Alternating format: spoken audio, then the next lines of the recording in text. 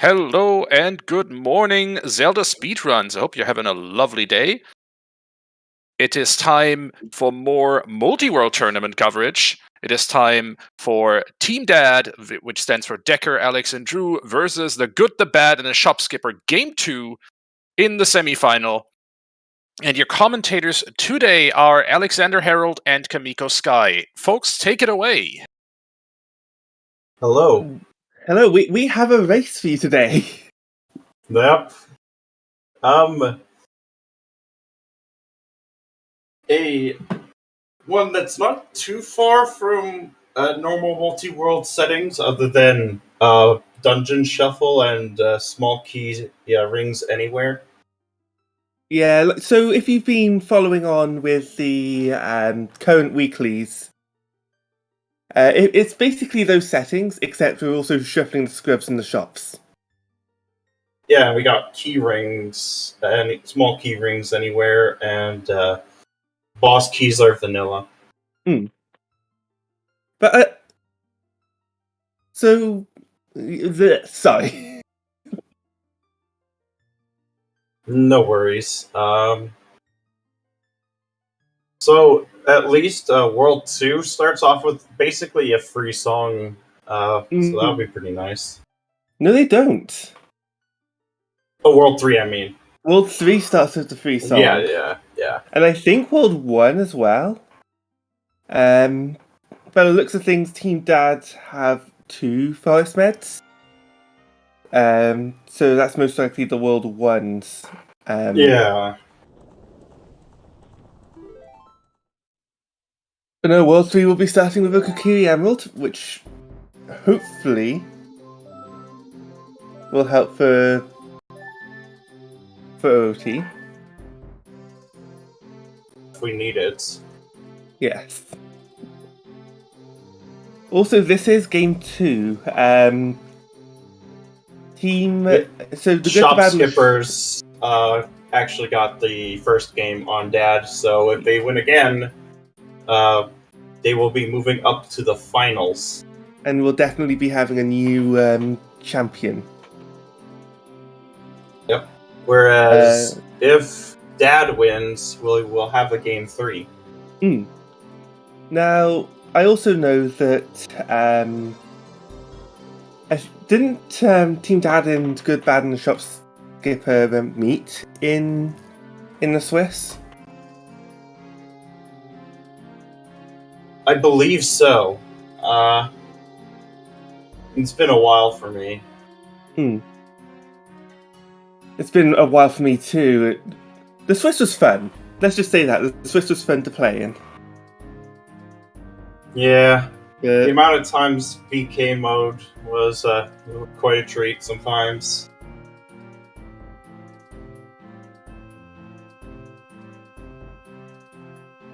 But it looks like it will be starting in just a little bit. So, and since we have vanilla spawns, we'll get to see our information very quickly, but there's going to be so much of it. Yeah. Oh, Saria's on World 3 Prelude. Nice. He's dead. Oh, Lost Woods to Goma. Player 1's Goma. In World 2. Oh yeah, the hint distribution is different compared to the weeklies as well, because there's, 7 pass hints? Yeah. 7. Yes. And Skull World 2's Skull, was that Skull Master or Skull Kid getting strength? World 2. And bottom of the well in World 2 is path to World 3's Morpha. So, you gotta find the well first, but once you get there... So, Multiworld is basically 3 players... Well, in this case, it's 3 players in the same world. Well, not world, but like... They play the same seed against another 3 players. But And- the twist is that any one of the players could have their teammates' items. For example, like let's say World 1 has World 2's hammer, for example. They then are able to give that to them. Yeah, World 1 could have World 2's hammer on their skull mask. As you can see, Alex holding up the Deku Nut, or Deku Nut capacity. Otherwise, yeah, it can lead to some funny situations as well. Yeah. And then, For example, assuming how mean the seed gets, we could see something that we refer to as BK mode, where a player has nothing that they have no checks that they can currently do. Songs are not, they're only shuffled amongst other songs and are not subject to it. However, if there was song sanity, they would be, in fact, subject to it. as we said, we had key sanity with key rings on as one of the settings. So the keys can be shuffled across any world, as an example. But songs, no. But yeah, player 3 irons in World 2 Dompe. That's annoying.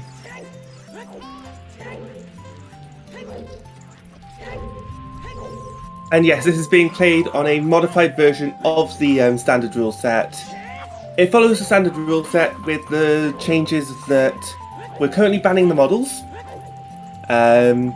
This was banned because they didn't know if it would impact the game, and the tournament had started before models were allowed. You're not allowed to do treasure chest mini game without the Lens of Truth and Magic. That's just an absolute no-go.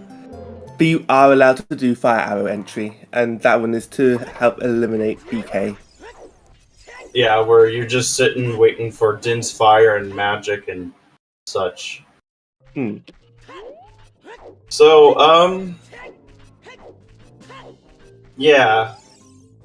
Hopefully, I don't think we're gonna see it much, but we did see Fire Arrow entry last game, which, funnily enough, about a couple minutes later, their Dins was found.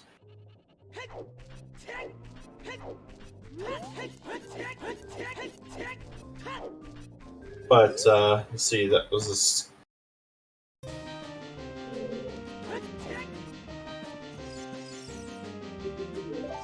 Let's see, that was a scale. ZL in World 1 on the windmill, so that gives us another song. Yeah. We can go get it, turn the song in, oh god, I've forgotten where it's at. The location in Graveyard. Well, Composer's Grave? Yeah, Composer's Grave.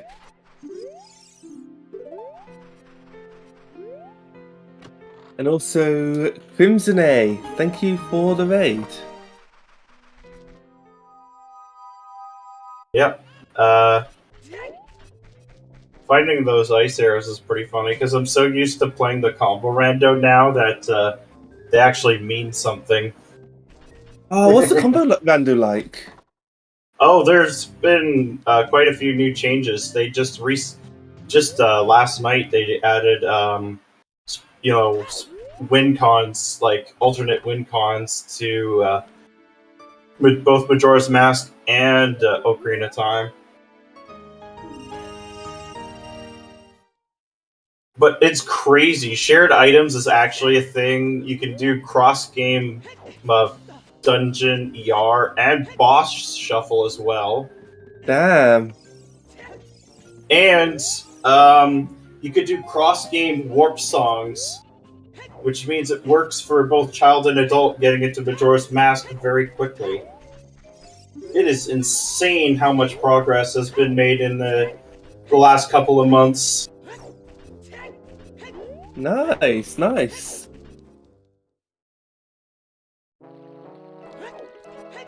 But anyway, back on topic. Yeah, back to the race at hand.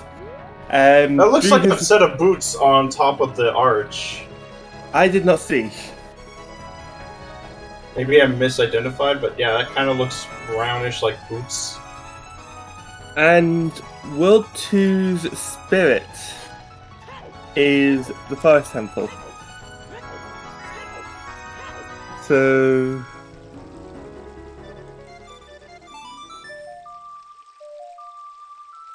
It's nice to get a song chain like what's happening in World 2. Song chain, you also get to find out information about dungeons. Yep. Can all three players' boots be in only one world? Not necessarily. It's very much possible that it can be in one world, but it can't only be in one world.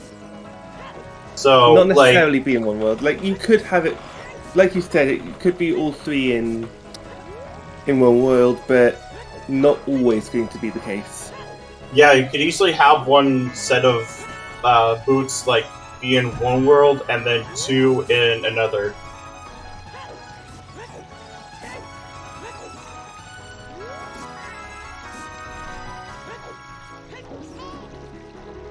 But speaking of boots, iron boots in World 3 on top of Dodongo's Caverns entrance, which leads to GTG, so that is at least 2 checks. Only that's... It's also a weird sort of place for GTG to be. Yeah, because this also means that you could be logically required to go into GTG as child to do the Song of Time block stuff. Can we also mention that we just got a hook shot? I'm pretty sure Drew knows hookless GTG, but now we'll definitely be able to go and do a lot more checks in here. So, but it's also now in logic. Yeah, in logic as well. Yeah, I mean, hookless GTG isn't too bad, but I mean, if you have a hook shot, it's just faster, so it's good as far as I see it.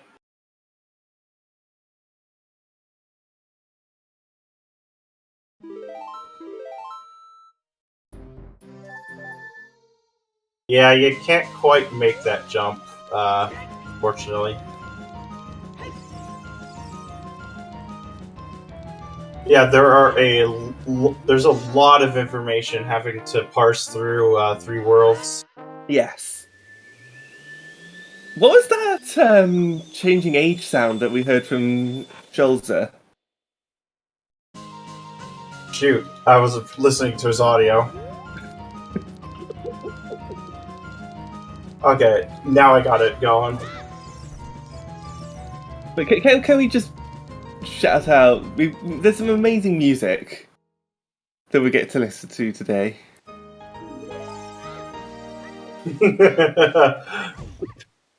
Windows XP logging on.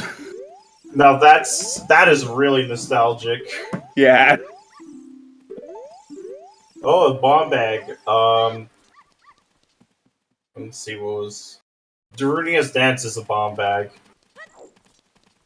In World 1. World 1. World 2, yeah, Kak was past the Twin Rover, Fennel. Darunia's getting bullied by the Stalfos. That's unfortunate. Richard the Dog was a good boy today, fetching us some logic breakers.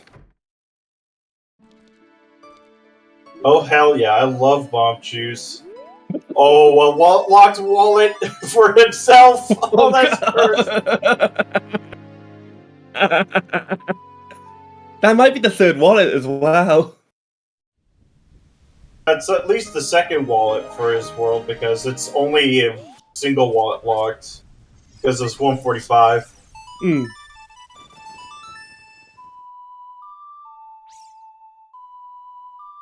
Ooh, another cool thing actually about Multiworld.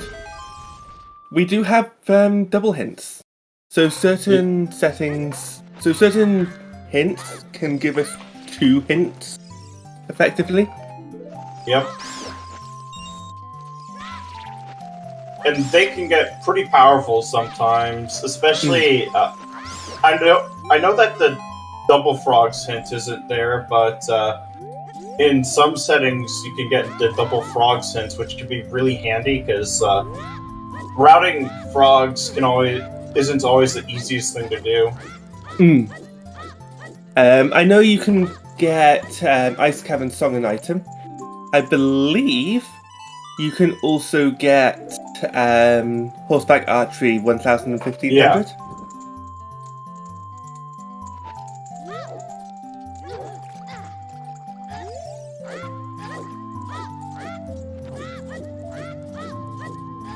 Also going for the flame storage trick here in the composer's tune, and nicely done. Even if it was just some Deku notes. Yeah, that's unfortunate. You know what's funny is that if Drunus gets magic, he can logically do Goron City Scrubs.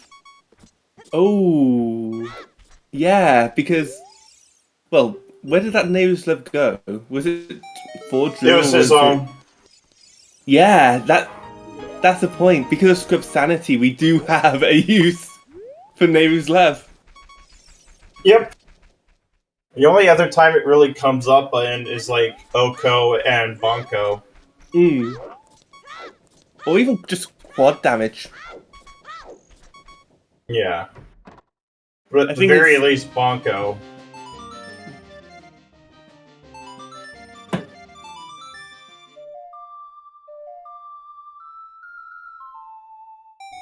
There we go. Getting past the fire ring.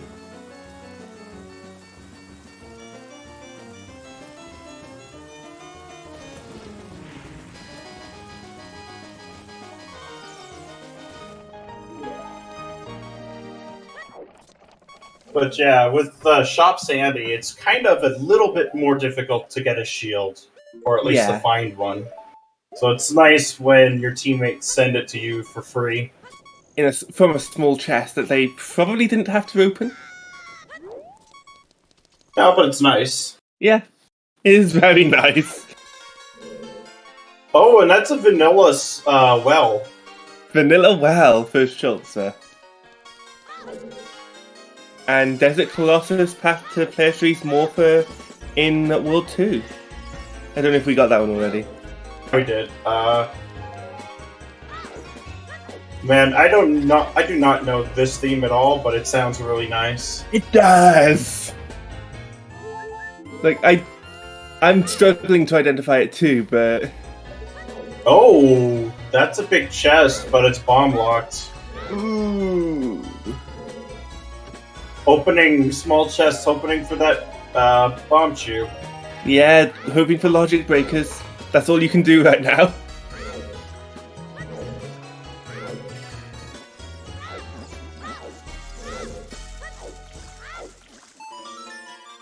I mean, depending on...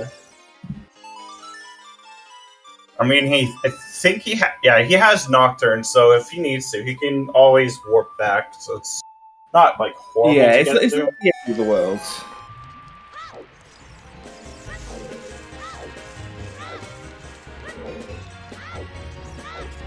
Ooh, World 3 even has Big Chest in the maze.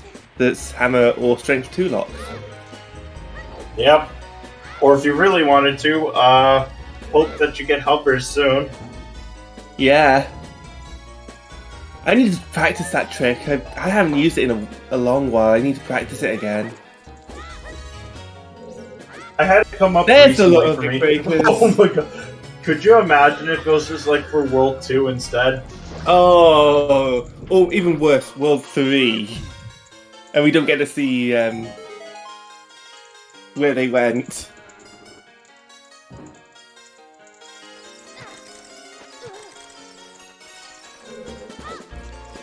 And it is... Oh my god! Alex? Please put the spoiler log away. Oh my god, I'm so sorry. That was cursed.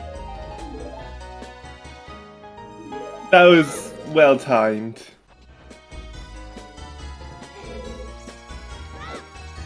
Oh yeah, we also have like the well double hint sometimes, as well as definitely the well.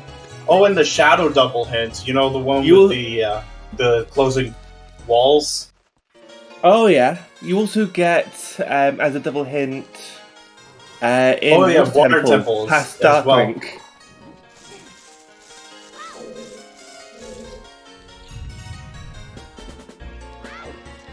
Yeah, that was just a Water Temple Darklink chest. Which world was that again? World 2 from World what 2. I'm seeing.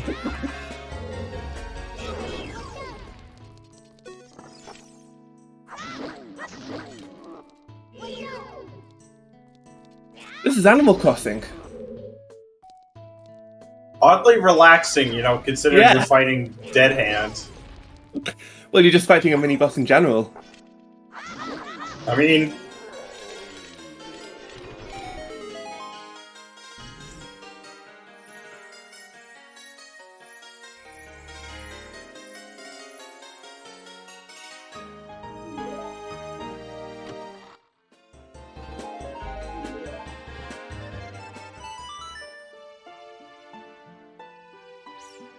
but just kind of doing the initial scouting, looking for items to really give us more progress.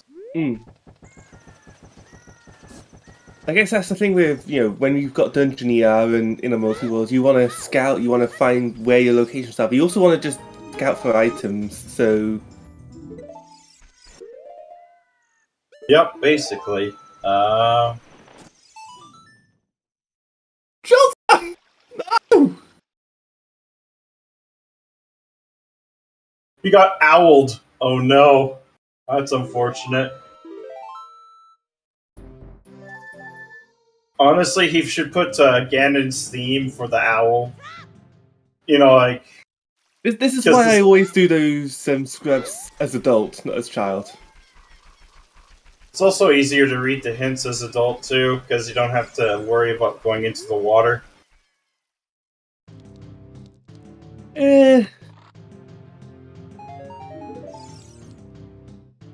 It's faster, like, a bit faster. Oh, a bit fast if you have opponents, certainly, but I'm just used to Or doing it as a Serenade. child. Yeah, but what if you've got Bunny Hood or you've done Gerudo Valley as child? Maybe, maybe not. Depends. Yeah. Oh my god, World 2 OGC Fairy is magic. That is cursed. Okay. Let's hope that's someone's second magic meter and not their first. Oh, Hyrule Castle. Okay, that's not too bad. Oh, it was Hyrule Castle, not... That's a lot nicer. And it's almost like French vanilla. And Well, yeah, Casey with Dins. Oh my god, World 2 has a lot of things. We definitely chose the right world to feature. And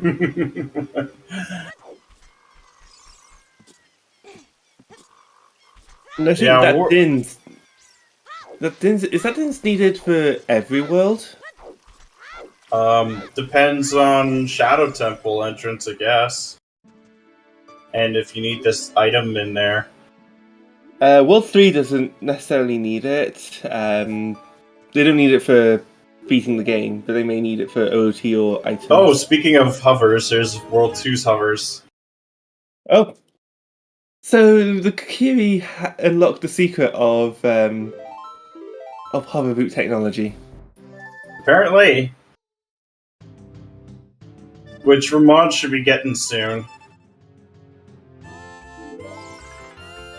Of course, you gotta get out of the minigame area first. Don't want to accidentally softlock yourself.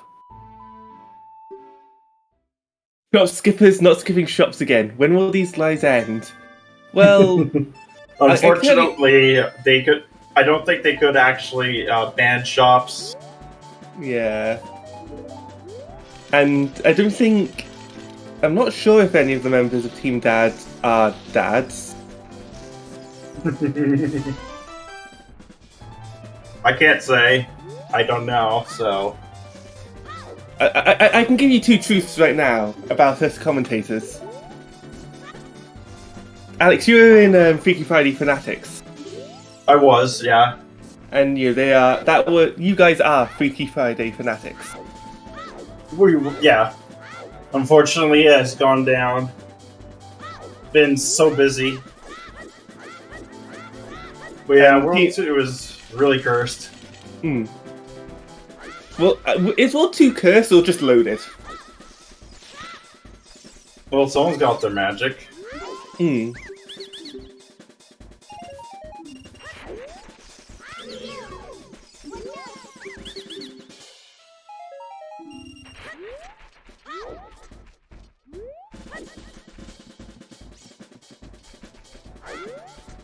This is a good rendition from Smash Brothers.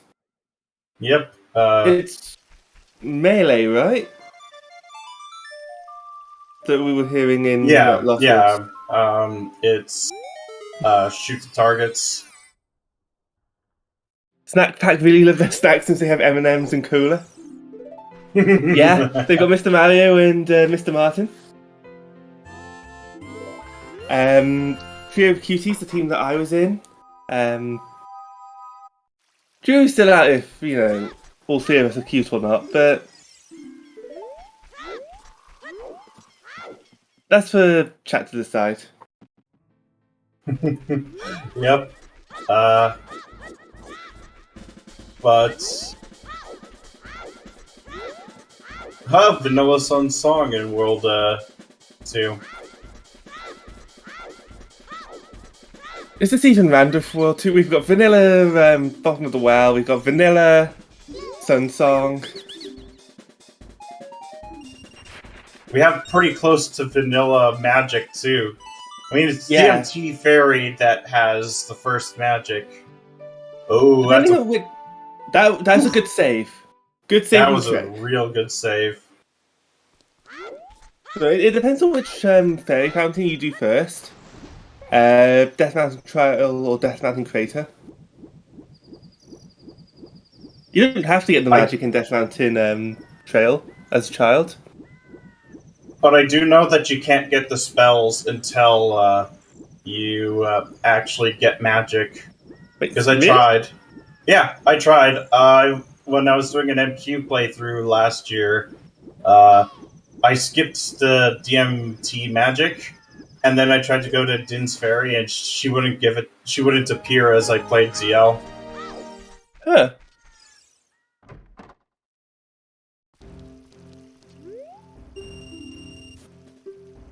And I know MQ is a little bit later for that. Hmm. Another locked wallet. Incredibly cursed.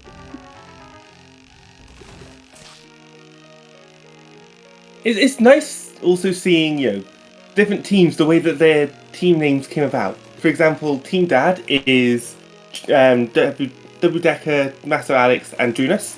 So, Decker, Alex, Drew, DAD.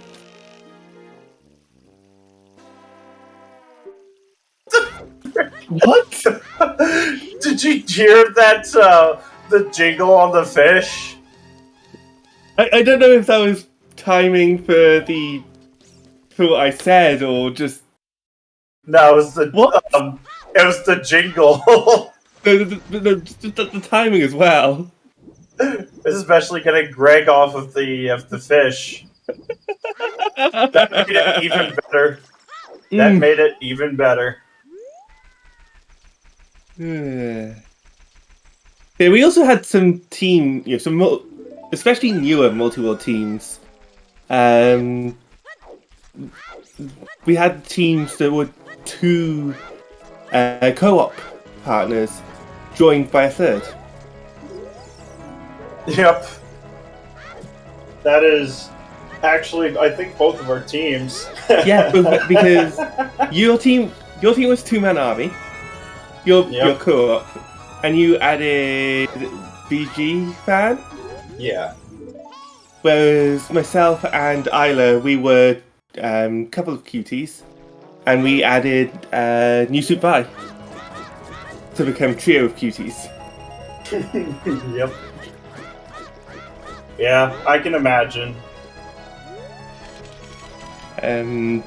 Yeah, I could. Yeah, Snack Pack definitely, because I know M&M. They've always been a co-op team. Yeah, a very good co-op team as well. Yep. God,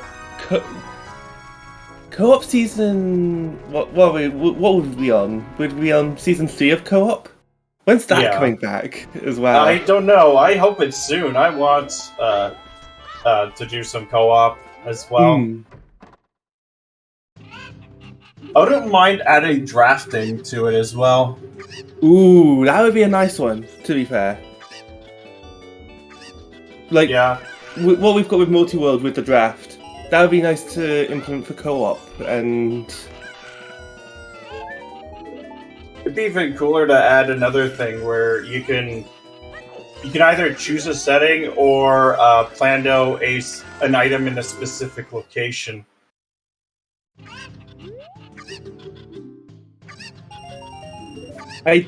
I'm not sure about plandering items, because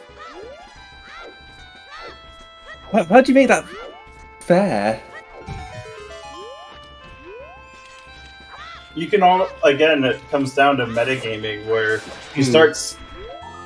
I know that some people would put stuff on, say, Pierre, or something that would seem out of the way and ridiculous. I've seen it before when I was doing Freaky Fridays, and we did some of these kinds of settings. As people got really creative with how to do some of the plandoing.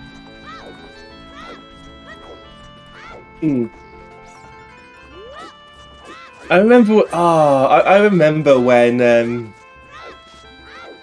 item placing drafts were first introduced, and as a racing format, and I don't think it stuck on much. Yeah, it was interesting. Sadly, never took part in one. Yeah, because you kind of need a neutral third party to come in and do the plandoing. Who also understands logic so that they know where it messes up if things go wrong. Yeah. Because sadly, logic has to exist in this game. Otherwise, how are we to, ensure that the game is actually beatable? Yep.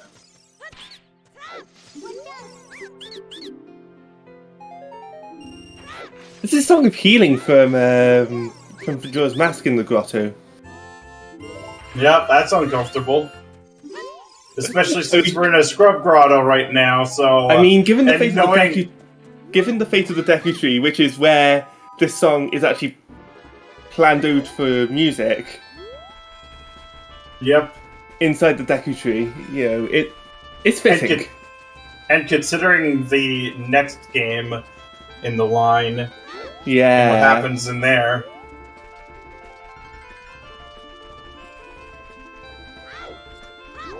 Especially considering, again, Majora's Mask. With the combo rando, too. That's... Oh, shoot, that's a bow on, in the Lon Lon Ranch. Maybe that was where, Schultzer got his. But not him, Schultzer, or Ramond.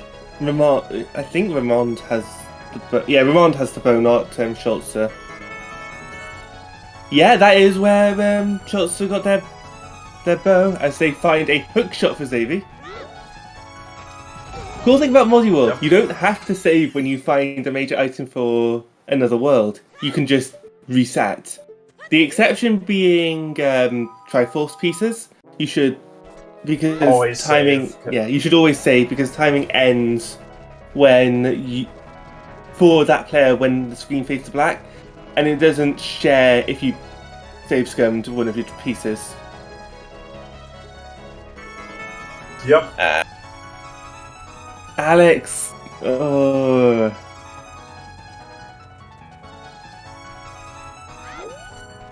But yeah, because the Triforce count can actually get out of sync if you don't save. And another thing too that's interesting is if you try disconnecting and then reconnecting, it has a similar issue as well. It can. I remember the first race of Swiss that my team was in. We just had some tech issues with Mido's house Multiworld.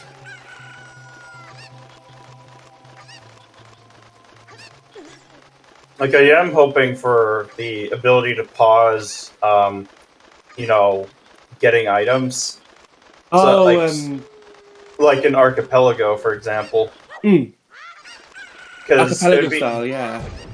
Because then, let's say you're trying to do something like Dompe Race or like a boss or mini boss, then you don't have to really worry about losing momentum or your broken stick, for example. I think that's not possible if you use the Multiworld Lure script. I don't know. Mitos doesn't. Well, the thing is Archipelago only works on BizHawk.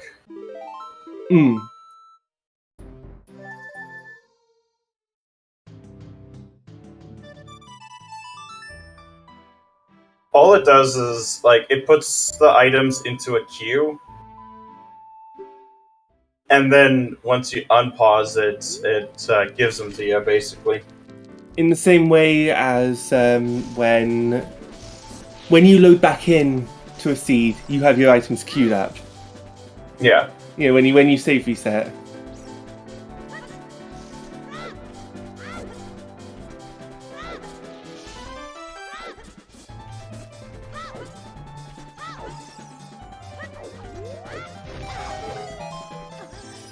But seeing that World 3's DQ tree is very easily accessible, that is at least a dungeon reward.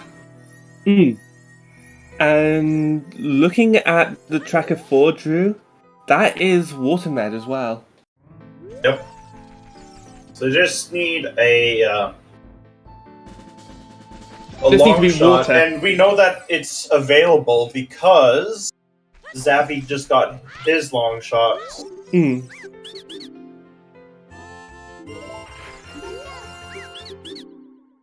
So we do know that at the very least. I immediately hate the seed for World 2. Because Sario's song is on OOT. How else are we meant to get the bunny hood now?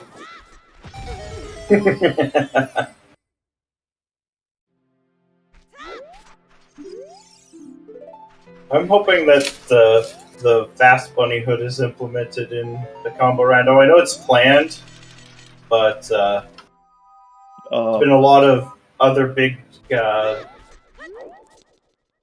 Please give. Please give.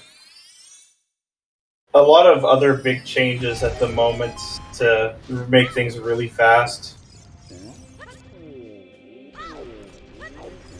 Yep. I think, well, a strength. Not necessarily World 2 strength, but a strength. Yeah, a strength. We found out where that magic meter for World 2 was. Secondary. Yep, and World 2's Mirror Shield is there too. I don't know how I feel about Stone Tower Temple being in Goron City. And it's inverted as well. There's a difference? Yeah, there is. It's primarily like the instruments used. Oh god. Goron Shop is loaded. Oh my god! Double wallet-locked hammer. Wallet-locked bottle. These Gorons aren't messing about with their pricing. Yep. Zero mercy. Especially since I'm pretty sure fire's a med. Ramon... No, it's a stone this time. Yeah. Okay, I just checked it.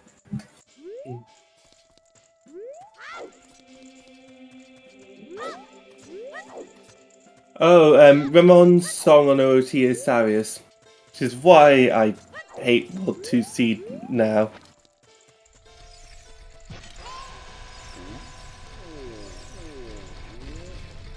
Ooh, that's unfortunate.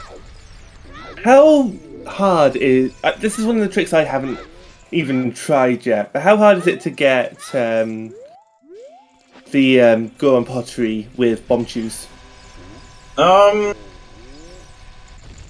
It's about practice. It's a little bit of practice, but I'd say it's not too bad personally. It's really just about the initial setup, as well as timing the drop, which is I think the third or fourth flash.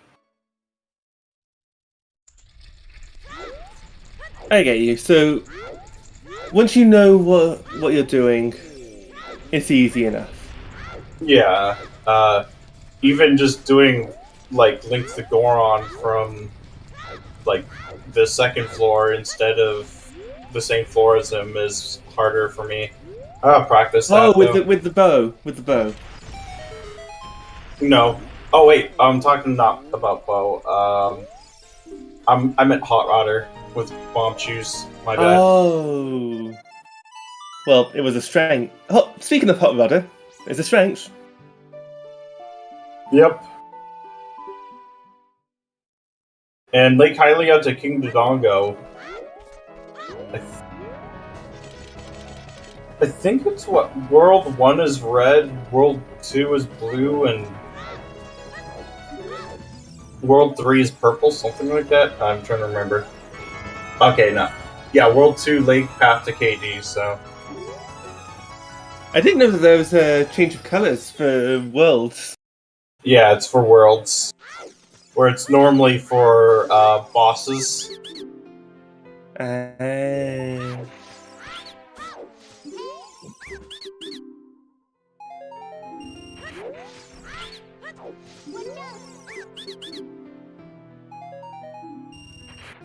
Fun fact about music Plando and just the music in OOT.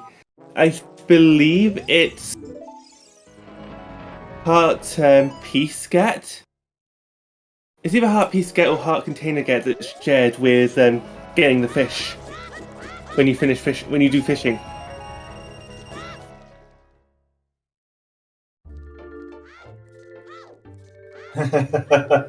Someone's BGS in a Zor shop. Let's just hope it's a cheap one because It is, it's 85 rupees. that's not bad.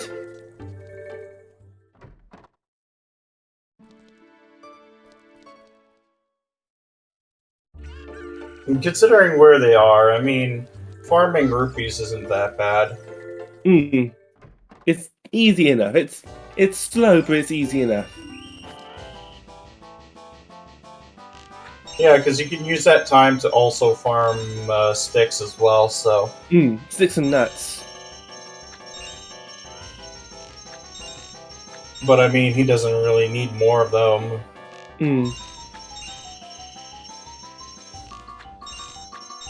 Or he doesn't even need to farm it anymore. That's a nicely gifted 50, and I think that's Shooting Gallery World 1 giving a bomb bag. Didn't see where it was being sent to, though. Desert Colossus to World 3's Morpha. Yep, that's for the iron boots there. Damn.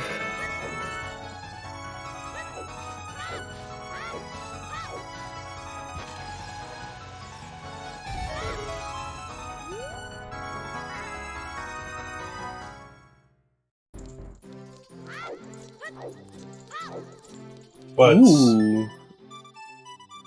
Ramos, so there are two ways you can do... If you want to do both the torch run and diving minigame at the same time, there's two ways you can do it. Ramos is the way Ramos did it, which is you walk forward, get your stick out to keep the, to have the flame. Yeah, I do that all the time. You backwalk. You roll twice to load it back to the torch, and then you backwalk. Yeah, it's actually the strat I normally use, though you can't use it in Oka or quad damage. I don't like that strat. I much prefer the other strat, which is where you do the torch run.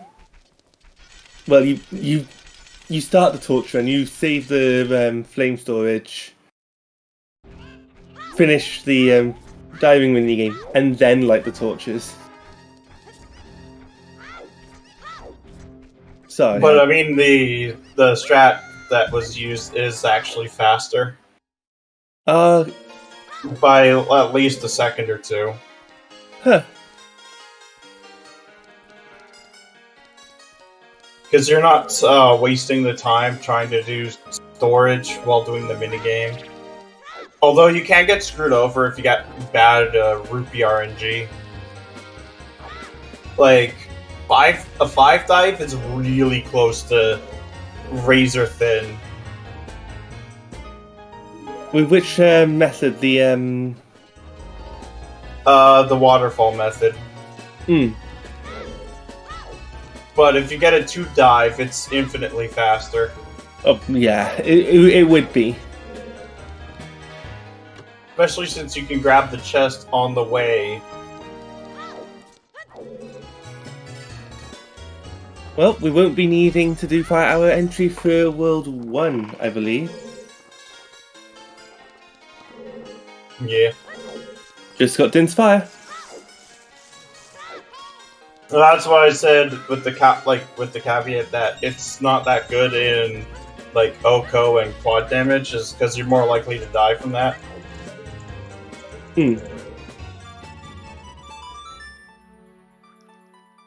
What if you had Nehrus? Just fine. Yeah.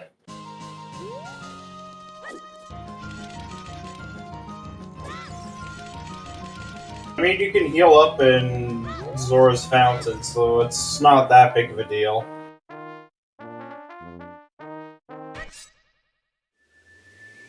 Especially, like, if you're going to grab sticks anyway, it's good to get health at the same time. And I see what you mean by, what the heck is that theme? Yeah.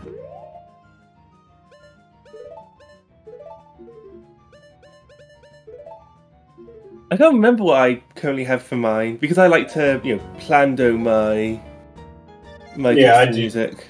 I do the same. Oh. Oh, it's a Mario fanfare. Okay. Thank you for pointing that out for us, Kristen.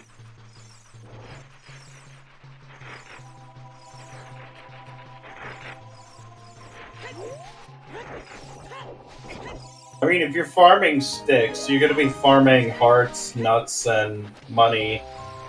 Yeah, if you're low on those too.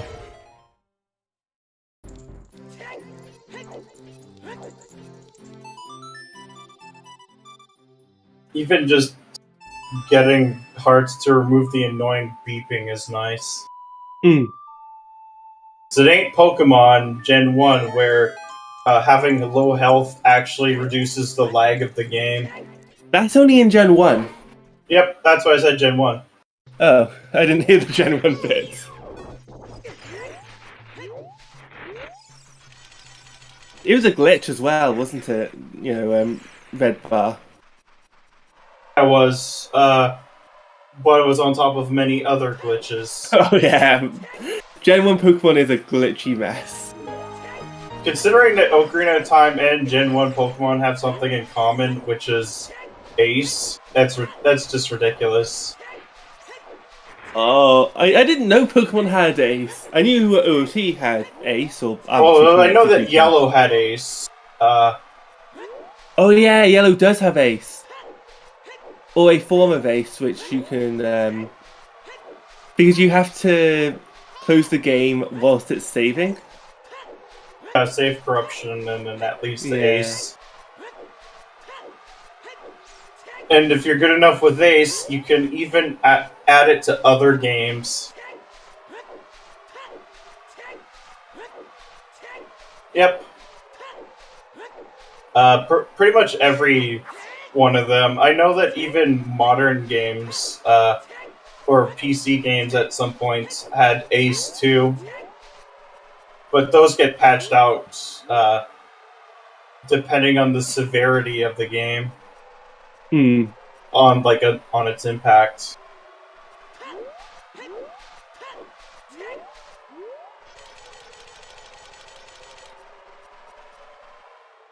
At least Gen 1 is the fun kind of glitchy mess, like some Pokemon games. I don't know which Pokemon games you're on about. They're problematic. Think he's referring, they're referring to Gen 9. I actually think Scarlet Violet. That outside of the glitchiness, they're actually really strong entries, personally.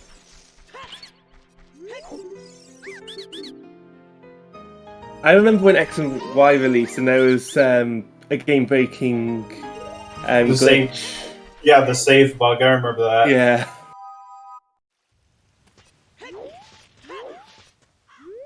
Well, it's happening again in Gen 9.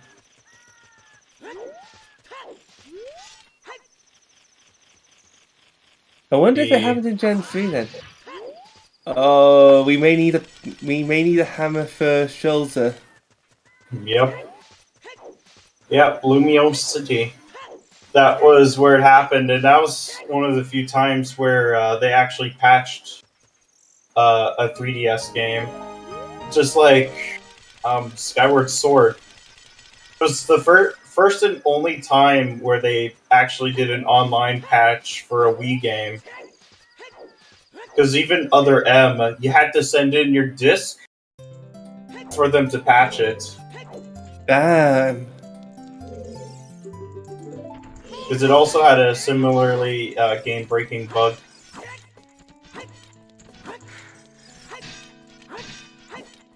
Today I learned. Yep. I remember that because I remember seeing that as an article, quite a few years back.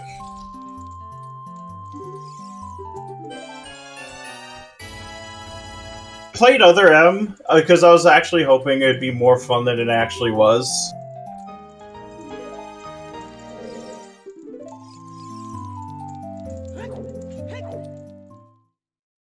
Because it did not do a very good job of basically connecting Fusion to the rest of the franchise. Partially because the symbolism for that game was so hard-headed, it was just annoying.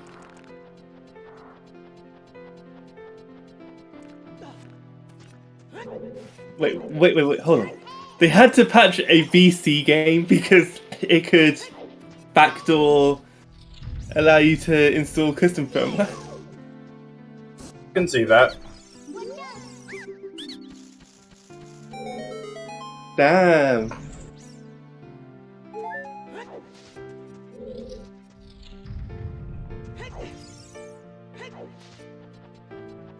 Yeah, there was a lot of crazy things. A lot of the Wii patches were actually to fix security issues. But, Schultzer finding, I think, a strength for Zavi in Deku Tree. And, oh yeah, it's adult Deku Tree. Always love seeing that. I think it sucks if you don't have a bow. I think it's a trick in logic to use the bow to light the torch instead. If you don't have Din's Fire and Magic, that is. Yeah. You can just do it with a bow, because... Yeah, because base logic, you require a fire source. to get to Goma. Yeah, because But- adult. Well, yeah. Actually, yeah, just straight up, yeah. But in Multiworld and in mixed pools, they added the trick to do it with just the bow.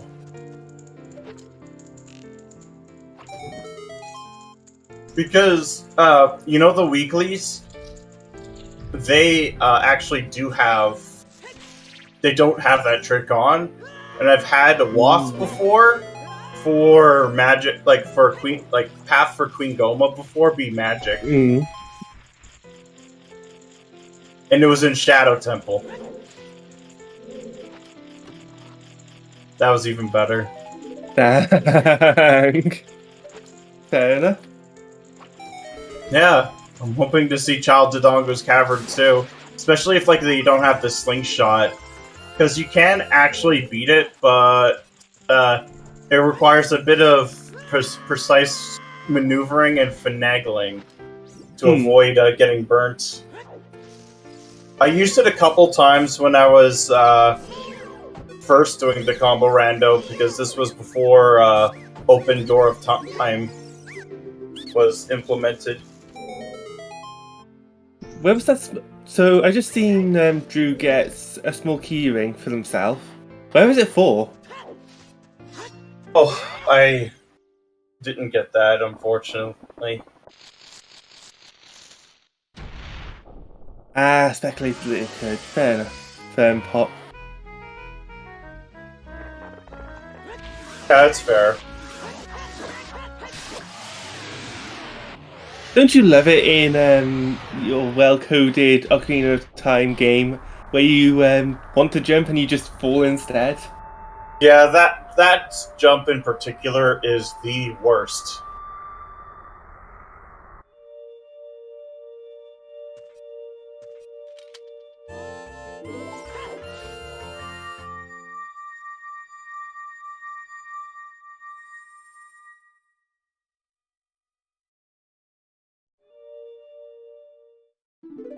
Oh, bottom of the well.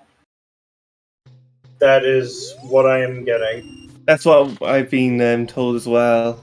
That keyring was bottom of the well that Drew had.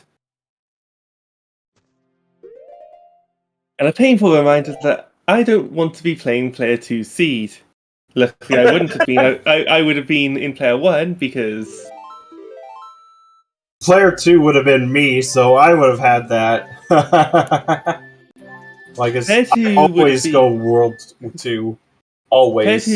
Player 2 in Trio of Cuties would have been Isla. I doubt they would have liked it. She I don't know if she would have liked it or not.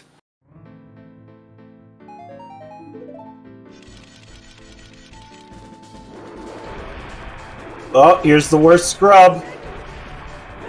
It is hinted, but it is worth scrap, and it is on. And it stings! Yeah, I mean, why else would you go here? You'd never go here unhinted unless you're desperate for skulls. That, or if you're playing all sanities. Now, I know Isla has her scrubs. They're hammer locked in Death Mountain Creator. That is not Isla's scrub. But, yeah.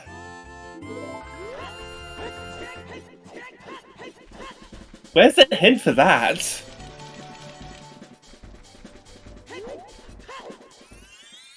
I don't remember.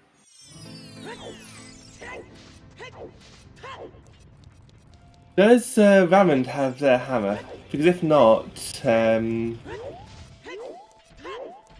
because we've just seen Alex get his hammer, and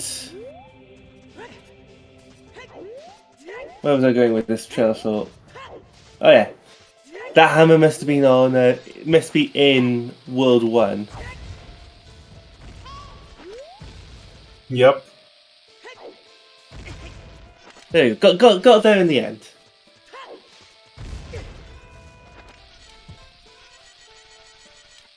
Oh, It was Gorn Shop. Oh. Yeah, so there's 2 wallets available. Ooh.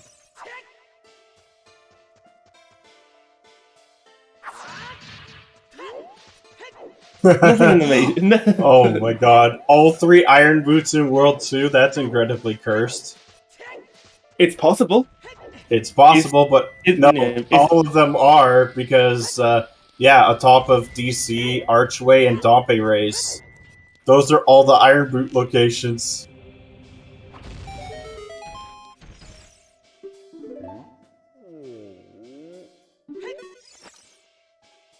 So, World 2 has a lot of clunking going on.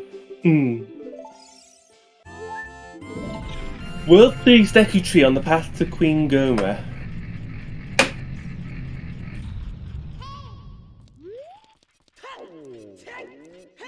Why are we blaming Trez for the randomness?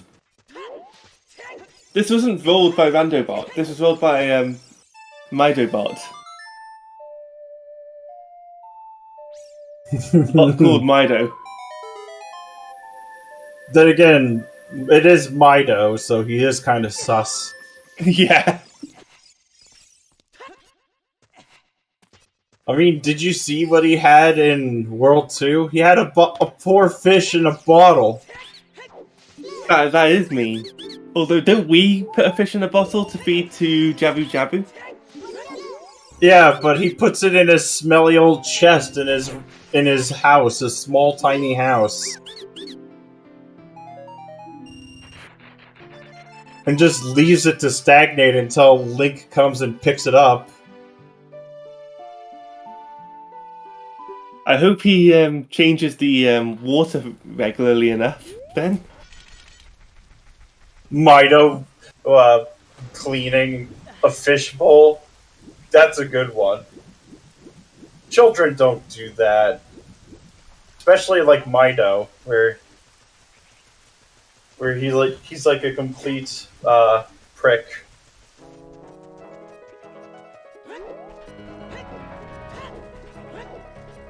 Ooh, apparently Xavier has just finished the Dongo's Cavern. Nice. Netting them a light medallion.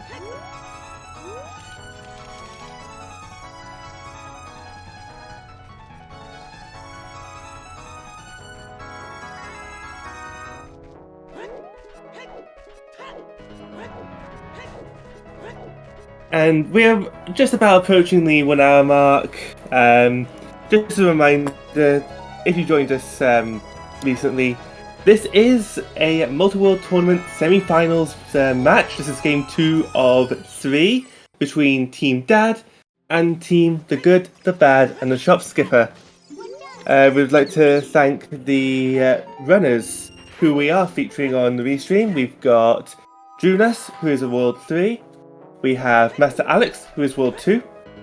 We've got Schulze in World 1 for Shopskippers, and Ramond, who is World 2 for Shopskippers. Also... Oh, that's not the command. There you go. What's the command for the other 2 runners? I think it's like off stream? I don't remember. Off stream, there. Thank you, Kirby fan. Yeah, we also have Double Decker in Team Dad and Xavier, who is in Team Shopskippers. They're not featured on Restream because we don't have the space. I'd like to thank the unsung heroes, our trackers, helping keep the what you see on the screen up to date. We have Akashika, Worn Traveller, McHundy, and Fennel. And I'd like to thank my the exclamation mark R instead of exclamation mark C for commentators. I would like to thank my co-commentator Alexander Harold. Yeah, likewise. And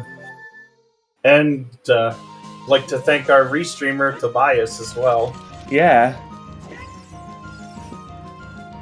Letters are hard, songs are hard, words are hard, everything's hard. Oh, and thank Mido for rolling the seed. I mean, he's a bot, but he's a true...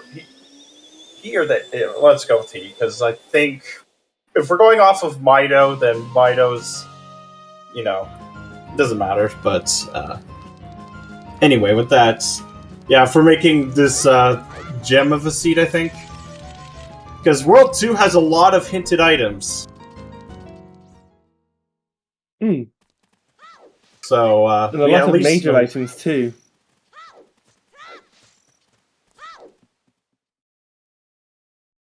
And it's entirely possible that someone's Strength 2 may be locked behind all stones in World 2. Logically, yeah.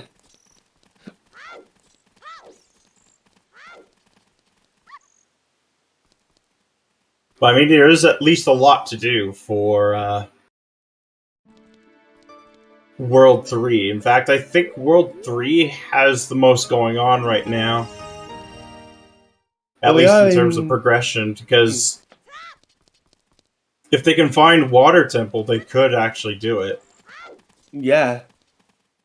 They got irons, they got long shot, they don't have a bow, so they can't do all of it. So that could be a problem if bow is required. Well, they need the water key ring as well, because they don't need to do all of it to get to the boss key, because... You would need the small keys, yeah. You need the small keys to be able to do it. Yeah, and you only really need to use 2 of them. Because boss keys are vanilla. Yep. Which means that you also need the keyring for Fire Temple to be able to beat fire. Yep. Excuse me. Well, you need it anyway for Forest, regardless. Yeah, because all the clips and such are not allowed. No glitches other than ground jumps. You have to stay in bounds. You don't have to stay in logic, but you have to stay in bounds. Oh god, imagine if you had a race where you had to stay in logic. You're not allowed to go out of logic at all. That would not be a good idea. I think people would end up forfeiting in Spirit Temple, like, what is this key logic?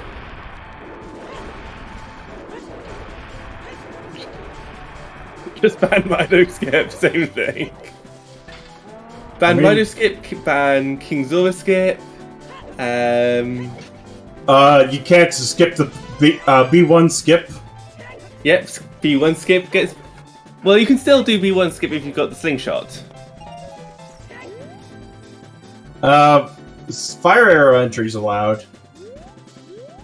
That's not in logic. Oh, you meant in the multi-world base. Yeah. We have not gotten any fire arrow entries yet. Nope. We've gotten a lot of people with dins, so as soon as they're able to get into the area, it's like... Oh, I always love seeing players take out Skull Kid. I mean, they're finally doing something to save Termina. Does this save Termina, or would Majora's Mask still get the world that they wanted? I think, no, it's because the events of Majora's Mask technically happened before, Adult Link happens. But I always make that joke. Always.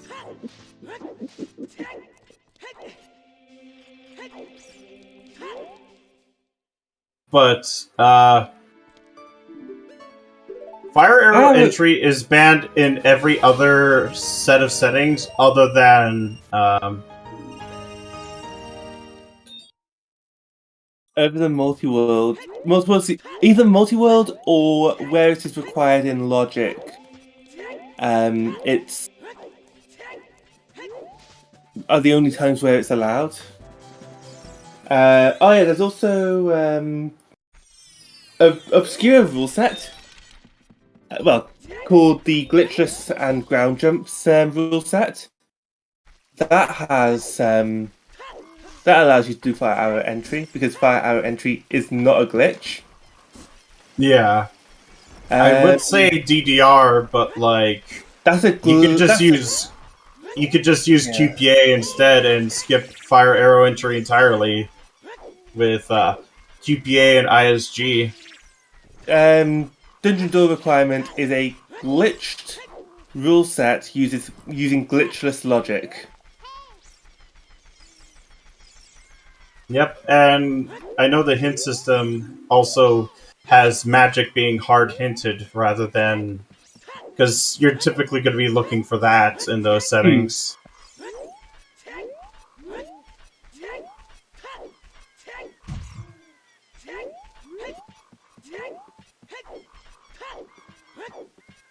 But Ramon getting pretty close to the end of Forest Temple. Getting airship drop the hammer while trying to go for the gamer shot.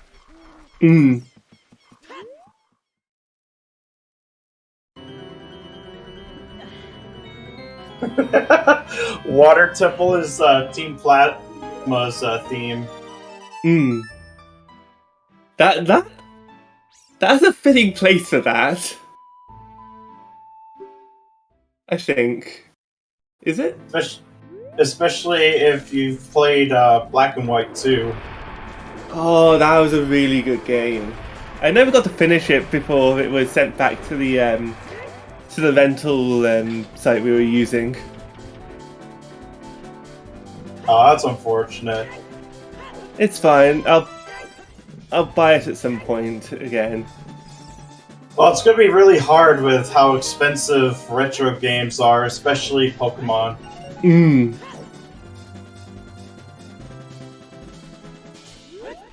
I'll hopefully get lucky.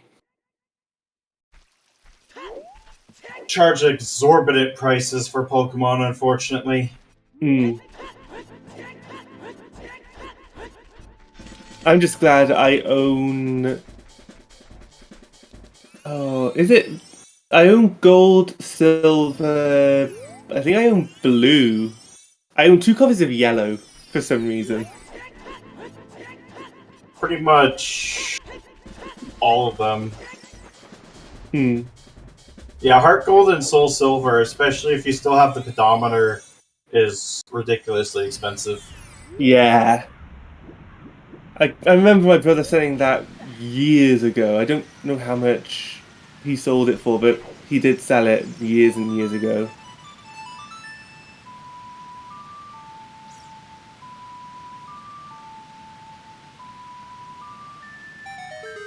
Games are good. Yeah. Unfortunately, that also drives up demand. And I kind of wish Nintendo would release more of them on the Virtual Console, because that would drive prices down.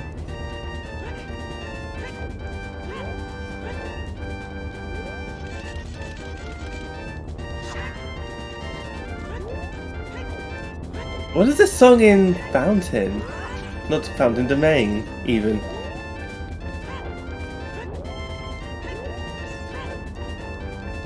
Oh, KZ Skip, let's go. Ooh. Oh, Megalomania.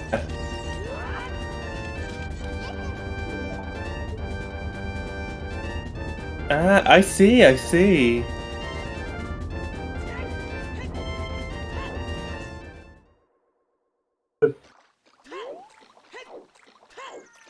Now back to the sound of ambient noise at night.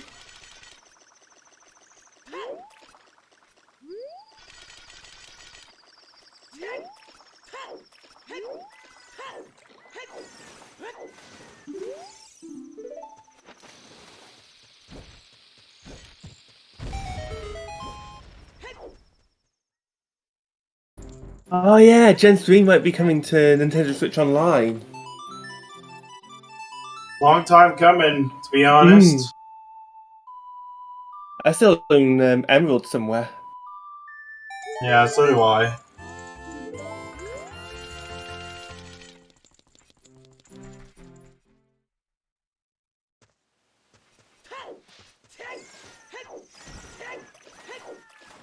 also hope that they have like the events like baked into the into the NSO versions. I know they did that for Gen 2 with Celebi when they did the 3DS ports. And bow for Zavi. So World 3's bow? Yeah, World 3's bow. Yep. That's not going to be a very useful bow for them if it's under that water for that long. Yeah, the bow's kind of soggy. Just imagine all the rot in the wood.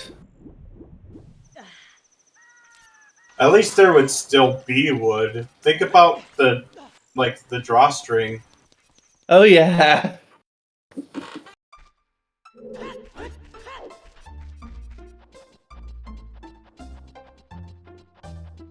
Here's a question for you. What was your first Pokemon game? Alex? Console or main series? Main series games. Pokemon Gold.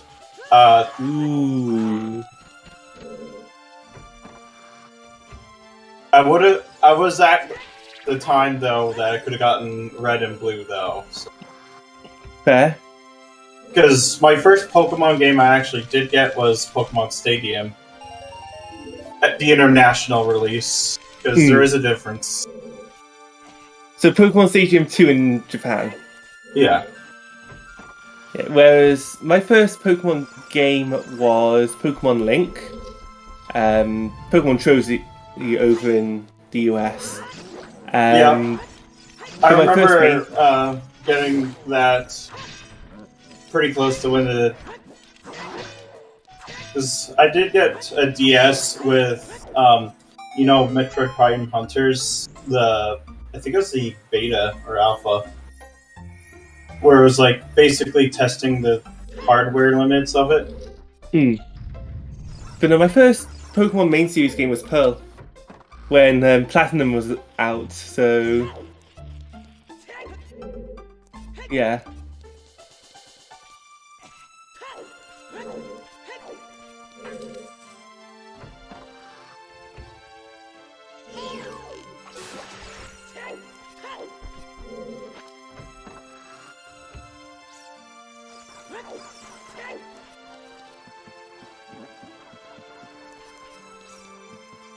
But,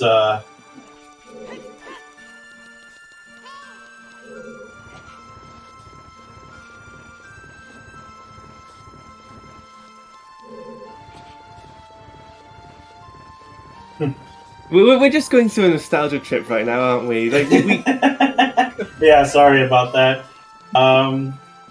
If we're talking about nostalgia trips, I think we should do Zelda games. Yeah. I know the first one I ever seen was A Link to the Past, because I remember my cousin playing that on the SNES. I wasn't even allowed to touch it though, so... my first one I actually played was Ocarina of Time. Fair. The first Zelda game I played was Phantom Hourglass.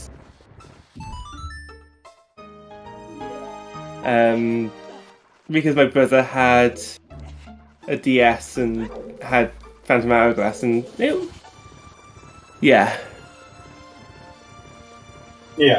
I didn't actually start playing Ocarina of Time until I started playing it randomized when Season 4 was about. When Scrub started, that's when I started playing. That's fair. Yeah. I actually remember when I got it too. It was when Mom had come back from Yellowknife. It's like, this was like at least... This was a long time ago, but it was from a yard sale in Yellowknife. I think it was a yard sale or like a secondhand shop. I don't remember, but yeah. And I already had like someone in Ice Cavern because they didn't delete the saves yet. Oops. That's fine. We did it anyway. Speaking of, we have someone in Ice Cavern, so we are going to see the song for World 3.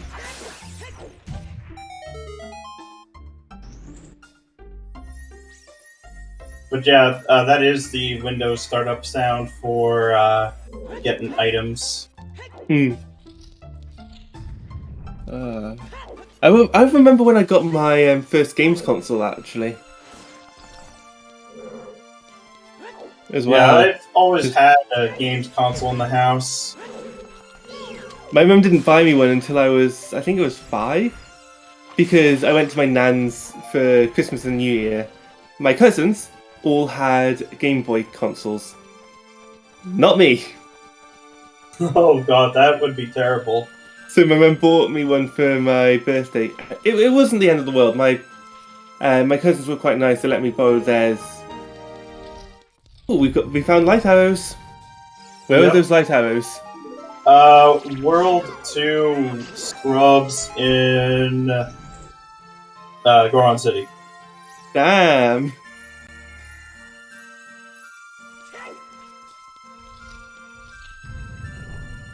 Yeah, if you forget those scrubs, you could get screwed over. Speaking of lighthouse, are they the frying pan when we cook our bacon? Are they the oven, the grill? What are they? In this metaphor of us cooking bacon. That's a good question. Game 1, it was won by the Shopskippers. Yeah. I was also commentating that match. And I was kind of a last-minute joiner for this one. So I was hoping to see if someone else would join first. But thankfully, Yeah. I mean, I don't have very much to do today, so... 7 o'clock in the morning, if you're East Coast, is early on a Saturday morning. I'm usually up way before then, so... Oh. And it started like 5 a.m. for me. Oh. I'm I'm an sorry. early morning person to begin with, so it doesn't matter. I'm not. I like my sleep, and... Oh, Yeah. I just go to bed at like 9, so it doesn't matter. I live in the UK, so, you know, this started at 11 for me, so, you know.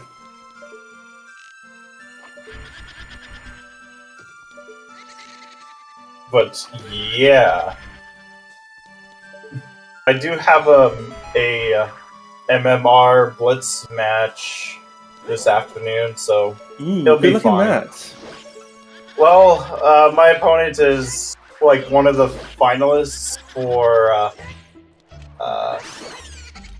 for mystery settings, so I don't think I'm gonna win it.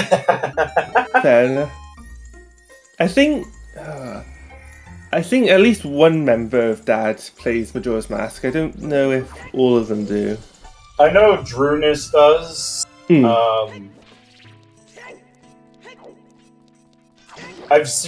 don't know if I've seen Alex do it. I don't play super often. Well, I did for a while, but then I got pulled back into Combo Rando and other things.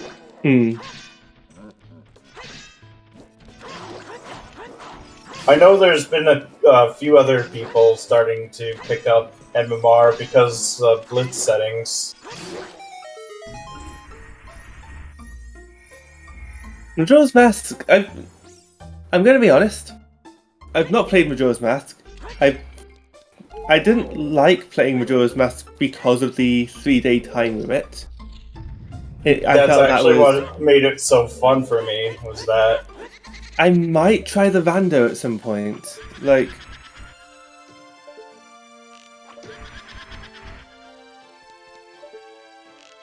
But, yeah, You know how there's a lot of time of day routing? In OT, yeah. Well, it's amplified in MMR. Because there are checks that are only available at a specific time, at a specific day. You gotta keep track of a lot of that kind of stuff. And if you miss it, you have to reset time of day. You have to play Song of Time. Go back to day 1. And if you moon crash, you lose all of the items that you got. That day, well, that 3-day cycle, yeah. Yep. This is an interesting play by Drew. Going back to the race at hand. We're seeing adult Jabu. So, it's much faster to do adult Jabu if you don't have, like, a boomerang. Because then you can just go and bring Rudo up. You skip a whole cutscene where you had to increase the water level. You just yeet her and climb. Yeah. You can also get 2 of the checks if you've got a scale. Only 1 if you don't, which is Boomerang Chest. Because, you had to do a specific jump. Oh yeah, you could do a specific jump, yeah. Like, if you just jump off of, say, the top of the area, you can actually get enough distance to dive down and go all the way there. The other thing, too, is we have Iron Boots, which you could almost make the cycle with Iron Boots. And I've tried. You just barely make the cycle, like, on the way back up with irons. I get you. But, yeah, it's just a lot faster. In fact, if there was, like, dungeon boss shuffle, then you could add, hover boots to the mix, too. Oh, yeah, because you can use the hover boots, and if you know box skip, which is something that I need to practice. You can't. It's way harder to do box skip as adult than as child. But if you have hover boots, you can bring the box with you and backwalk. Oh yeah.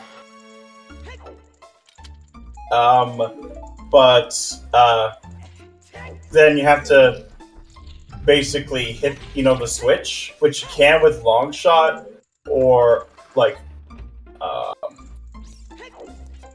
Long shots, bow, or even bomb choose if you got good positioning. Okay, now I don't agree with what Drew is doing. I think just bringing Rudo there is just fine. I'm not sure if you got a hint for it. I don't know.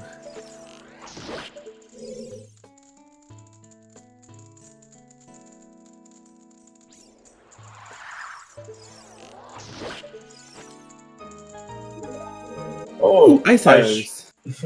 I should mention too that there was also recent additions for MQ in the combo rando too. Ooh. Yep.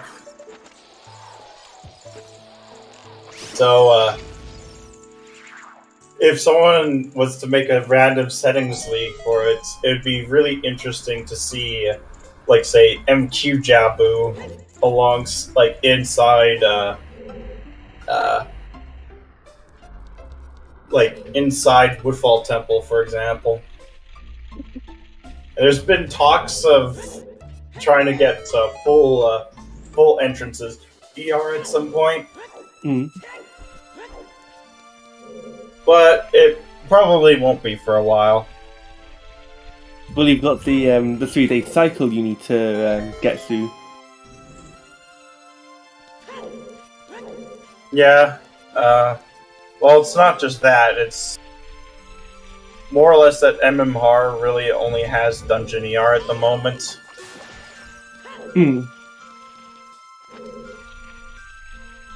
But I do think that maybe getting more in the future. Not sure when, I can't see. Can we take a second then to thank the devs, both for Ocarina of Time Randomizer, Majora's Mask Randomizer, and then the Combo Rando.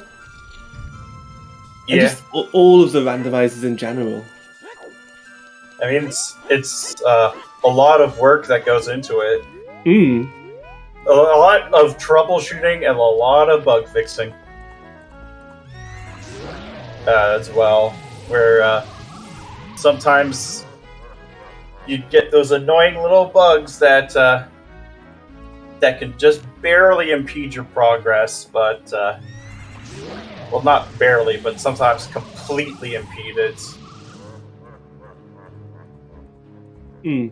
But I mean, you gotta break a few eggs to make an omelet. Yeah. But yeah, the You can't- Super Mario you can't- RPG music is very appropriate for boss fight. Which music? It's the forest theme for Super Mario RPG. Yeah, that is fitting for this boss. I mean, all of them Did are you- pretty relaxing as far as I can tell. Did you know that the Dongo's Cavern and Fire Temple have a different boss theme in the rando? Well, they did in the base games too. Is it Oh my slightly different goodness. in the base game? Yeah. Oh. I mean, the rando didn't change that at all. Huh. I thought the boss for DC and I thought that music was the same as just labeled differently. It's slightly different. Yeah, if you use Plando, you can have them be the same. Yep. Ooh, that's unfortunate on Ramon's side, because this guy can be slightly annoying. Yeah, the Big Octo is not the best friend in the world. Yeah, if you miss the quick cycle, he's not very nice.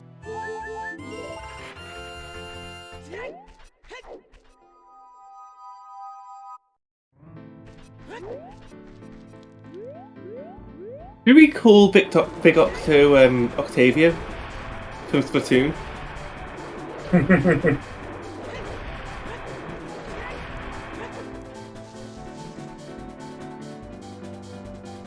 But it would have been nice to have every boss have their own unique theme, but Oh, that would be brilliant. that's probably just a limitation of the Nintendo 64, unfortunately. Just have every boss has its own unique spin. That would be brilliant for Pokemon as well. Not gonna lie.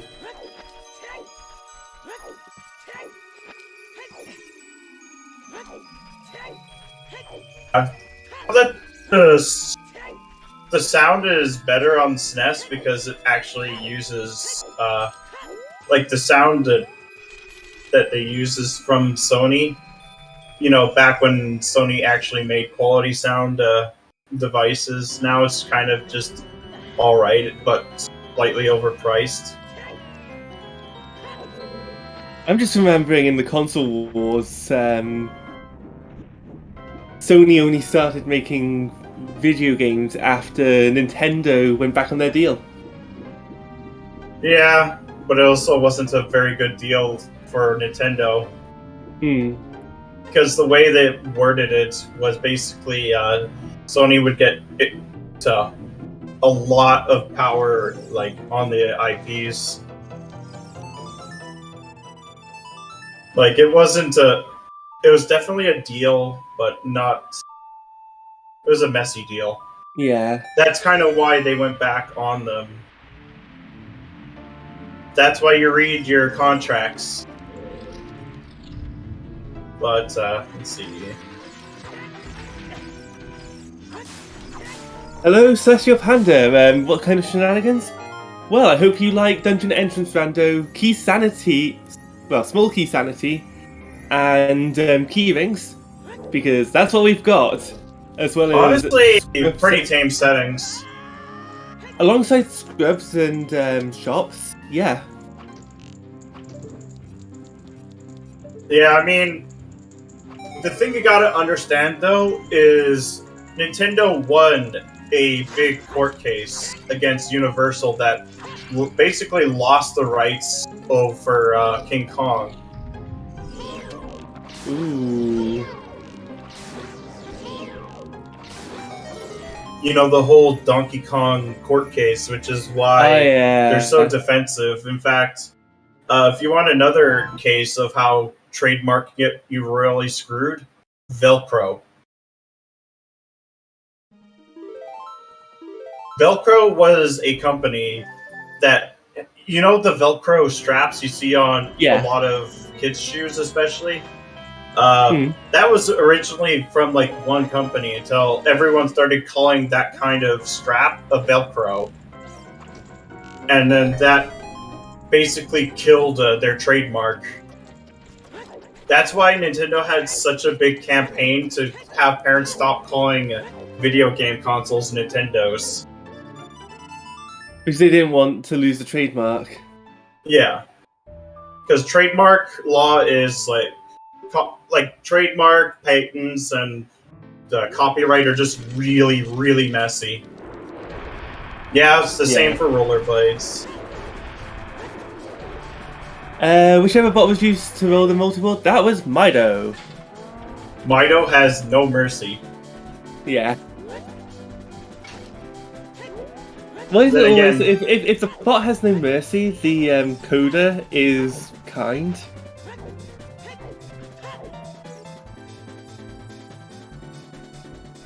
Yeah, Mido decided to put all of the Iron Boots in World 2. And 4 paths to Player 1's Goma, so that's probably like Shadow Temple then.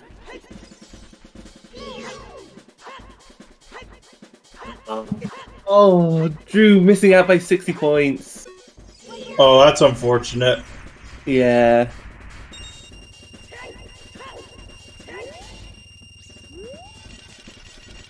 Right.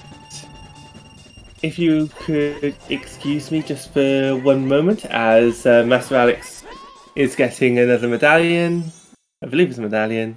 Oh no, it's a stone. It's a stone. If you will excuse me for one moment, I'm going to go grab a drink. Alright, alright.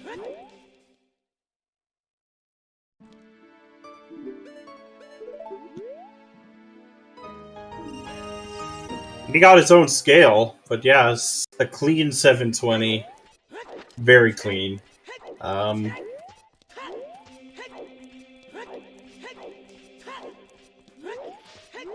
on, I have to read that hand again.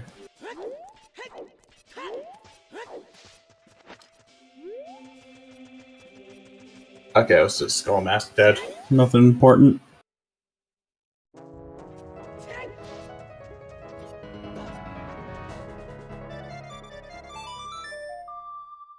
Drunus just needs the key ring and strength to do forest. So putting Furores here makes sense. Because GTG is really awful to walk back to.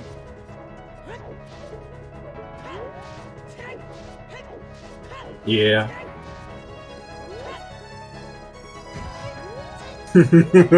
yeah. Mido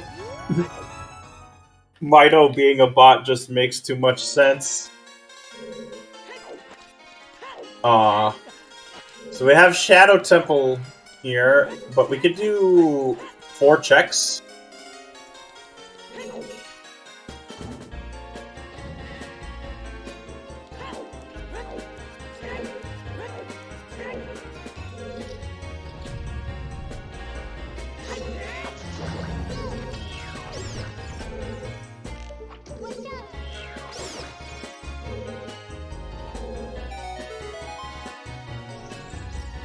As you see a KZ skip on Alex's side.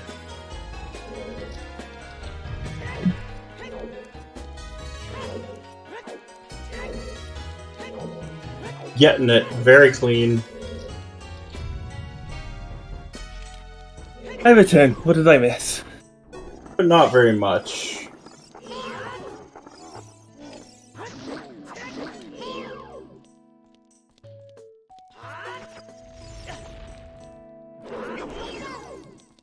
Other than GTG being Forest Temple in World 3.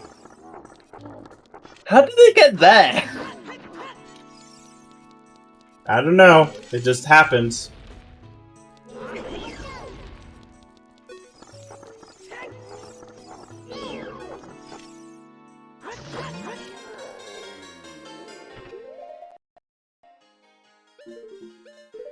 Yeah, I'm not sure about this theme either. Same. Definitely not one I've worked on.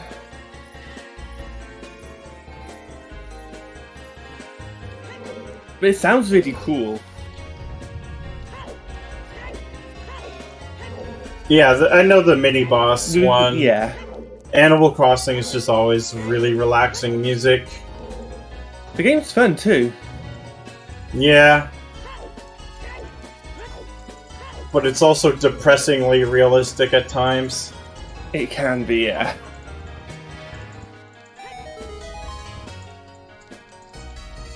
Although Tom Nook is a way nicer person than a lot of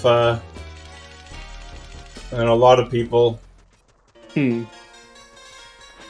He doesn't compound interest on your debts. Could you imagine if he did that?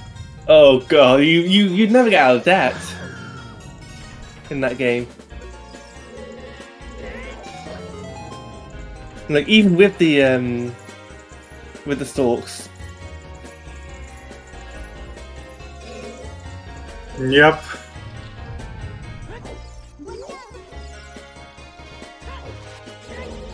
And Decker's apparently gotten a light med.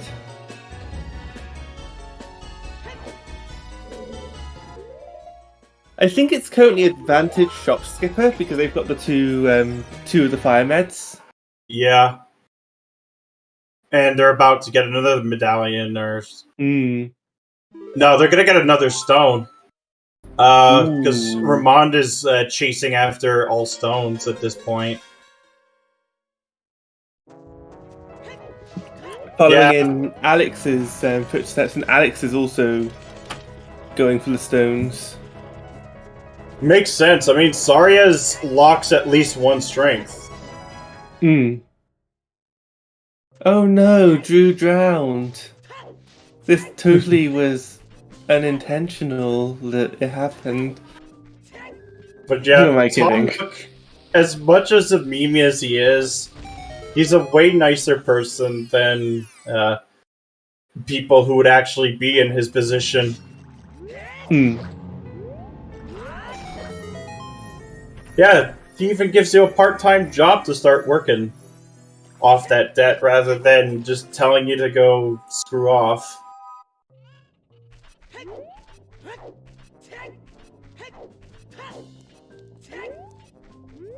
Akuriho Village, that sounds like it's Banjo-Kazooie.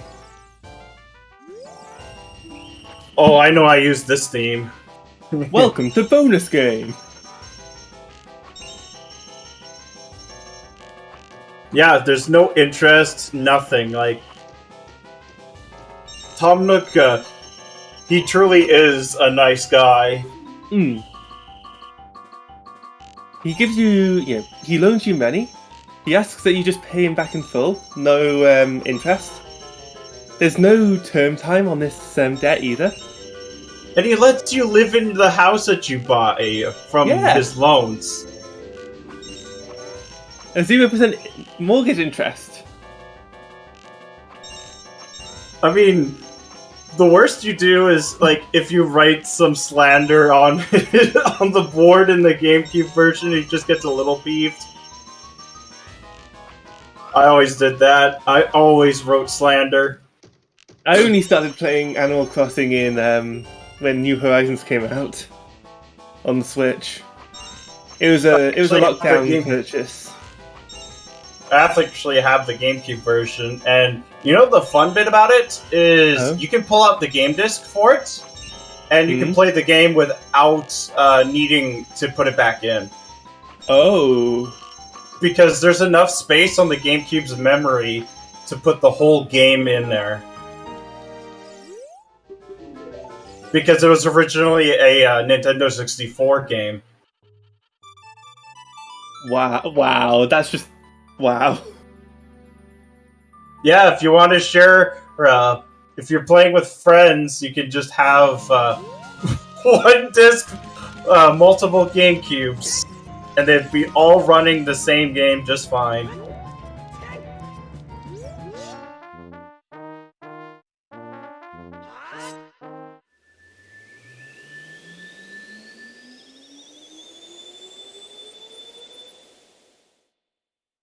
And Rossetti's always been a meme, like...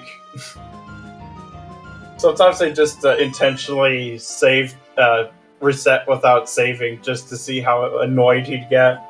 Hmm. And he gets annoyed very easily, like... Apparently you're breaking some kind of time travel rule, right? Something like that. Apparently, he could just legally do that. Oh my god, yeah, Crazy Red is a scammer. He's everything that people hate Tom Nook for being.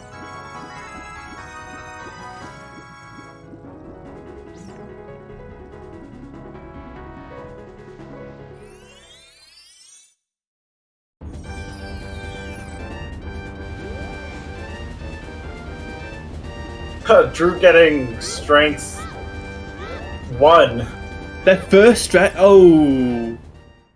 And he still can't beat Forrest because, unfortunately, no keyring yet. Yeah.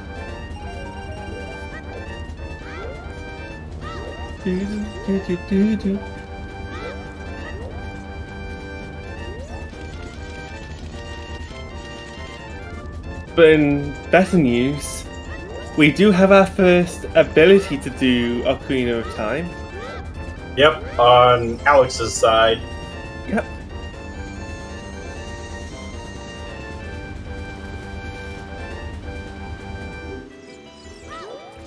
So I think we'll be finding another strength soon. Who knows who it's for, but because the item hints don't tell you that, and heck, even the path hints aren't always clear on whose it is, because you get like World 3 to World 3's Dodongo's Cavern, let's say, for example, to World 2's Twinrova, but it could be just World 1's Strength 1, for example. It just tells you that an item in your world, in this location, is required for this other world's place. Yep.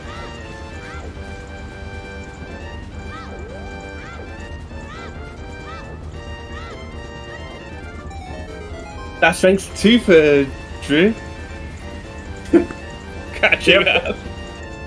Because he's in near the area, because he was actually just in GTG, so he can go back in. Oh, God. Yeah. Well, at least the Dodongo's Cavern isn't that horrible to get back to. Welcome to the mid-game. Apparently. I gotta step what out is for a mid-game, few though, seconds. No worries. I gotta use the washroom. No worries. That's actually a question then for you guys in chat. What would you guys consider mid-game then in Ocarina of Time? Both solo and multi-world? Because for me, I think mid-game is...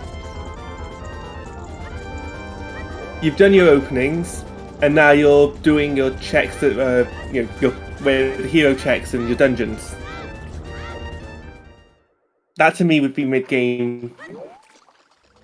Boss, if it's dungeon rush, that's more end game, because if you're just rushing, you're likely finishing the game. End game is just you've got all your items.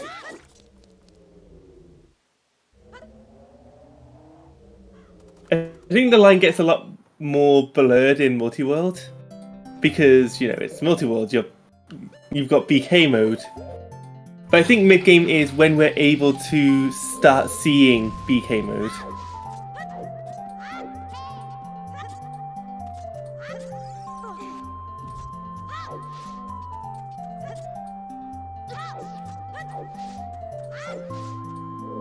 So yeah. What's this? Oh, what's this theme? This is an old custom music song, and by that I mean, you know, it's been available for a while. Also, we're getting to see Child DC. Is this Child DC being beaten or just the first? I can't remember if they've entered this for the first time, and I don't think they have. Well, I'm back, and We have Child DC. yeah, We just But we have have a full-blown Child slingshot. DC. 5 bombs, no bomb chews, because it was used to open up the king's mouth. oh, it's DC and Jabu, so Oh no. it's required. It's hard required.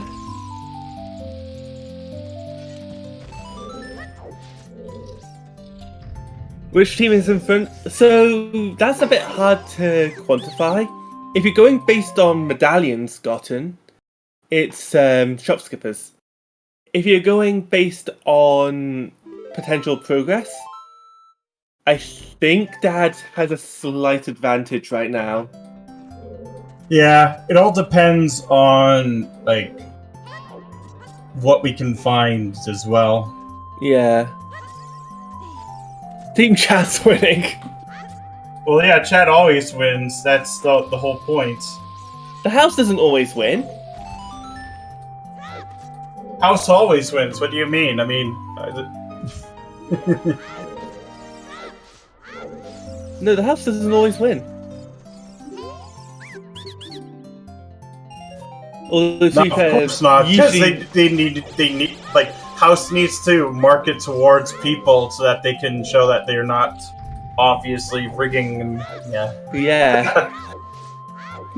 Joking aside, though, the bot doesn't have anything really like that. It just goes and decides, oh, well, I want to... let's see. I want this right now, this, and this. Something Magnus, I agree with that sentiment. Chat doesn't win in a 4-minute Triforce seed. All seeds can sub 4 days. Most seeds can sub 4 hours. There are a few seeds that can sub 4 minutes. There is only one seed that could potentially sub 4 seconds.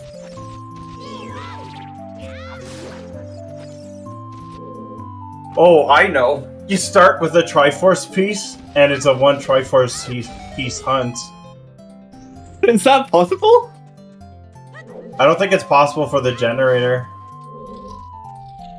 Might be, though. I also don't think you can do that because you just have the boss key in your inventory. You've already beaten the seed. If you load in, let's say for example you load in Yeah, Saria possible. Song. So you could spawn in Minuet and immediately win, for example. Yeah. That would still be sub 4 seconds. Barely sub 4 seconds. Just barely. No, the moment you come down, that's... And then you get the item.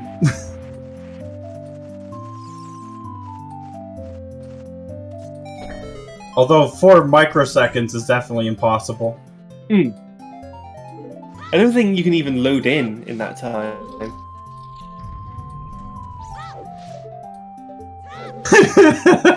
Incredible. It just comes down to who presses the button the fastest. That sounds incredibly cursed, though.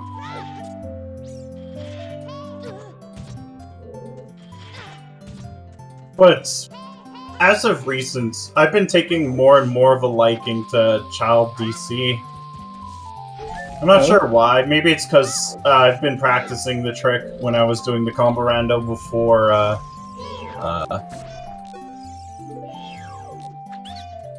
the open door of time was available. Hmm. So you get these 2-hour-long child starts where you're effectively trying to get progression. I get you. But nowadays, there's so many options that you can just simply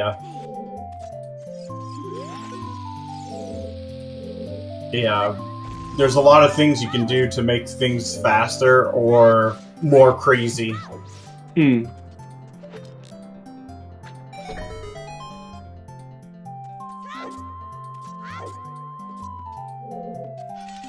What's your favorite? We mentioned earlier how we have settings draft for Multiworld. What's your favorite setting that you can draft in Multiworld currently? Dungeon ER. That is a good one. I just like it makes the entrances. You think about the entrance logic more. Okay. Because I've been doing a couple of the weekly settings seeds as well. But I've also been just sometimes I'll do it, but like with MQ dungeons instead. And that really spices up the logic. Well, not really, because I think the MQ logic is actually quite a bit more simplified than the base logic. Okay. Because you're locked behind so many more things. Like, for example, you need Hammer for Zelda's Lullaby Ocarina, Magic Din's Fire Arrows, Requiem, Slingshot, all the child songs except Saria's to do to full clear MQ Spirit, as well as the Mirror Shield. There are so many things you need, it's ridiculous. Okay. Next question. What is a setting that we cannot currently draft and that isn't Master Quest that you would like to see added to the next Multiworld tournament? Shoot, that's a good question. I'm specifically excluding Master Quest because it was already there at one point, I know. I think it was, and it's been removed, so it's best to keep it removed.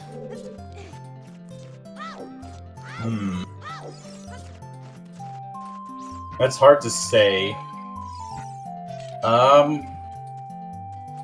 Grotto ER would be pretty fun. Or yeah, Boss Rando or Grotto ER would be pretty fun. Ooh, I can definitely agree with Boss Rando. Definitely agree with Boss Rando.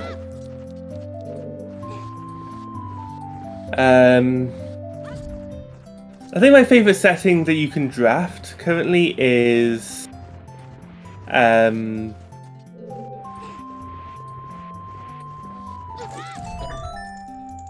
probably Triforce Hunt. Either that or Dungeon ER. And I would like to see Song Sanity potentially be an option if it wasn't originally a draftable setting.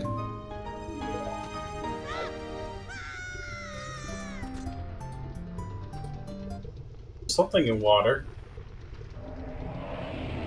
It's a strength for it's a strength for player 2.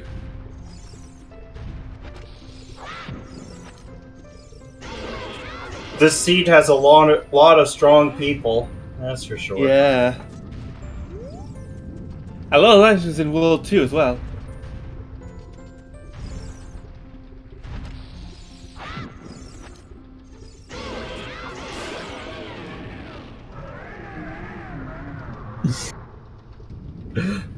You know, my favorite though is when Link dies and it's the Windows XP log off sound.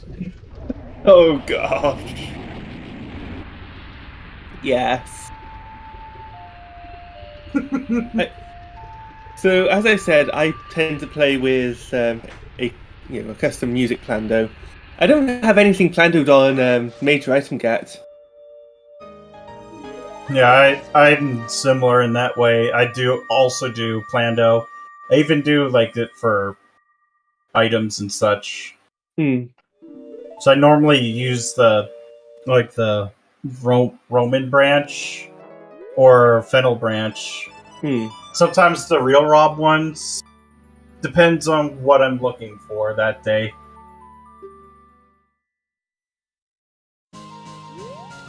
Because it would be nice to have all like a branch where it had all the settings.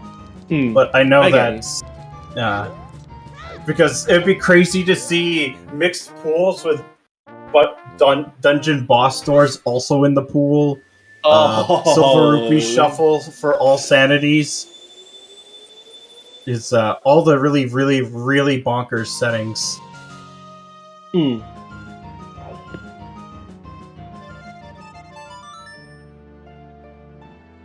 I just tend to patch on main dev. Like, I have Romans and I've got Fennels for if I ever wanted to use any of those settings. But I just patch on main dev. I disable the fanfares, and if I want a particular fanfare, I'll set it.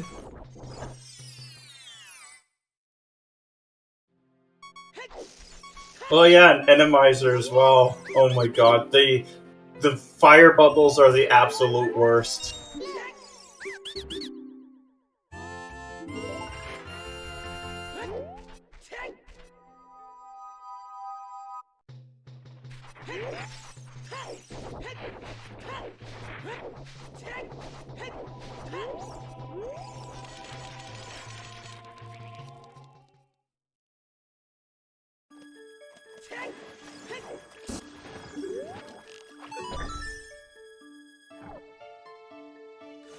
Now, it feels like we've switched around a bit from earlier. We now have a member of Shopskipper going into Jabu as adult, whereas another one is able to do it all as child.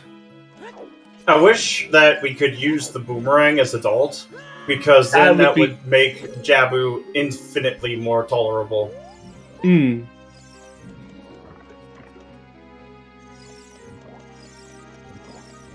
You mean you don't want Oops All Iron Knuckles in Forest Temple? MQ Jabu in the standard when? I just like the cows in it, okay? That is just a better designed dungeon in my opinion. I can agree. Master Quest Jabu is a nice dungeon. It's better than the OG. More checks, more cows, and less Rudo. Sounds good. All good to me.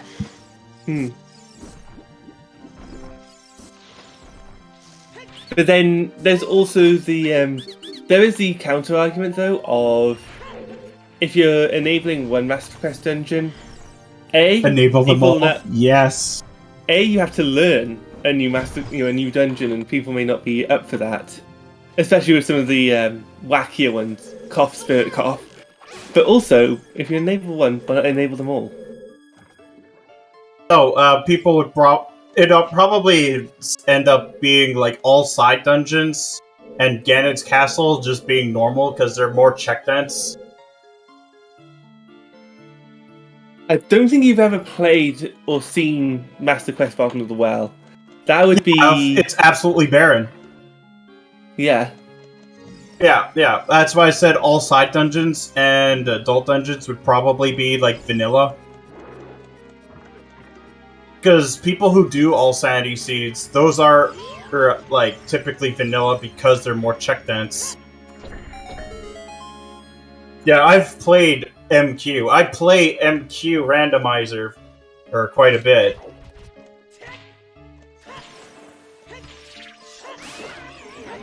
So, like, I know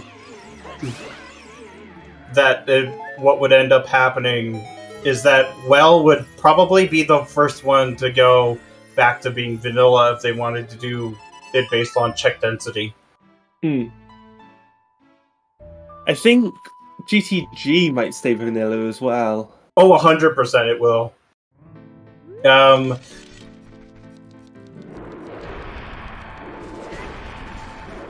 As will, Ice Cavern is 50-50. Yeah, Ice Cavern is a bit 50-50, Master Quest vanilla. I'm not sure. For those who don't like Silver Rupees, it'd probably be MQ. If it's like all sanities, it'd probably be vanilla. And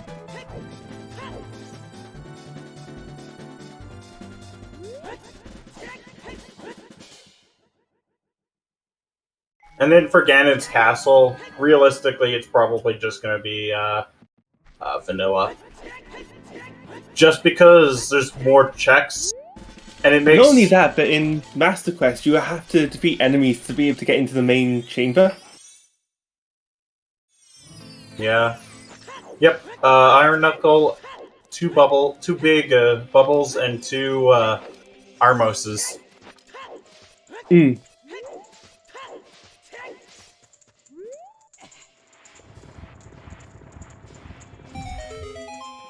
I don't think the weeklies are going to have Master Quest anytime soon, though. Nope, I know that. That's why I do MQ weekly settings sometimes. Ooh. Though Shadow Trial 2 sucks. Logically, you're required to have lens, but you could just eyeball it with the hookshot. That is one of the very few lens tricks that are not enabled.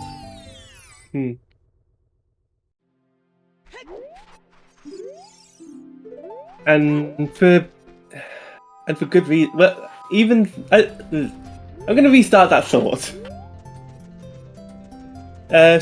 When you remember when Scrubs Season 2 came about and the lens logic was either chess minigame, Wasteland, or the back half of Shadow? That's why they added Lens of Truth to skip all that nonsense. Not only that, but the change in the randomizer making the lens logic be all tricks instead of a toggle was changed because of Scrubs. Which is why we can now have, certain Master Quest dungeons. You logically require the lens because it can be finicky. Yeah. MQ Jabu for that one skull. Because I need to, have a reference for the bats, or the keys, because they're really annoying. You gotta shoot down 4 of them. Why are we blaming Trez now? I mean...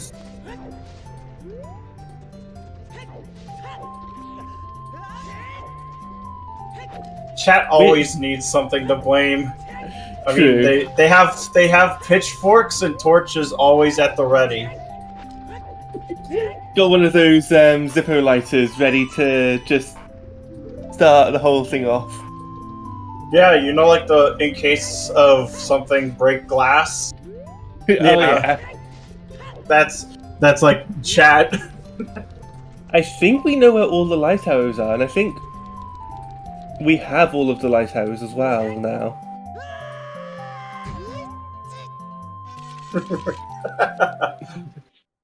Anyway, happy belated 2-hour mark. We did lose track of time a little. Yeah.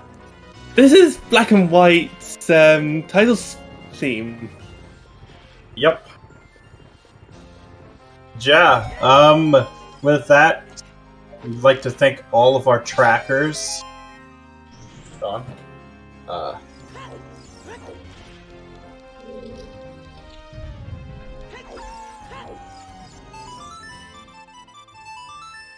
Which is Akashika, Worn Traveler, McHundy, and Fennel.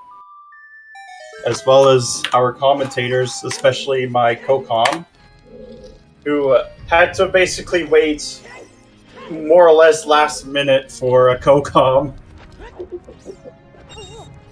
And as well as our racers.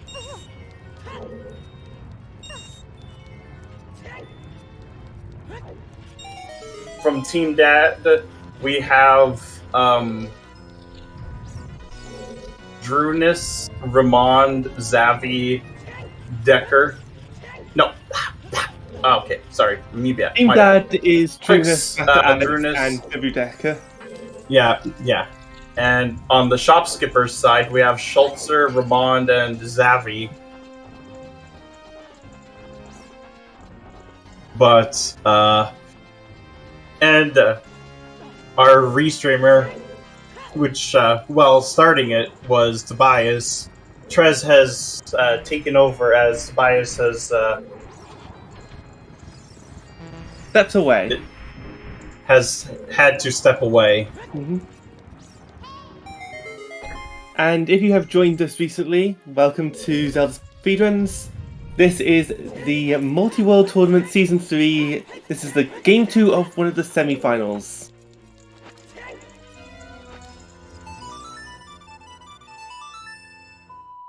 And as a reminder, you are not allowed to do treasure chest minigame in this particular race without magic and lens of truth, but you are allowed to do fire arrow entry.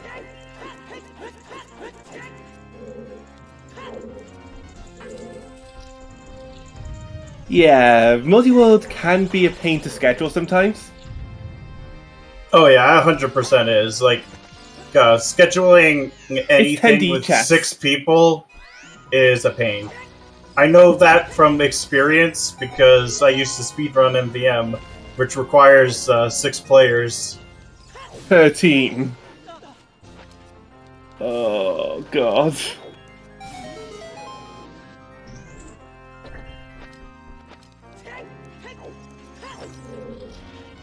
I mean, there is the 2-player variant, but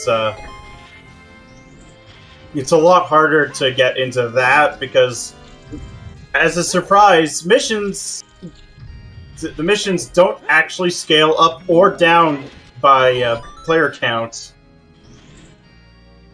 They will assume you have 6 players. Always assumes you have 6.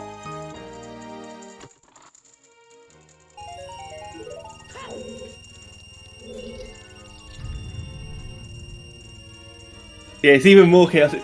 Like, it's hard enough scheduling across the pond sometimes. It is.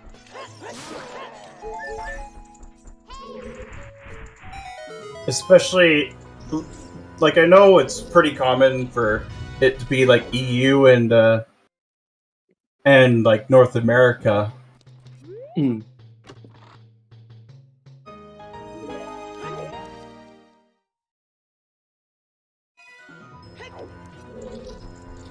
For some reason, picking up the Stone of Agony with the Windows startup music just hits differently. It really does. Not only that, I mean, it looks like an old brick. Well, one of the Nokia phones bricks. Indestructible Nokia phones. Yep.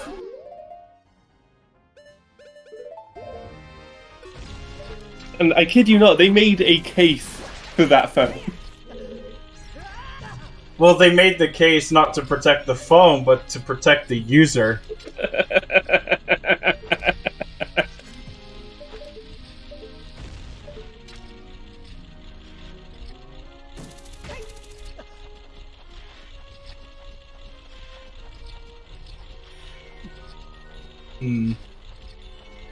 So, quick note about the Multiworld, since I'm seeing chat about it, with medallions switched and whatnot. In Multiworld, the medallions aren't necessarily the same, the same layout. One person's forest medallion might be another world's fire medallion. But both teams will have the same seed, so both teams player 1 have the same seed, each team's player 2 will have the same seed.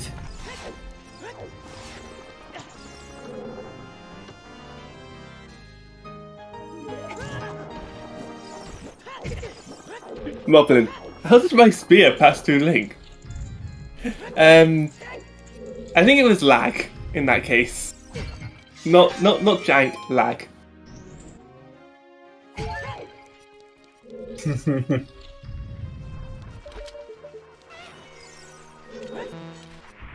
Yeah, there is a window that if you get on the ladder, you can actually be invulnerable to the spear. I think it's because of the hitbox.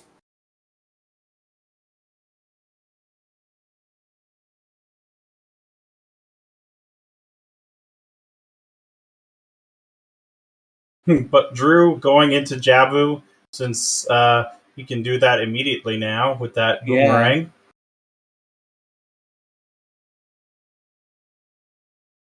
I think he just needs water keys for Water Temple, and it's just Water keys for Water Temple.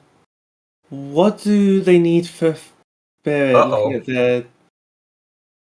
Looking at their tracker for Spirit, they need probably the keys if they haven't already got them as well. Panic basket time because apparently the feed has stopped. Like the video feed has stopped on Restream. Not like this. Not like this. Wait, are we still? It's podcast mode, so we'll have to try extra hard. Okay. All right. Time for video commentary. Okay. Drunus using spin attack strats on bubbles. I can respect that. And Schultzer is going into Twin Rova's chambers, or attempting to, with just a hook shot. We have Schultzer entering Spirit Temple as adult. Not Schultz, Ramond even. My apologies.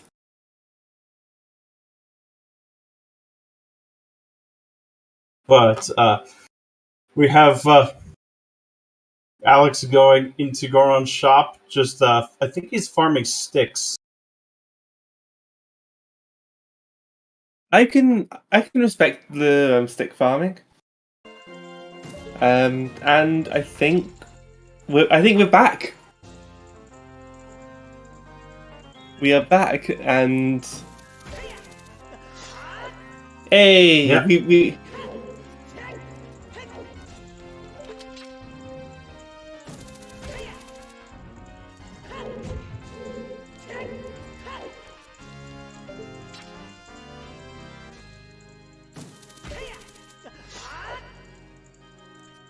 in terms of medallions, but both teams are equal. Dad has caught up.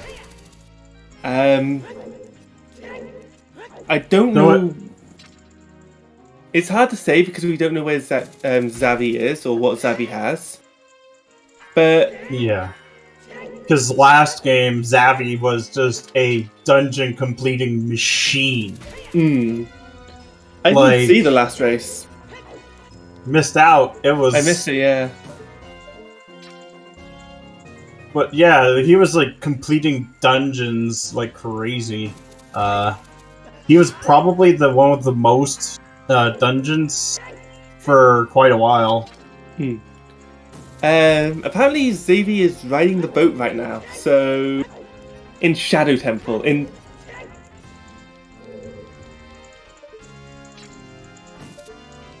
Interesting.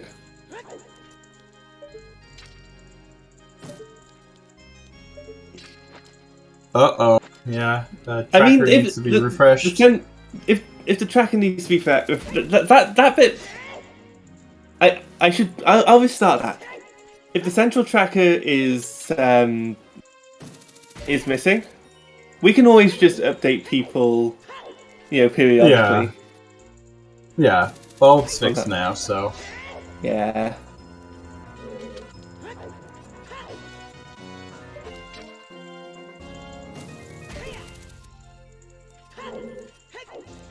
But looks like Drunus is about to get their fourth med. So, and like I said, potentially water keys and spirit keys away from just being in go mode, and this would be just beat the game.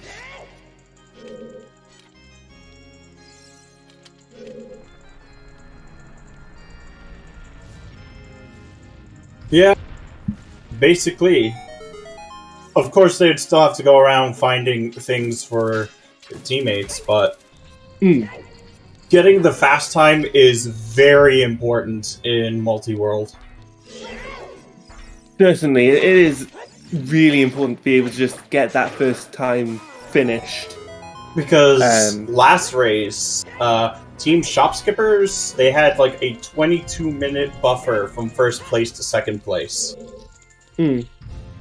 So, while it seems a lot, it was quite a bit of time for Dad to really get back, which they weren't going to that seed because of just some of the item placements. But at least now it looks a lot more dead even. I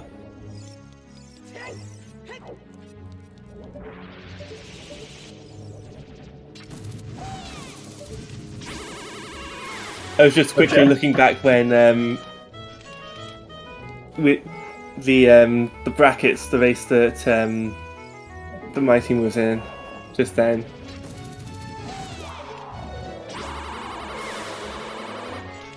Wait, one's the torture chamber full of screaming, the other is the bottom of the... I missed something, didn't I? At some point, yeah. I missed it too.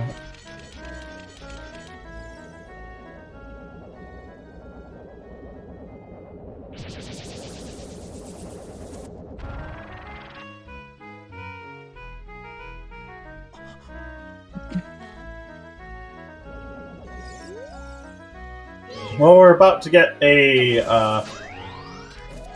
fire medallion on the dad's side, so... Oh... But I didn't know you could break... Well, you could do all of Band-Aid with just Boomerang and... Yeah, it's just that nuts are faster. That's why everyone does it. But when I first played this game, I remember I used Boomerang for all the berries.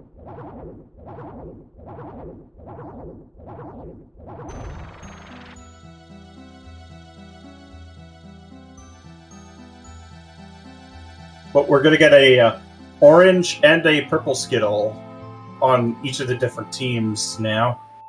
That sounds quite nice right about now. Some Skittles. Yeah, it really does. Not orange, a red one. Either way, they all go in the same place in the end to become the same color. Yep.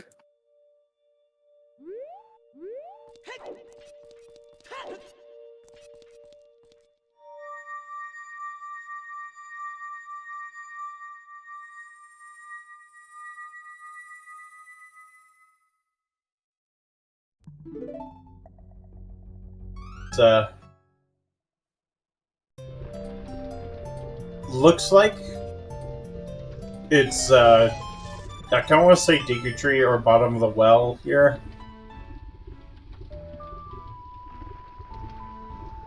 Oh, it's Water Temple. Oh. And he does not have the keys, unfortunately, to actually complete Water Temple. Can do most of Water Temple, but just not that, unfortunately. Yeah.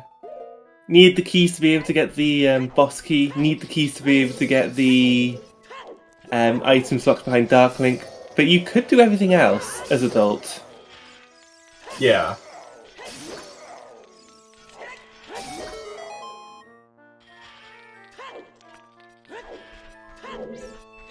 Thinking about it, Water Temple could be a torture chamber full of screaming. It is not a fun dungeon to do in vanilla. Oh no. Because the game intends you a very, very specific order for all of that.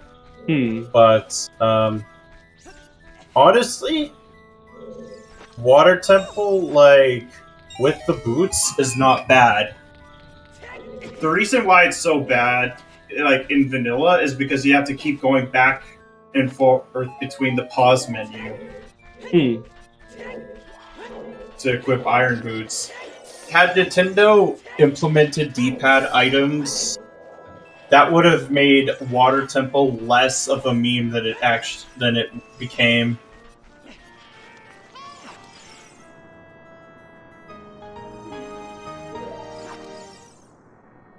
Yeah, World 1, still no magic. It's a little monk ass. Where is that magic? Who knows? All that I know that is that the next magic that anybody gets is 100% World 1s.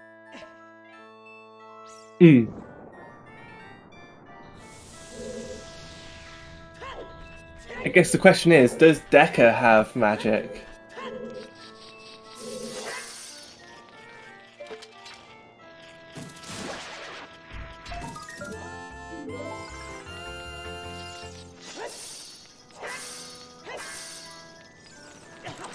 Yeah, I figured.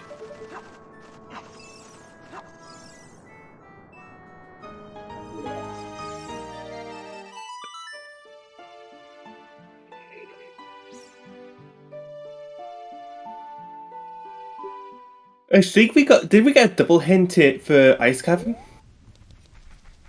I don't remember. There are so many hints that it overwhelms me. And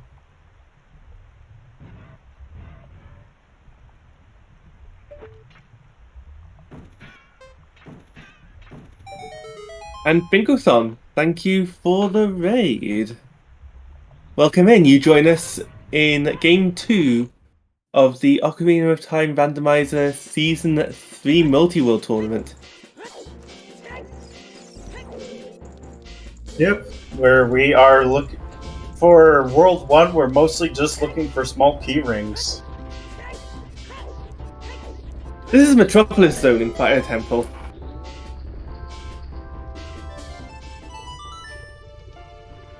Metropolis Zone from Sonic the Hedgehog 2. That is... Oh my god, 4-path K-Sword. Oh my god. Child GTG is what it might be. No thank you. I remember a mixed pools race at one point where you needed to do Child GTG in, Hyrule Field Grotto, the one that's locked out by Hammer as adults. Yeah, you needed to go there as Child, fight the enemies on the right side, get to the Song of Time block, and get the hammer off of the right side of the maze.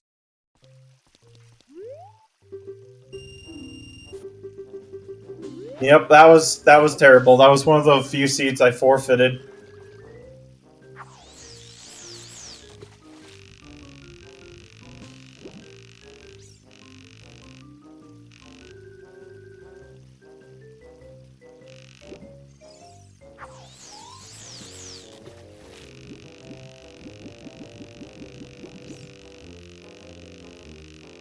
That's Twin Rova down on Ramon's side, so that should give it gives the green Skittle. Ooh, that's burning. That's going to be all both Burning Cack and Prelude. Yep. Prelude. Yeah.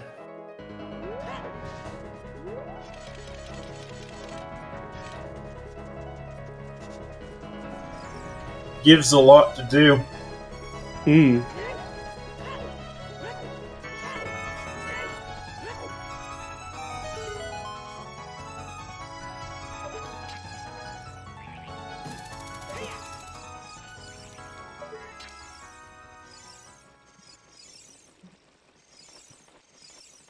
And World 3 getting their own double defense in the well. That's... Oh no! Oh, is that so? Do you call that that Gwei? Do you call them Toucan Sam? Do you call it that one Gwei? Toucan Sam. Toucan Sam, yeah. AKA the mascot of the series. I'm kidding. I was gonna make a thing there. He's a scammer, but like he's not really. He's just annoying with his. He's not even annoying with his cereal. Because, you know, at least in his ads, he always gives it away. He's not like the rabbit, who never gets cereal. An annoyance, a bit like the Go Compare Man in the UK. Because I know the Go Compare Man can be seen as annoying. Just follow your nose. Yep, that's actually why people call it Toucan Sam, is because that line. That was a pretty common thing in the old ads. Though, of course, he's nowhere near as annoying in his ads because he always gives his cereal to the people that try fighting him for it anyway. Huh.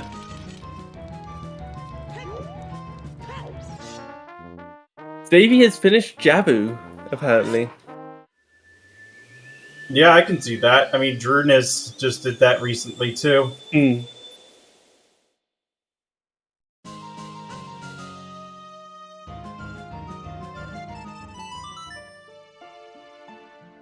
Oh yeah, that's right. I keep forgetting that Europeans don't have a lot of the same cereal brands. No, we don't. Canada and US, I mean, being very close to each other, have a lot of this crossover, including honeycombs. I think we have I think we've got Honey Nut. No, not Honey Nut. What's the Honey Monsters cereal called again? Honey Monster? I don't know about a monster. I know about a bee. We have a monster here. I don't think it's Sugar Smacks. I'm talking, UK EU side. Oh, Sugar Puffs. There we go. Sugar Puffs has turned into Honey Puffs. There we go. I'm pretty sure that was the Honey Monster.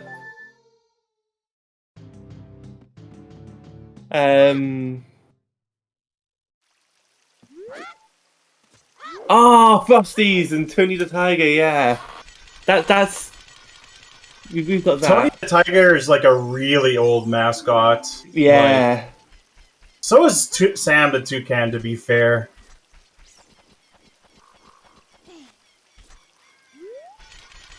Have you ever heard of Weetabix? No. I haven't. It's a sort of...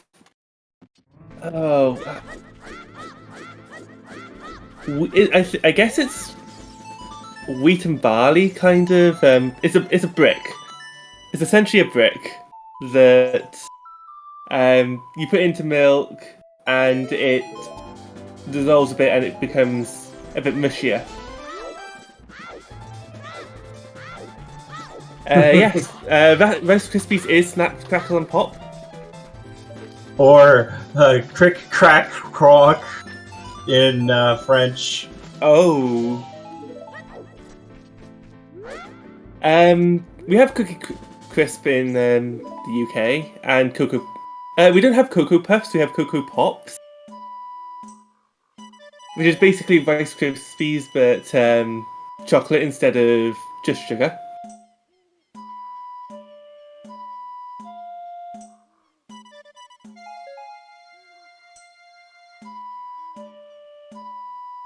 It's probably Wheaties or Mini Wheats.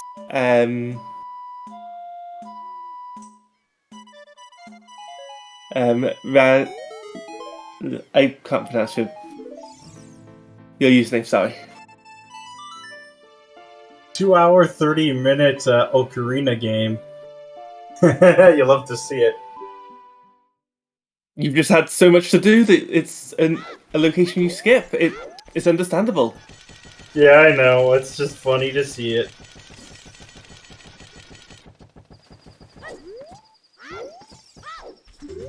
Oh. We have shredded wheat. We have it's called shreddies, and in the UK they're apparently knitted by nannies. Oh, shreddies are a thing in Canada too. Damn. Does the advertisement say that they're knitted by nannies as well? Nope. I don't really watch much TV these days, so I don't know. I just remember old, at least older Freddy's advertisement was nannies even. My apologies. Nannies knitting them.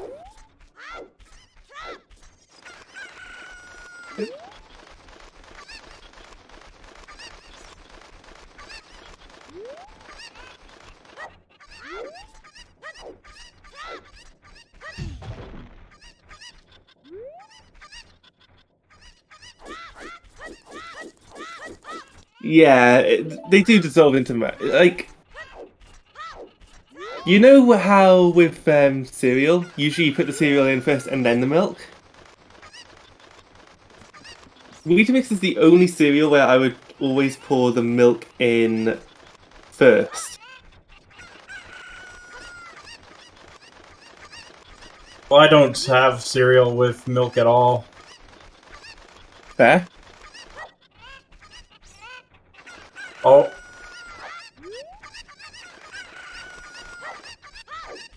Anyway, we have a quiet chickens from Shulza. Twin Rover has been chickens. Twin Rover has been slain by Alex.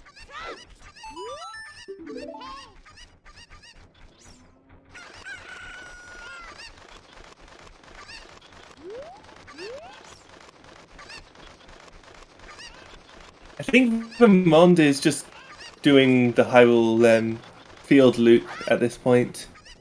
Yeah.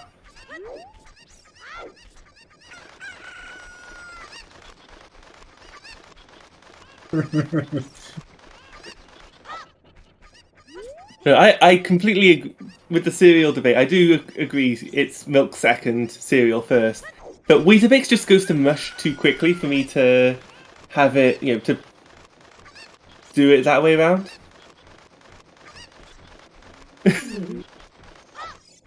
Well, for me, I just do dry cereal, so I don't have to worry about that debate. I tend to eat porridge if I have to have cereal.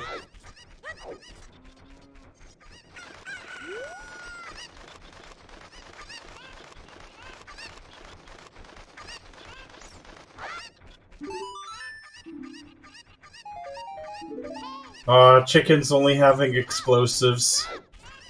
Hey, can we use those to blow up the chickens, or We could try. we'll probably get hated on for that? Yeah, by the chickens. Yeah, because those things are immortal. You can't cook them. Heck, Chief, it says, please don't tease my cuckoos.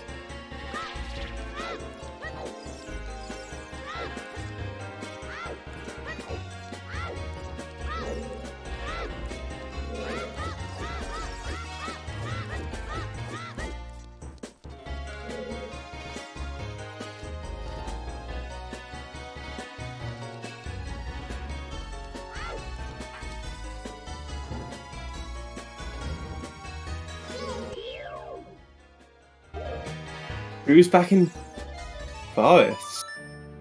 Yeah, he put furores there. It gives him Okay. something to do while looking for items. Yeah, and you've got the keys now, so you might as well do it. You can't do Spirit Temple, you can't do Water Temple. Yep, You might as well look for something. exactly. You might find something nice. And it's like progression towards stones anyway. You never know, you may need... What was on OT for for World 3 again. I think it was We haven't- vanilla.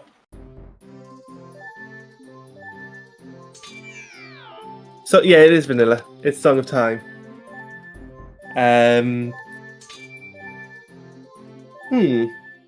Should ultimately only unlock 2 checks, but one of them you need a key. The key ring for, which would put them into Water Temple anyway. Yeah. And the other one is the toilet. Mm-hmm. Which, like, he has all the other tools for.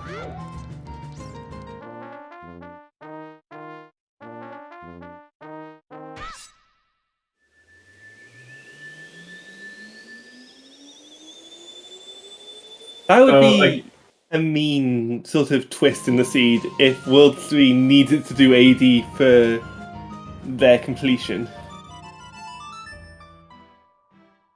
Yep.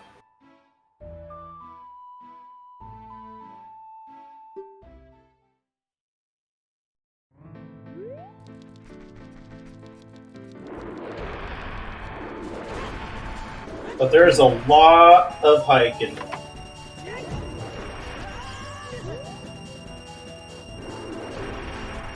A lot of hiking, a lot of moving.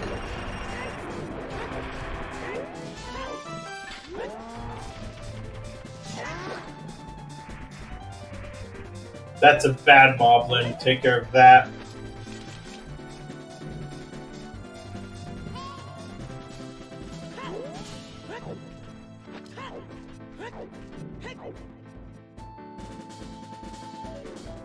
I think we're going to be seeing on Scholz's side Unfreezing King Zora and well, I see. Is that 2 fire bottles? Blue fire bottles there? Yeah, that is. Yeah. I think we're going to be seeing at some point them do King Zora and oh, actually, unless this is Ice Cavern again. Because I think they left. How's this water?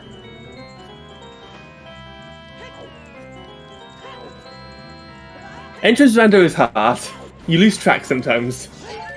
Oh yeah, 100%. So you end up writing it down so that you don't lose track. But then when you don't write it down, you end up losing track and you get confused and... Yeah, from the weekly, I made an entrance, managed to make an entrance thing for my tracker. Because you can actually, with Gossip Stones, you can actually kind of make something like that using the foolish hints.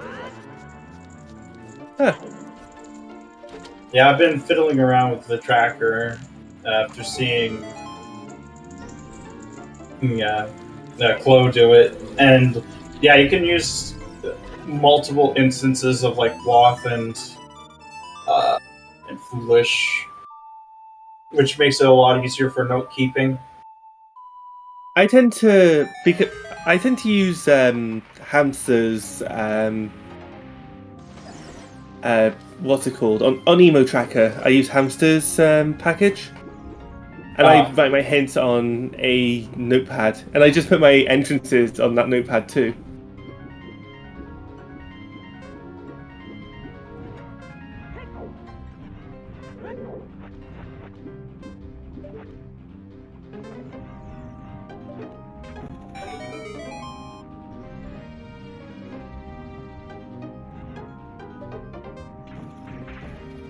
I'm just Not much enjoying happening Team in Forest. Yeah.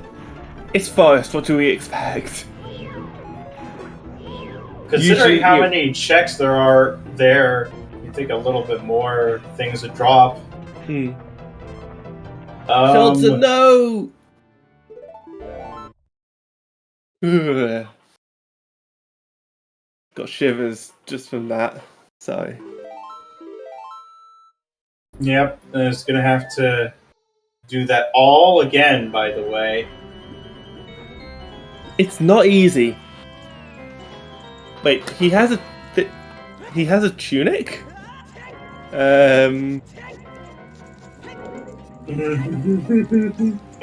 Oh, I know that feeling. I did something similar during the Pictionary RSL practice, At this where point, I forgot I had closing it. Goron Tunic.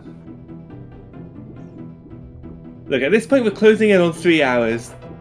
Players' brains may be mushed a little.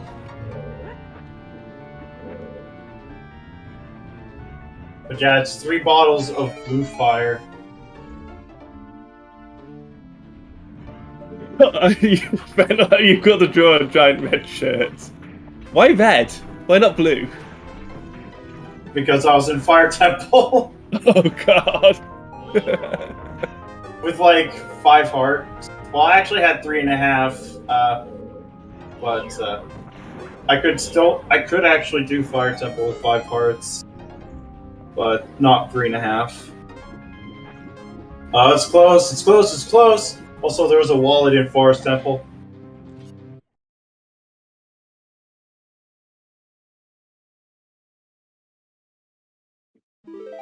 It was close, but it yielded nothing.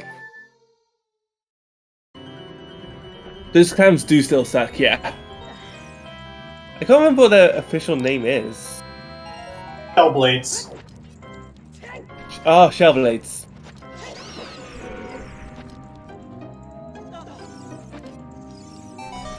It's one of the ones I actually remember, strangely enough. That and Shabombs. Oh yeah, the bubbles are called shabombs. The skulls are called bubbles. Because Shabomb is supposed to be like bubbles. Yeah. Like soap bubbles. Hmm. So in other words, someone's been washing out Jabu's mouth with soap.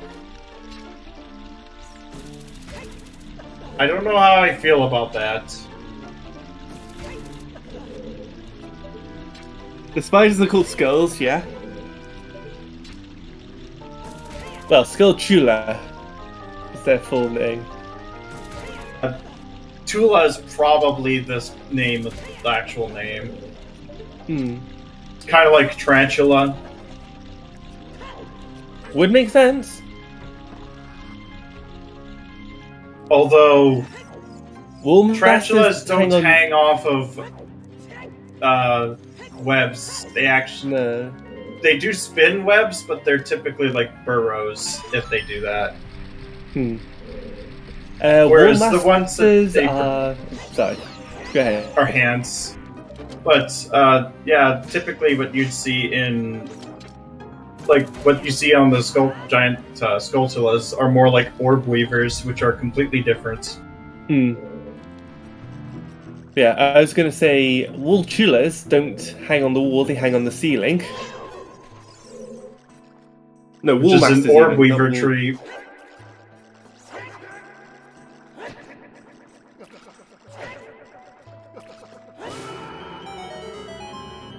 But yeah, those are all orb weaver spiders, not tarantulas. Hmm. Oh yeah, they are very fragile for spiders. So if you're ever planning on actually getting one, you have to be careful on where you have them. Because they're very delicate spiders.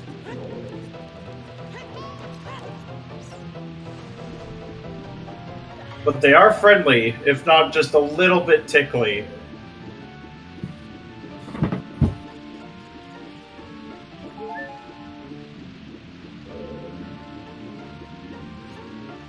World 2 Fire...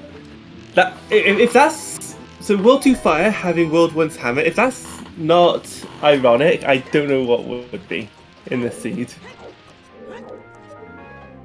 Oh no. Doesn't have a lot of sticks. Sit still. No. Yeah, we have broken stick. We're fine. Yeah, but having to walk all around like that and get pretty annoying.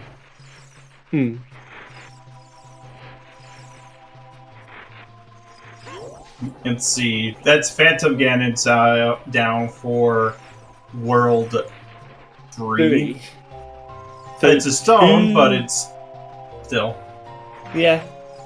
Progressing towards that Song of Time, OOT. Yep. No Samus, we can't do fire. Well, they can't even do fire.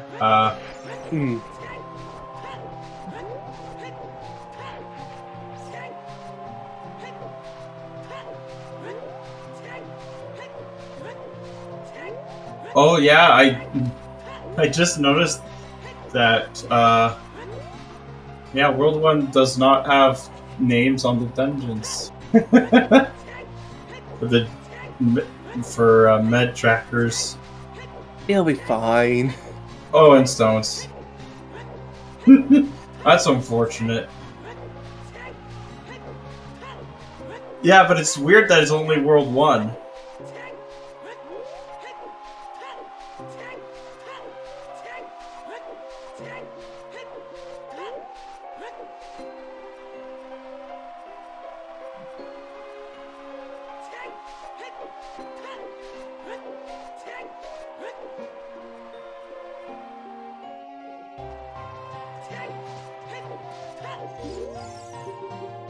Full damage for real life concepts is vaguely amusing. Well, yeah, you take full. You get hurt when you fall, therefore you take damage.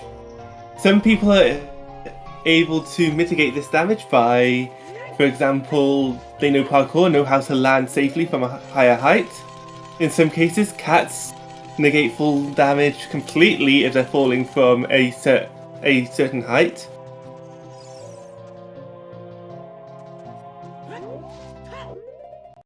Fun fact, a lot of the smaller insects are just flat out immune because they're so light.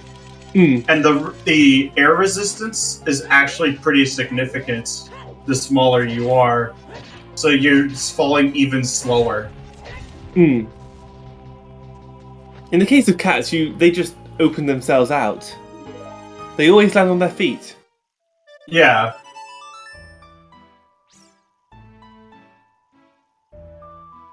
Now it's not even talking about the gliding animals that actually have, the webbing. Yeah.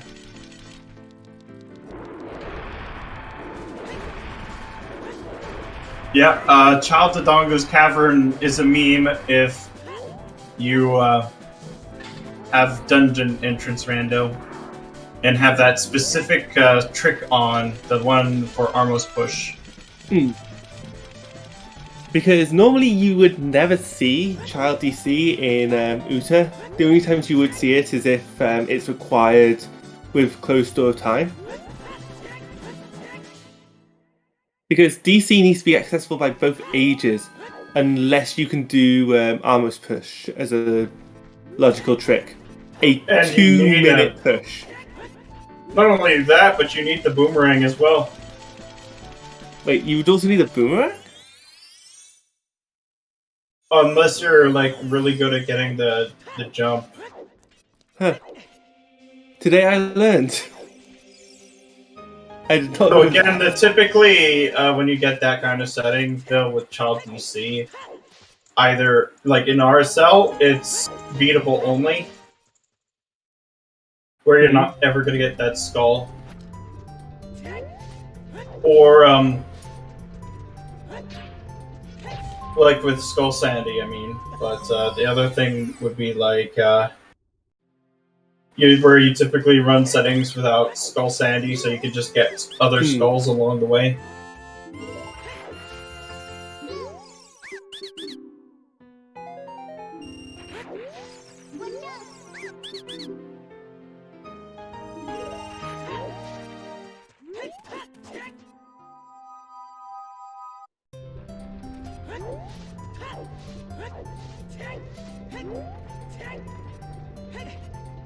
But man, fire does not look like there's much in there.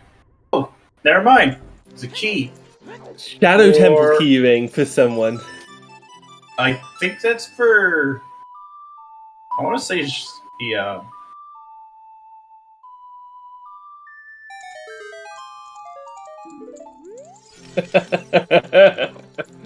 I like Fennel's note. Attempting to cancel 4 damage by starting to throw an axe and then pulling out another weapon is not recommended in real life.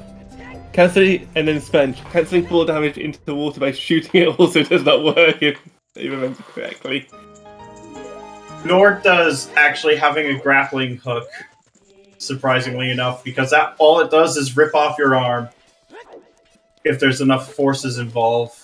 If you're lucky, you'll dislocate it. You'd have to hoist yourself up slowly to not be able to be... I mean, if you suddenly grapple onto an object, assuming that it doesn't break. Yeah. Because you know how with a lot of games that have grappling hooks, you can just grapple onto the ceiling and save yourself from fall damage.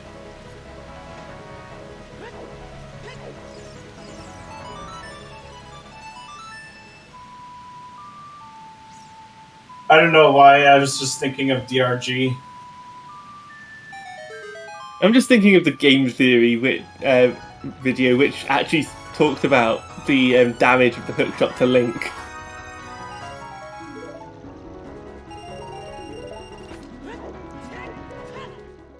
Yeah, I mean, there's a lot of force in...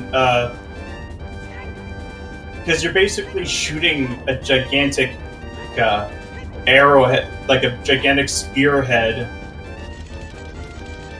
And for it to be able to hold Link, it would take a lot of weight.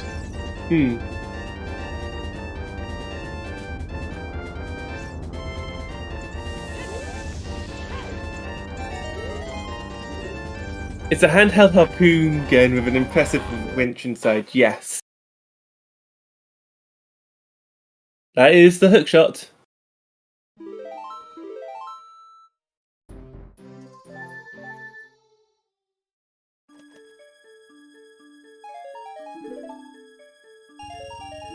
How far back is Shulza save warped? Well, save scummed.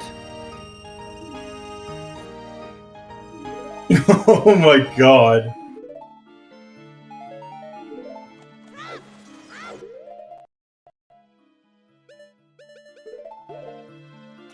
I can't say for certain. That's I don't know.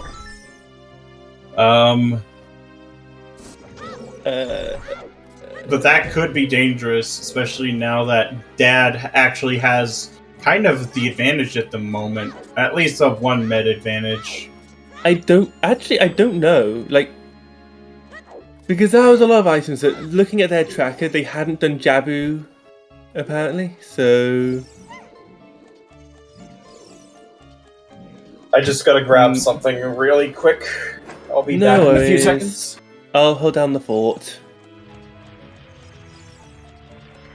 Yeah, like, it's... I don't know how much was lost, if anything. That might have been... But yeah, when you reset without saving, you do then get items from other worlds. And since we saw Hammer get given, Boomerang get given... Oh! Shulza copied the save earlier and loaded that one up. Okay. Yeah, that makes a bit more sense.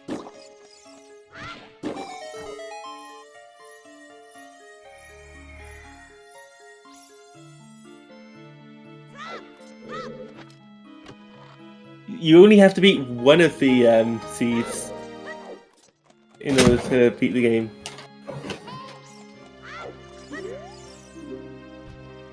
Yep. Alright, I'm back. Welcome back. Turns out it wasn't just your typical save scum. It was already set up as a, with another file. Yeah. I've seen that come up a couple times where they would copy it over because they can go check for items and then have progression just available for them on the second file. If they don't find anything for themselves, yeah. And I mean, if you need to, you can just take down notes for what you need. So it's not like a big loss.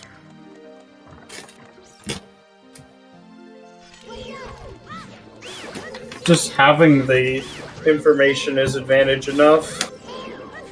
Yeah. Information is powerful. It's why KZ Skip was, well, songs are powerful as well. That's why KZ Skip was banned for the main tournament.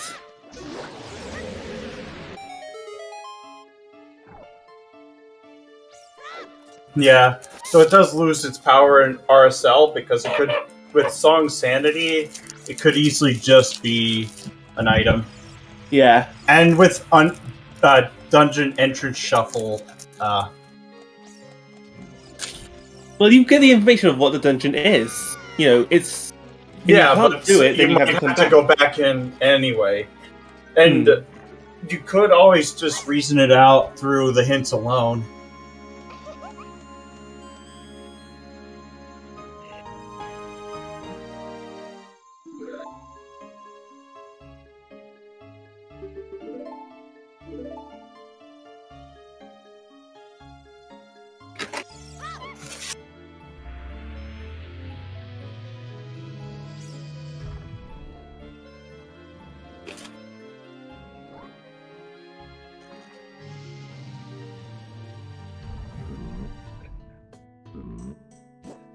Pep Time has a... Wait, Pep Time?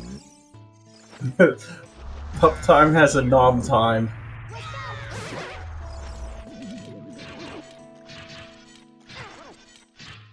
And that is bonkers. Oh, there's something in that, in there. I saw a big chest in Shadow on World 2. Ooh. Oh yeah, there was.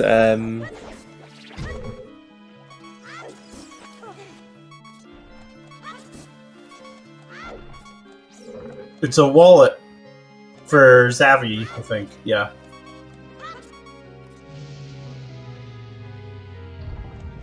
Man, Pup Time is just so adorable.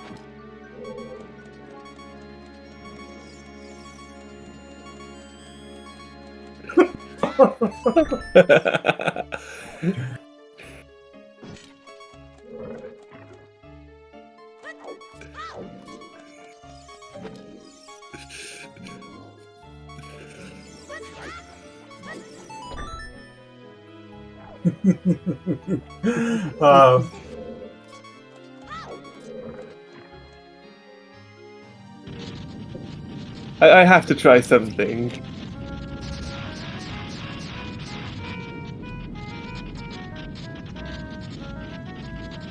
Yes! There's an IAR time. And a tap time. Yep. It's time for... Well, time for Baronade. Yep.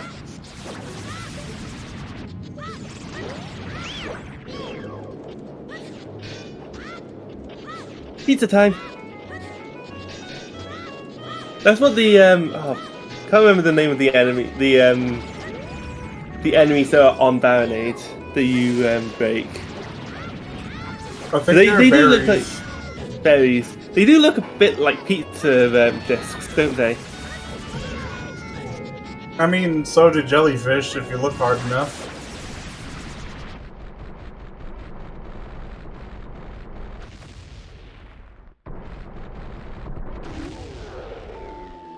Ah, Beery are the small jellyfish and Barry are the large ones. Good to know.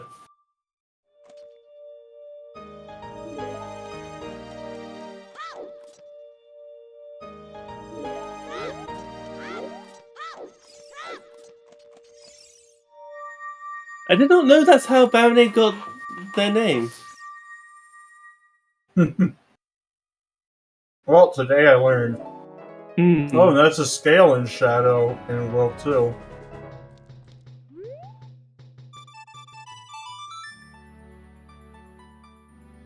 Why are we loading windows?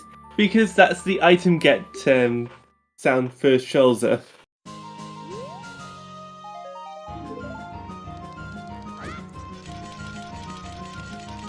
And I would like to say it is a very is it a happy 3 hours? I like to think it's a happy 3 hour moment. So I would like to mention this is the Ocarina of Time Randomizer Multiworld Tournament. It is Season 3. It is Game 2 of the Semifinals match between Team Dad, featuring W Decker, Master Alex, and Junus, and the Good, the Bad, and the Shopskipper, which are Shulza, Ramond, and Xavi. Thank you very much for the runners we have on the restream. Unfortunately, we don't have all three of each team on the restream. Decker and Xavi are not on restream. I'd like to thank our trackers, who are Akashika, Worn Traveller, Makundi, and Fennel. Thank you very much for keeping the graphics up to date so that we know who's got what medallions, how many medallions have been gotten, who's got what items. And I'd also like to thank my co-commentator who is joining me today. Thank you to Alexander Harold.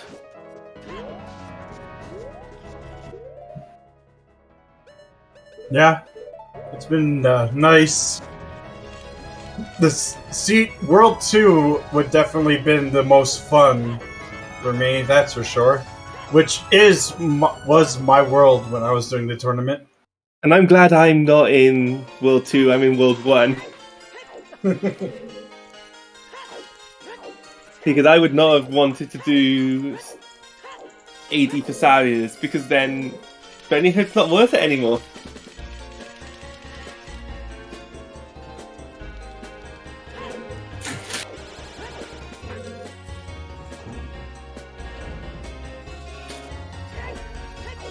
Got let's see. Ramond going deep, almost finishing Shadow, and yeah, I think Schulzer is in Go. Effectively, yeah. Though he still has to look for items for. Wait, Schultzer's not in Go. Not yet. Not yet, no. But he can do most of Shadow. He can push the block if he needs to. Yeah. There could be magic here in Shadow as well. Why does Schultz also need Kiri Sword? That's not a requirement. Yeah, the Kiri it's Sword... logical. I cut you off. Because Sticker's open. Yeah. Like, it's logically required for some things in the seed, but it's not required for Deku Tree.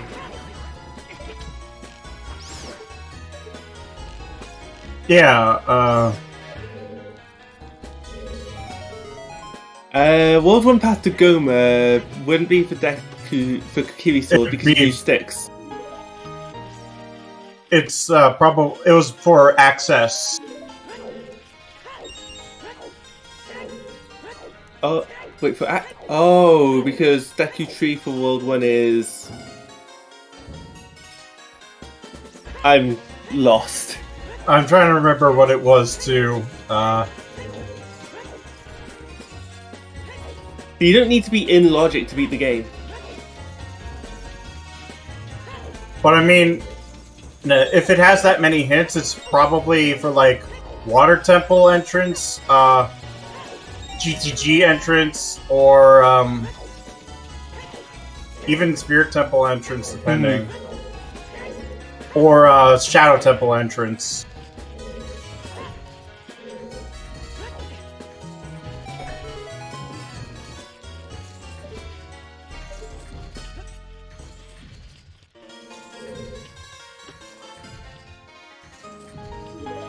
Okay, phew, that was just a bow, not magic.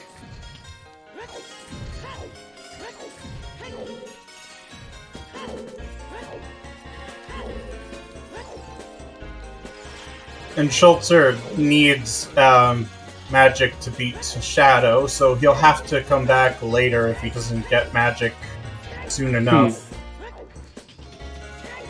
I think the worst place that magic could be, if it was in Shadow Temple, would be Karen.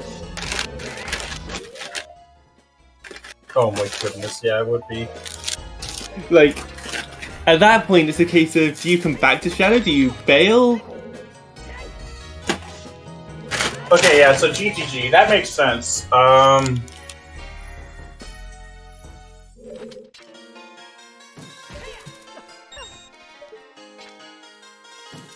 So all the paths were just for, like, to get GTG access.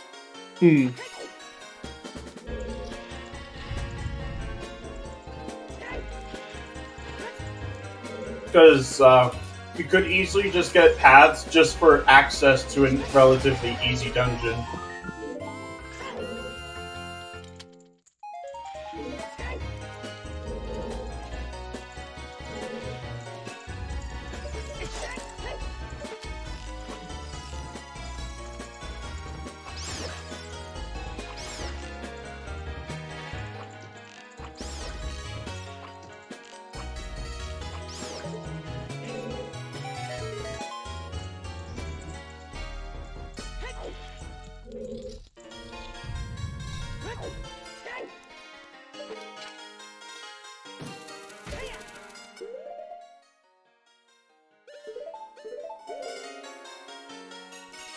Alex is in fire, which is...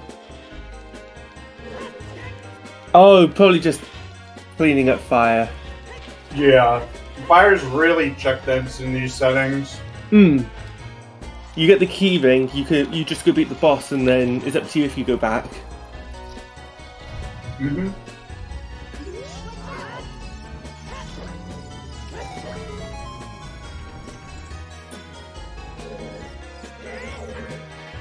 Right.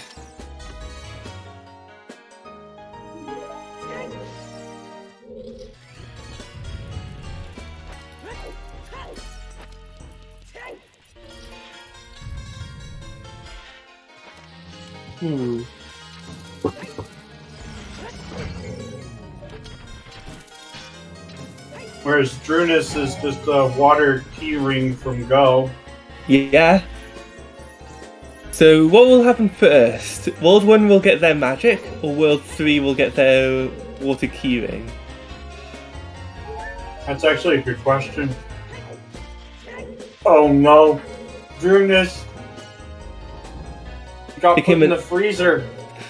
I was about to say it was turned into an icicle, but yeah, it was... You wouldn't want to stay in a walk-in freezer for too long. As Ramon blows up the Bombchu lady, trying to cancel her. I mean, maybe they're indestructible. Yeah, we throw all of these bombs at them and they don't die, so maybe they're just indestructible. It was a fire magic. Yeah, at least we didn't accidentally cook. PC's gonna save Hyrule instead of Link. Because he dies pretty easily compared to them.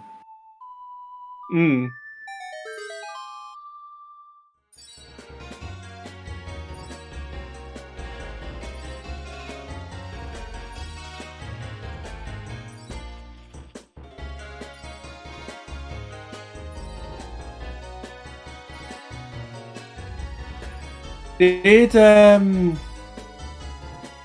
looked like that Scholzer did push the block, at least. Yeah. Hun? Makes sense. I didn't see the block in the cutscene, so...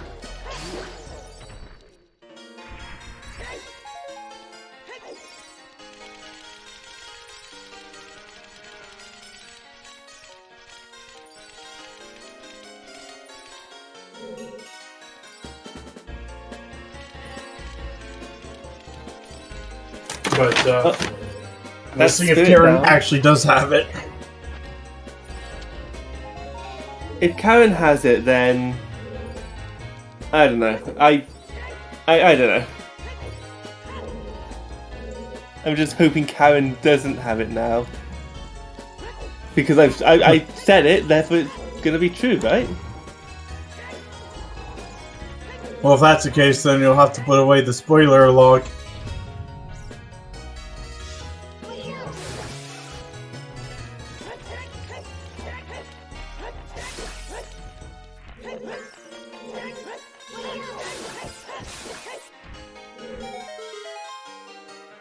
Fight without magic is a pain. Hmm. And it's nothing. He's probably gonna get a peek at the other chest. Hmm. Otherwise, you would have immediately warped out. No point in staying here, yeah. It's dead. It's dead.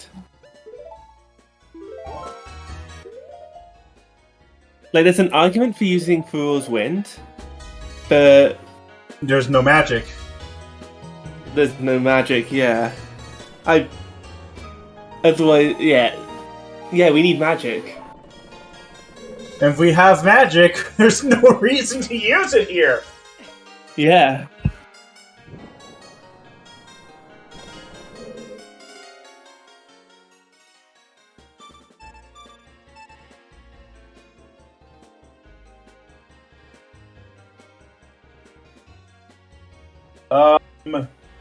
Oh no. We've It lost. seems like Master Alex has had some connection issues of some sort. That's Or weird. an OBS crash. No, I think it's on. Oh, now it's happened on my side because it happened a bit longer for me. I think Alex's connection is their internet connection can be a bit spotty. Yeah, that happened last race too. But even Drunis was suffering from connectivity issues as well. Hmm. It was a lot of FPA calls that race.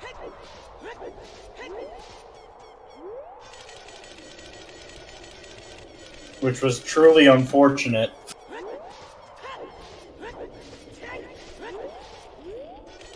We'll see if we can get an update for Alex as soon as we can. Yep.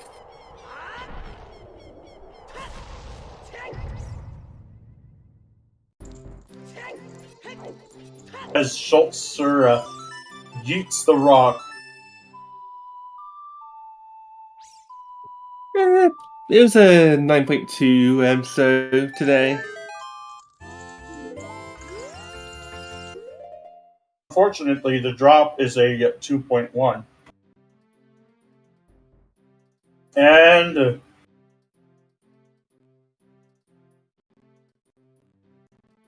I have no idea what you were referencing. neither Right, did I. so with everyone paused like this, yeah, good time to mention FPA was called. FPA or Fair Play Agreement is. Play agreement is so like if someone crashes like unexpectedly or has internet connection issues or even power outage problems of sorts.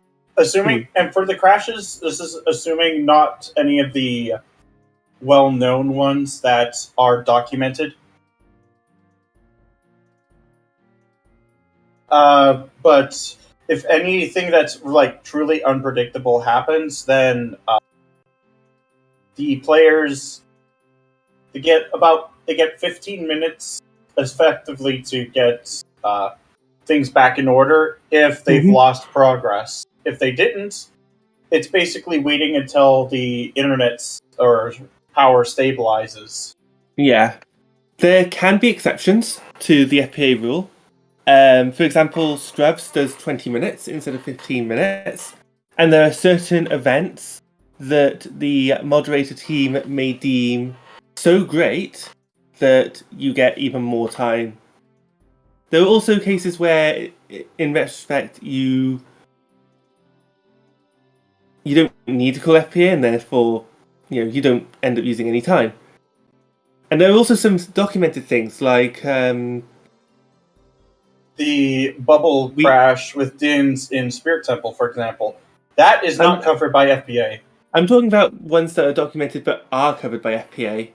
For example, playing setting Scarecrow song whilst wearing Bunny Hood, I think is one of them.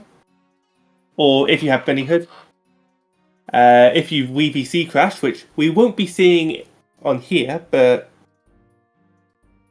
if you crash whilst playing VVC, that's covered under FPA. It's just a way to make the race more fair.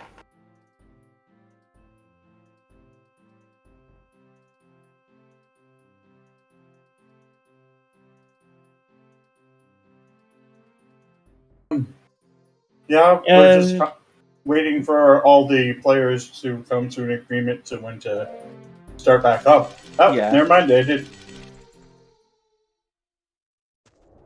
And we are back. Because it also helps to have them all start at the same time, too, around that. For restreamed races, we usually have a race monitor help make sure that things are kept in line, and just for the sake of the race, watching back the race, everything is kept even. Yeah, and well, things like internet outages or crashes of any sort, a lot of crashes or things like that, are things that are more or less out of a player's control. You can't just force them to have better internet, depending on the region, because I know in the States it's particularly can get pretty nasty because of how bad the monopolies are there. To the point where they basically section, like big ISPs section themselves off so that they can make it less competitive. There's also a thing called monitorless FPA, which is exactly the same as normal FPA. You can, you invoke it, you get 15 minutes or 20 minutes or however long it's agreed in a 1v1 race. But instead of the other person stopping, they don't. They keep going. And then after the fact, a race monitor will check the validity of the call and adjust the time accordingly. Yeah. It also just depends on... because I know some people have stopped before, like for other people's FBA calls in monitorless situations. I think it's kind of like... because some people are used to the more monitored situation, but... I like monitorless FPA. It means that races can follow the fair play agreement when not restreamed. Yeah.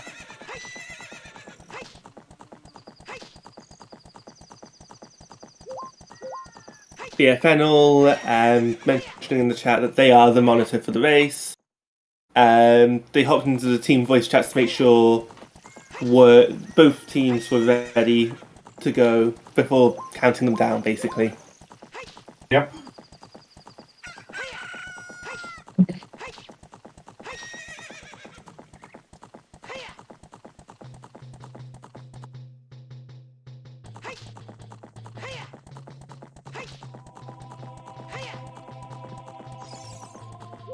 But fire not yielding very much in World 2.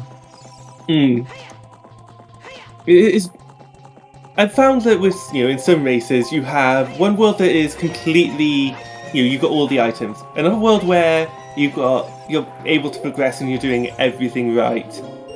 And the third world, you're just along for the ride. Yeah, you're kind of in BK mode more often than you should. Or in my case... not necessarily BK mode. They just don't get given items. Like, they can do checks, but they don't get given items. They can't beat the game.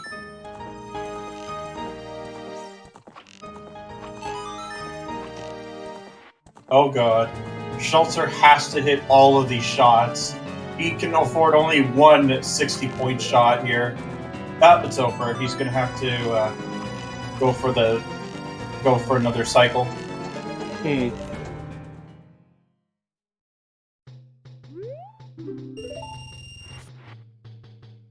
However, not getting 1,000 there is slightly faster because A, you don't get the item. And B, you're on the horse still. Yeah.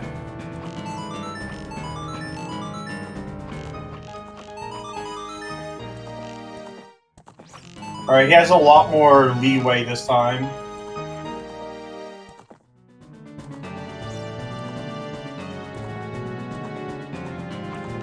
Yeah, with restreams, you want a monitor because it makes it feel really out of sync.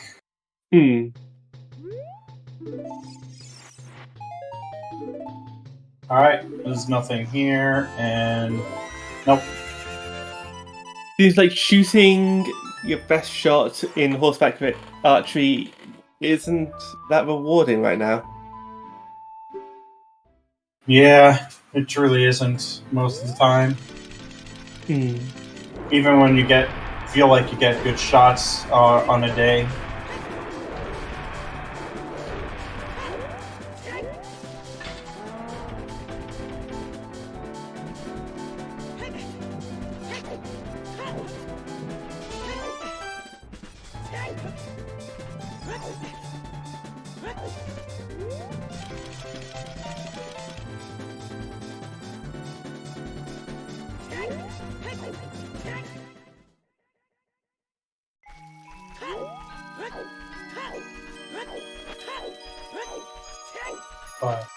Schultzer looks like he's going back into Water Temple.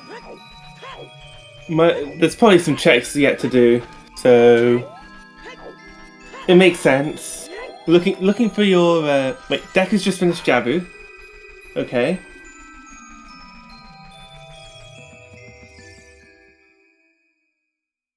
I don't think I've ever gotten max points on shooting gallery on the Gerudo shooting gallery. My closest was like an 18 something, where I only missed 2 shots. Damn.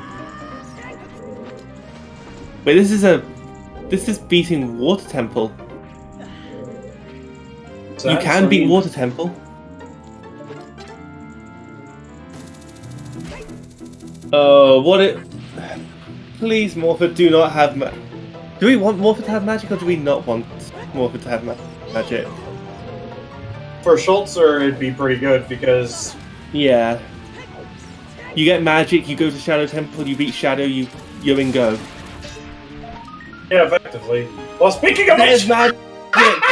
Oh my god, where was that? That has to be in World 3. Yep, that's World 3. Oh my god. So we know that one of the magics is in World 3. Where's the other? Oh, Ramon got it. Okay. World 2.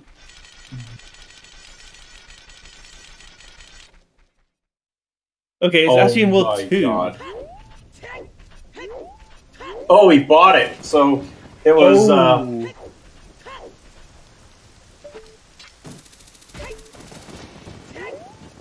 it was one of the like Hylia Scrubs. Oh my god, that's Sphere 0.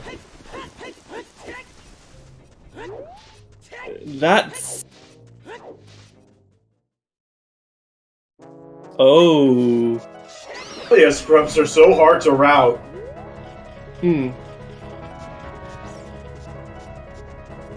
No, because I've forgotten them before. And like, unless you're going to Water Temple entrance and doing that, you're probably gonna forget.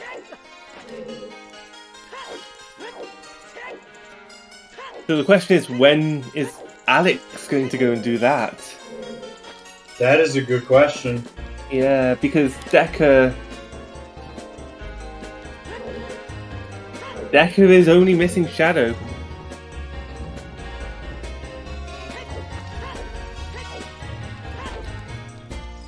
But yeah, Schultzer is going to be able to put in that fast time. That's going to put some pressure on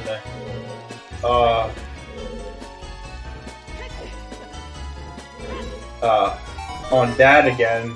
Hmm.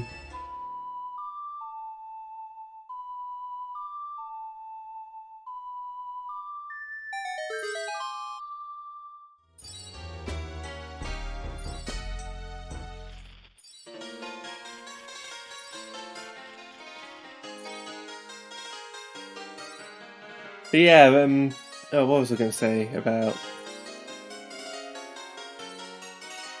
Team Dad are a very good team, to be fair.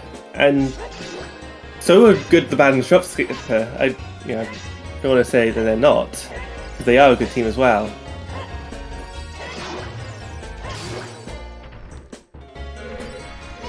I don't know where I was going to go with that trail of thought. I'm really sorry. No worries.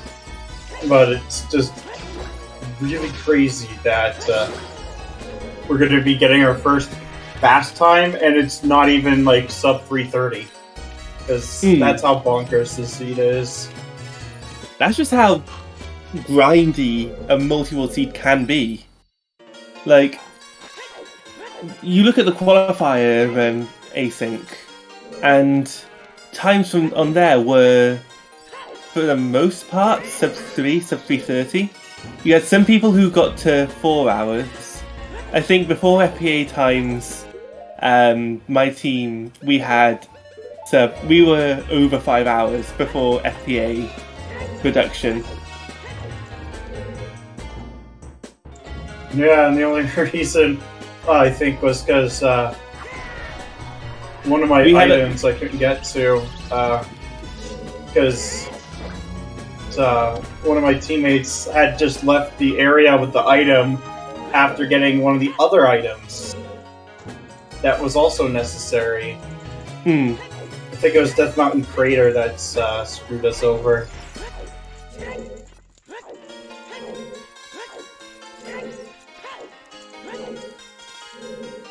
I just remember being in text chat with Fennel fixing Mido's House Multiworld because... Oh yeah, it was DMC Fairy that had my item. Oh my god. Yeah, World 1 DMC Fairy. Yeah. And I was in BK mode for about an hour. Not an hour, but I want to say about at least 30 minutes. Yeah, it was awful.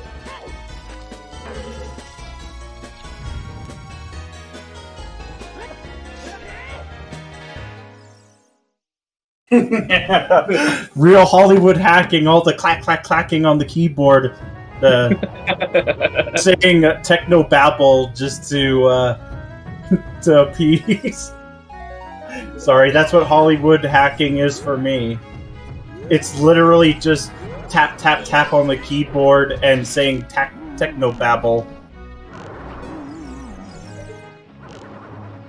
Reverse the polarity. Yeah, reversing the polarity of the neutron flow. Synergize the mainframes. Or what was the other one? The flux capacitor.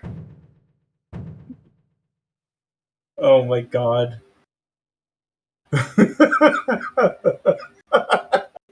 Yep. I got their IP address. All of that sort of nonsense.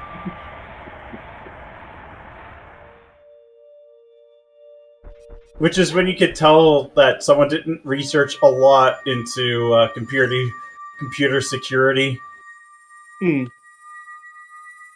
Because a lot of it nowadays is like social engineering. Where you're typically getting a disgruntled employee or a really, really bored employee. Fennel talking about the real Hollywood hacking, like connecting to the Multiworld server via Python's TCP library. Oh my and god, manually yeah. sending the commands to insert an item into the queue. Oh my god, yeah, that was awful. how we had to fix it. Oh my goodness. TCP, always fun. I downloaded more memory! How did you download more memory? You don't.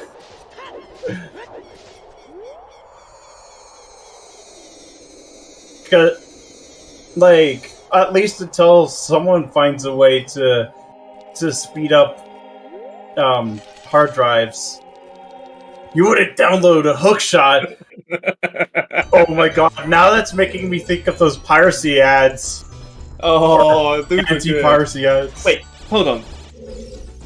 Why is Gala's Castle Underground the Pokemon Center? I mean, it's a place to heal, isn't it? You wouldn't you wouldn't steal a car, so don't download it. I mean, I downloaded a low poly model of a Blackheart.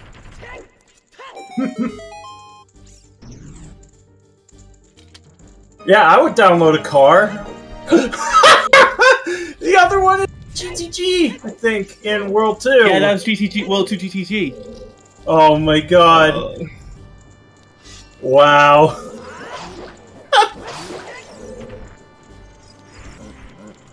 That's incredible. But yeah, sure as hell I would download a car. Actually, I probably wouldn't. Not because of the whole morality thing, but like I don't really need a use for a car right now. Don't have a driver's license.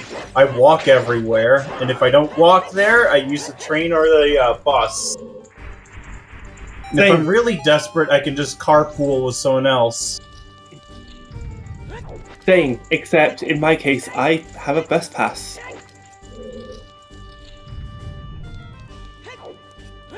I have just tickets, because a monthly pass for transit's like about $110 Canadian, something like that. And that's per month too. Whereas the seniors, they get the really lucky one where it's like a lot cheaper. It's what, I think $70-ish for the whole year. That's not fair. In the UK, it used to be a thing. It might still be a thing. But over 60s get free bus travel.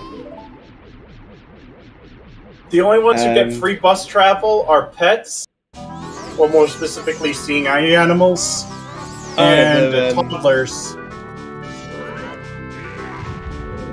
For us, it's toddlers. If they're with an accompanying adult,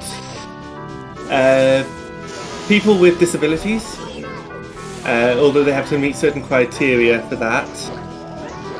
People here, they have to pay regular price if they have disabilities. They only just get a special ride. That's about it. That they have to call, like, I think, order online or by phone, where it has like a specific vehicle designed to take people who are in wheelchairs. I get you.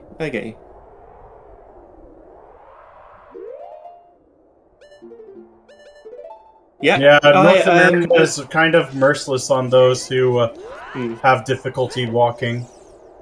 Alicia friend, clarifying for me, under 5s, over 60s, and people with disabilities and their carer, we get free bus travel, but you have to apply for it. This is Bridge Zone. This is. I'm sorry. I'm just. This theme. This theme. It is a bop. Let me tell you, it is a bop. But this is just a normal stage in Sonic 1 for the 8-bit consoles. Yeah. It's a bit too chipper to be the final boss theme, but I'm not complaining. It's a bop. It is a bop.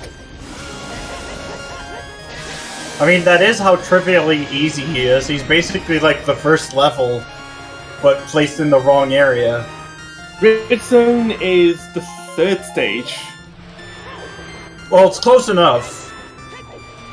Because it's not the last one. Yeah. I can't remember what the last stage is in... Oh, I do now. I think it's Crystal Egg in 8-bit.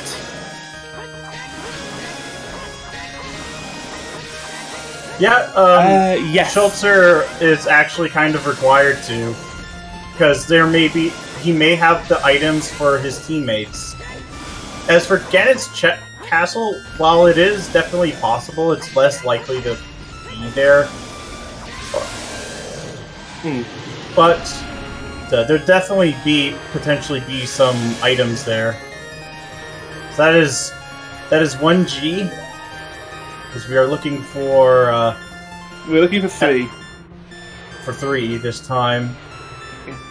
So this would be what? 2/3 of a G? Yeah, 2/3 of a G. Because...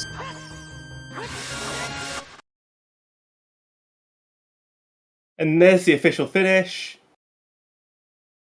A 3:37.46. Yeah.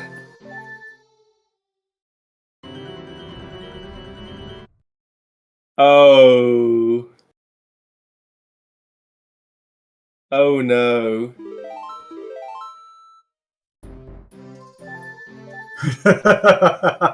2/3 of a G is a C. Not... Maybe. What's 1/3 of a G then? That is a good question. It's a U. That's what it is. It's a lowercase U.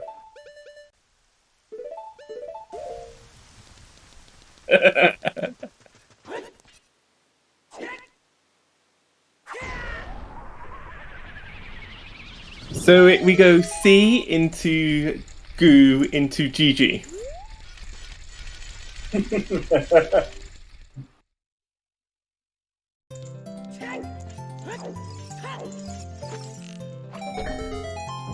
Under Gavin's castle?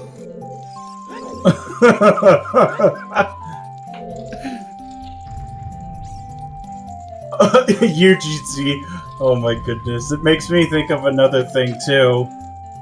Green, colourless, splashing... That's... Yeah, the U would come last in that case though, Kryle. It would be GCU. Again. Green, colourless, splashing blue. Where Ganon's even more ripped than before.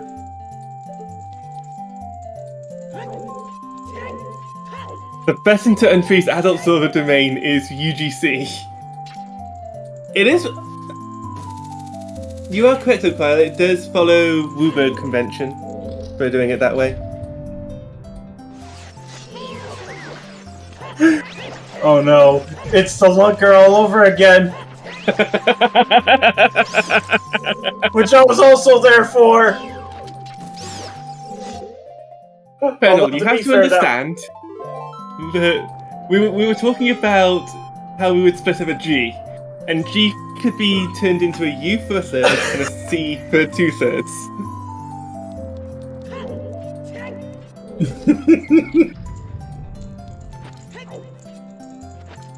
Oh my god. Imagine one winged angel, but it's every theme in OOT. You can't escape it. Sephiroth is there, and he's always there. Oh, that's something that we need to... We should have a look into. See if we can get one winged angel remixed into every single track in OOT. Yep. Oh my god. That's something big in GTG. It's a bow.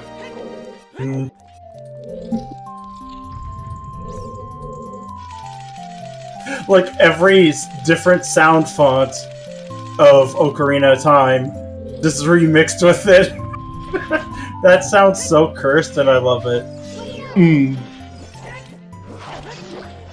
I don't think it's possible under the current restrictions for custom music.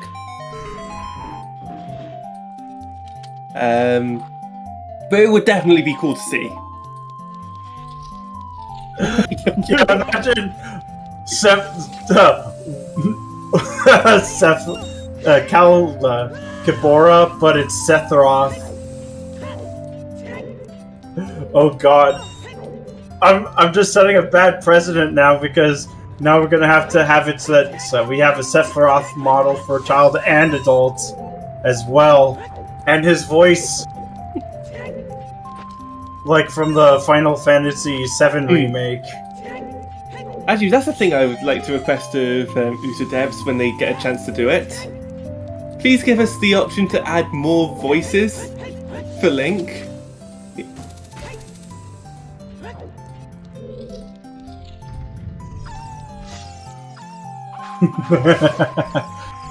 Oh god, imagine the owl, but with Sephiroth's hair. Oh, my god. That's cursed. Ramon? Yeah, Ramon is in Go. Yep.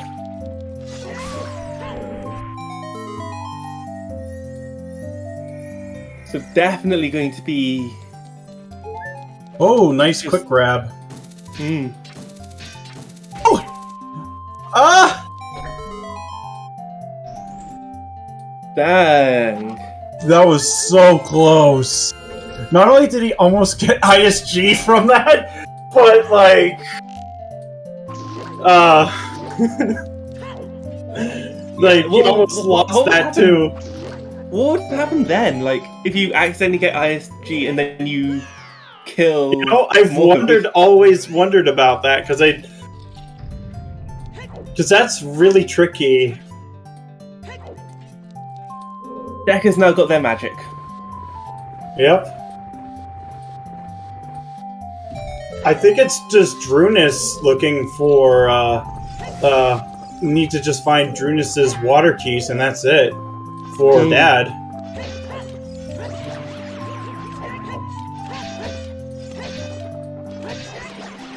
Man, the armor on these likes is so dumb.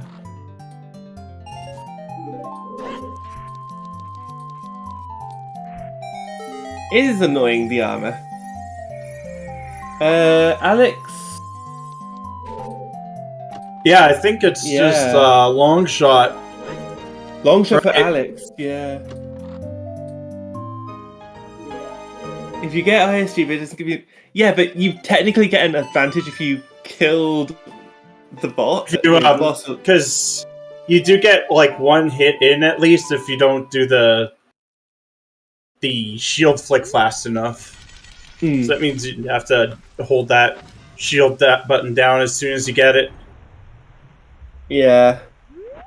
So you could probably just barely escape that, but yeah. I think one hit is fine, because usually, yeah, just because of the fact that there's still the whole miniature invulnerability that the boss has.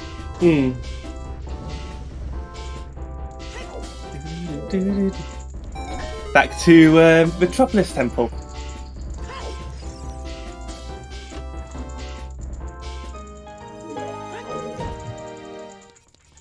With some boomberries and fire.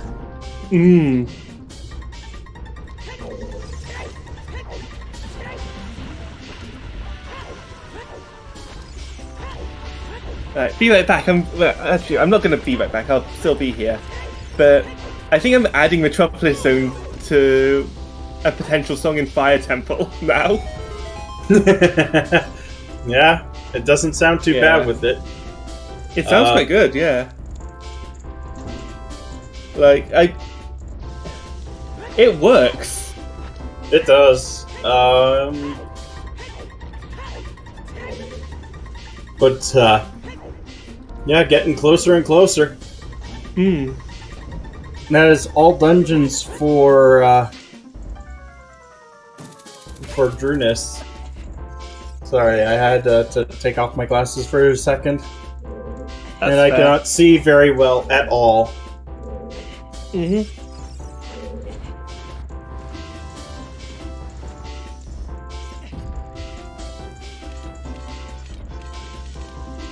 Do. Dragging down, nothing of interest right now. I don't know, Cypher. No, all 3 runners will need to finish. Yeah. All 3 runners need to finish because otherwise, if only 2 of you finish, then yeah, that could be. I don't know. The world is God. saved. You haven't. Could you slain... imagine beatable only multi-world where only one of the worlds is beatable? Is that possible? Nope, it's not, because it would require... But that was an idea tossed around in the combo rando, was having it so that there was a beatable only, but for like one of the bosses, final bosses, at one point, to make things spicy.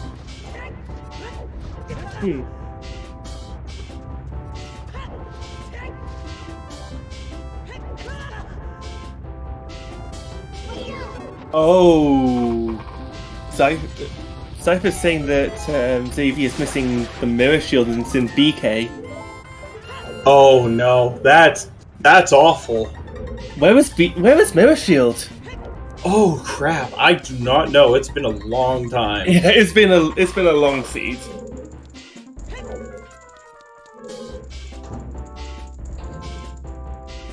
Okay. Yeah, I The figured that goal is was to find in the randomizer code. It generates all worlds as beatable. Okay. I guess the question then is, what if only one world is beatable, the others are not? But what if another world could be beaten out of logic? Well, I mean, just do it. Yeah. God, that would be a terrifying one, trying to figure out whose world you're supposed to actually beat. That would be a puzzle, yeah. That was actually one of the more interesting reasons, because it would have been a puzzle to figure out which boss it is. Though, if you managed to beat both of them out of logic, it'd be hilarious.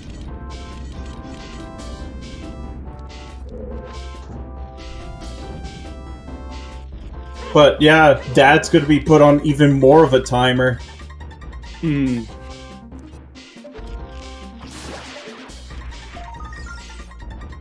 Because Ramond is going to be the second finisher.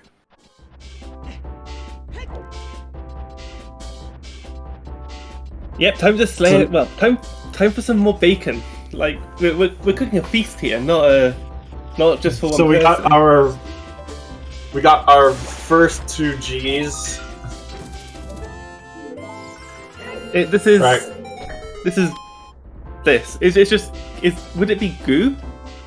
I think we agreed it would be goo instead of UC. But either way, GG's for Ramond, who has finished. And we're just waiting for the official time to come through. Yep, it's 3 hours, 50 minutes, and 20 seconds. So, massive time crunch here.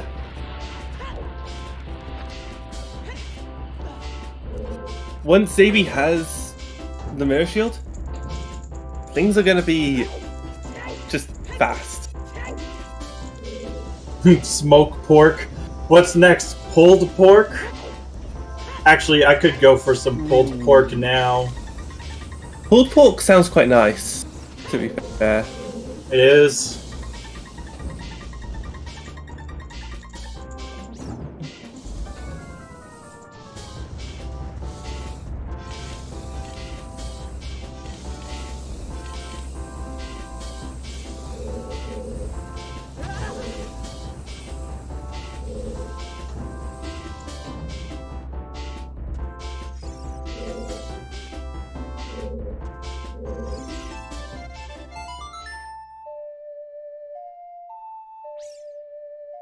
Now we just gotta find where that long shot is.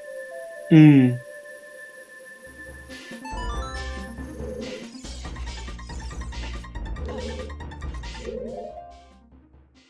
At least for Drunus. Oh! Oh no! That's an AD lock toilet, by the way. Uh-oh. Uh-oh, indeed. And it was...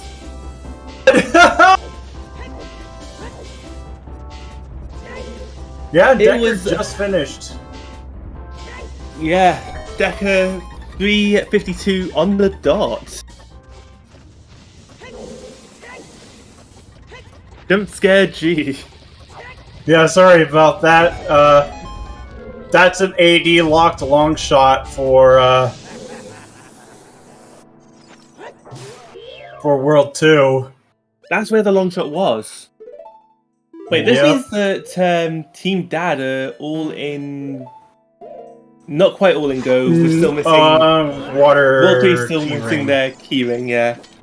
That's it. Oh god, that's an interesting predicament. It's who will get first. Will we get the mirror shield? How much?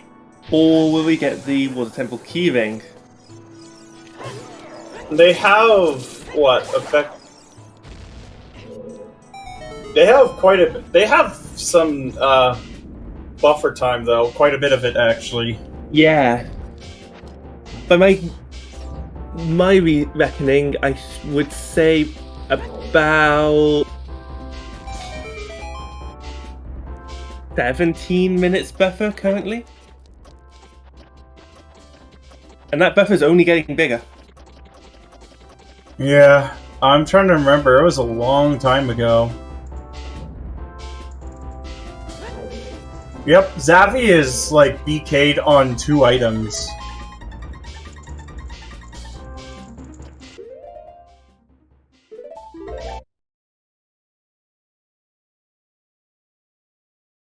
Yeah, okay, so about 15 minutes.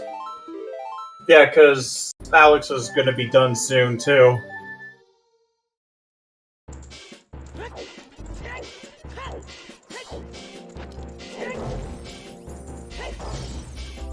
So we have World War 1 has finished for both sides. Yep, but, yeah, that's the story, is that during one of the times where someone was waiting for an item to come in, which was like over 40 minutes, they took the time to go to Burger King and get something. Hmm. And that's the story of why it's called the BK mode. Yeah.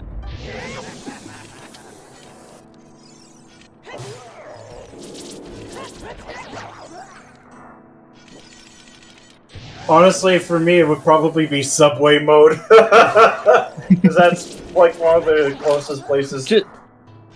It's also just the fact that it carried over from OoTR Multiworld into everything.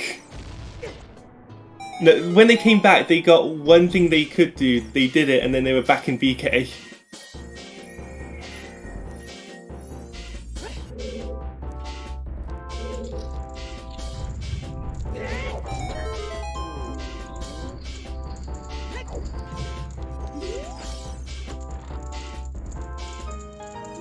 But yeah, Drunus just sitting in front of the door, hoping to get the water key ring soon.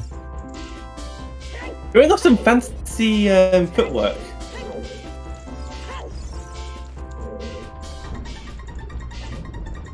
Yep.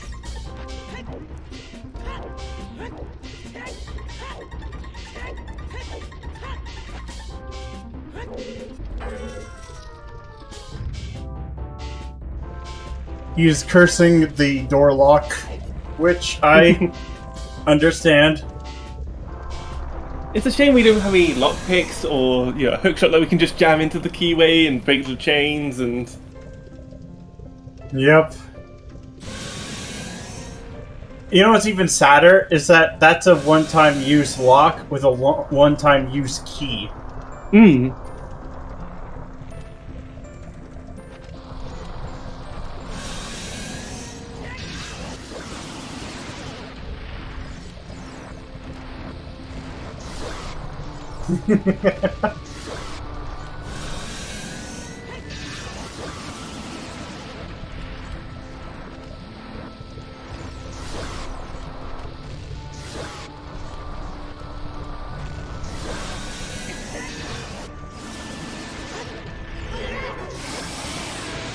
Boom! Smack that dragon. Mm-hmm. It's a shame because isn't Volvagia A threat? stone. Well, No. the manga was like years later. I actually remember when it came out, Hmm. and it is distinctly non-canon because Just like the Sorry, go ahead. because like they were given the rights to write and publish the series, but they don't. I don't know. Never figured out how canon works, but like Hmm. it was just done. I think more to in an attempt to flesh out some of the things that you see in the world. It was also supposed to meant to be like a bit of a tutorial at the same time. Obviously, years late, but I mean,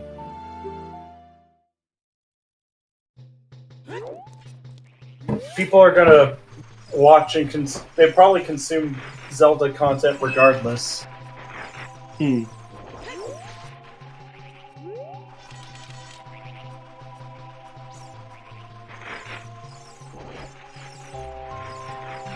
We get our second.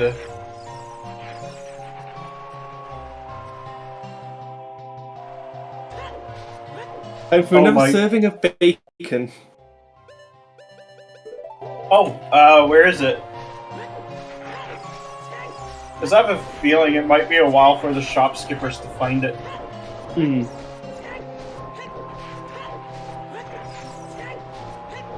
Oh, wait. Oh Wait. no! Oh no! That can be missed. Like people don't prioritize skulls, and that is a missable thing.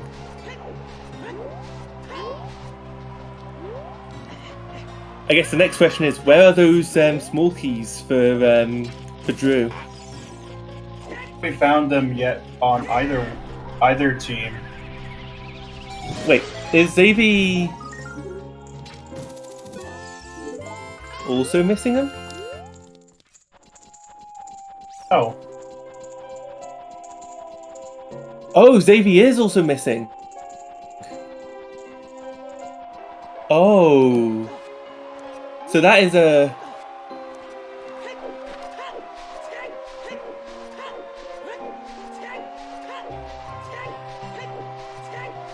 just barely past the 4-hour mark.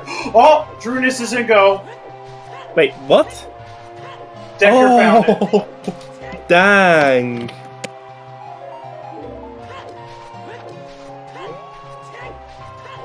Yeah, so Decker must have found it right as we were talking. Hmm.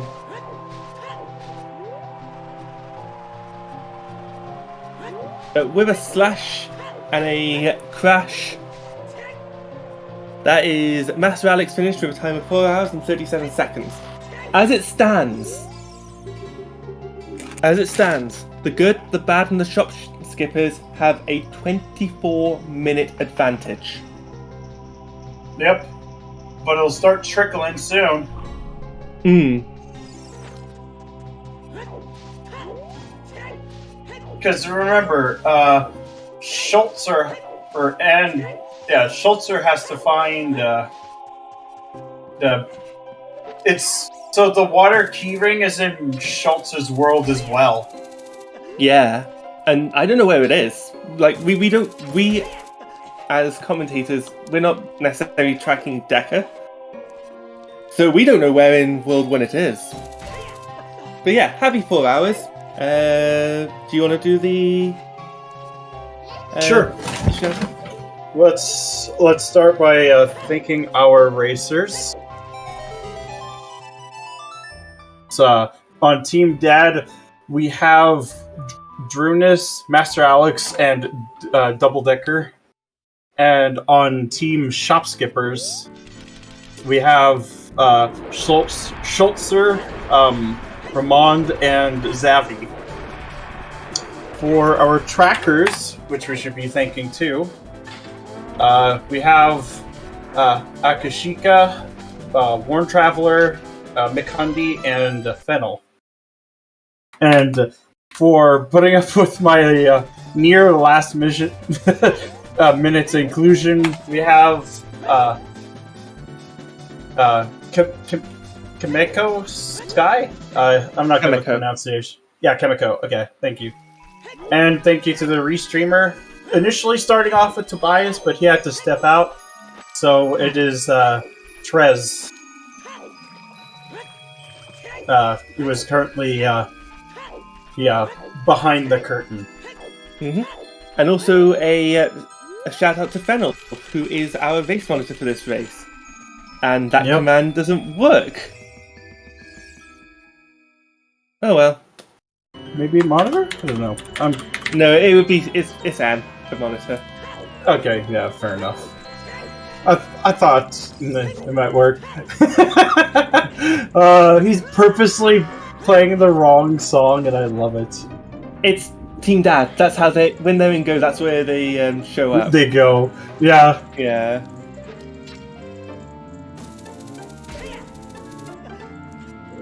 I remember main tournament season 6. For season 6, they introduced the monitor command. Yeah. Yeah. For what we did as Freaky Friday fanatics when we hit Go, we did all sorts of different random things. My favorite, though, like during practice, is we'd get ISG and hug the tree in Kakariko. Oh, wow. It's funny. I think for Trio of Cuties, I would go to... I'd be wearing the bunny hood somewhere. I don't know where it was exactly. Isla would go to the Death Mountain Crater Scrubs as adult, which we called Isla Scrubs. I can't remember where Vi would go. Shoot. But,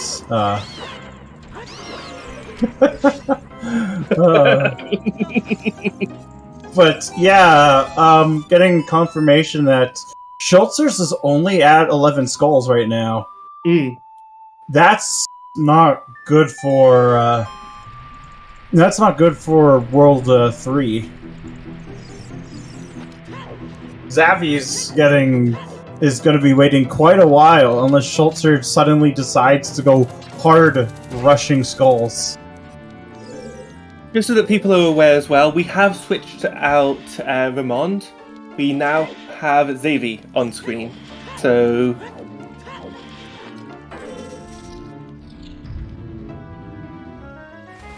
yeah, who's unfortunately just kind of roaming around hoping for something. Probably double and triple checking if they've missed anything. Like I know said, that it has feeling. been a 4 hours. It's been a 4-hour seed. At this point, you are in brain hurty mode, and it can be hard. With longer seeds. It's why you take a break in RSL. Like I know RSL have breaks just because of how much you could be thinking. Yeah. But it's also a good opportunity to go and use the washroom as well.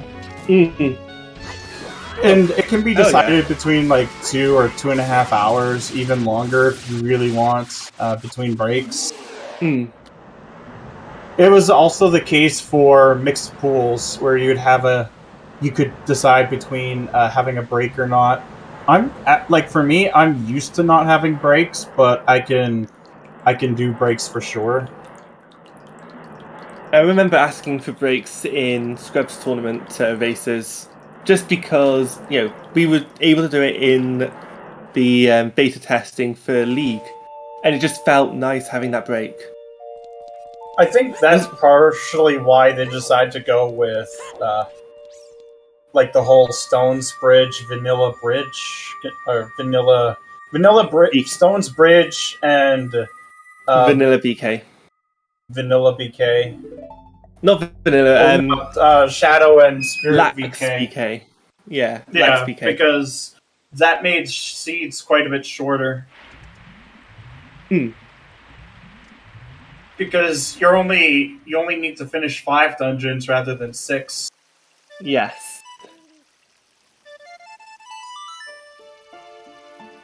Nocturne was just made foolish. I remember that too. Nocturne of Shadow. The Burning Cat check was made foolish. Yep. And you started with Prelude, which I think is a nice thing. Starting with Prelude, it's a nice addition to the game. I actually think that Serenade might be better, personally. I feel Serenade Serenade with, is a bit too strong.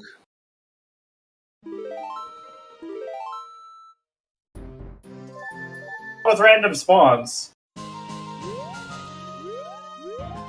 Like, with adult random spawns, that would nerf Serenade quite a bit.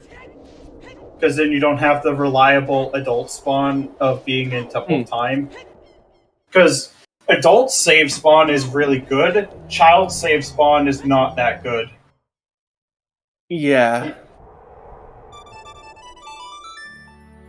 And may we say, for Team Dad, GG's. The team has finished. We have a time. The timer has begun. If it gets to 4 hours, 32 minutes, and 58 seconds, then Team Dad have won. Yep. So we got some time, and it's all on Schultzer at this point. He may not know it now, but the items that Zavi requires for Go are in his world. I mean, there's a lot of pressure, but they do have a lot of time. 30 minutes, or almost like 25 minutes, actually. Oh yeah, that's... Well, yeah, plus or minus a few seconds because of the FBA call. That's right. Yeah, for retiming, yeah. So... I think it was like, 30 seconds? Something like that? I think it was about 30 seconds to a minute, but... Yeah, it wasn't a long FBA call because it was just an OBS crash, I'm pretty sure. It was most like OBS crash or an internet disconnect.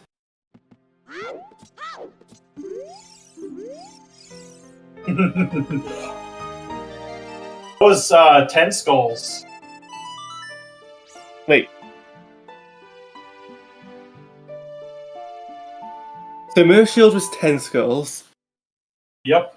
That puts Xavi one step closer to beating this seed. And also welcome to peeps from Team Dad who may or may not be in the chat right now.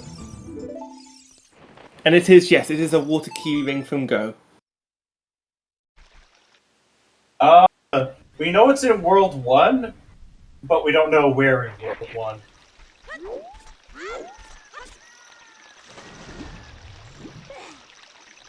Because when Drunis got their water keyring, for example, that was right as Alex was fighting Ganondorf, or Ganon. So there was no way that...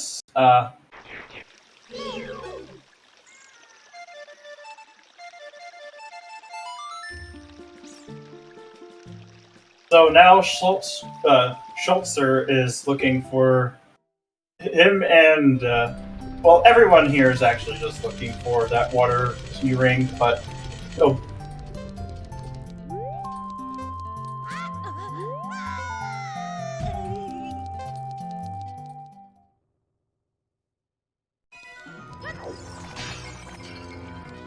sure if it's in there, but it could be.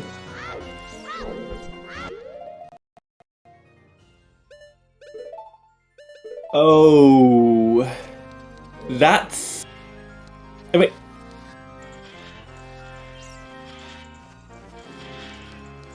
They're on their way to it now.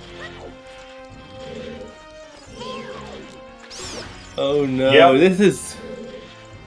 Well, if that's the case, we're not going to be getting a game 3 then. You never know. It might be close.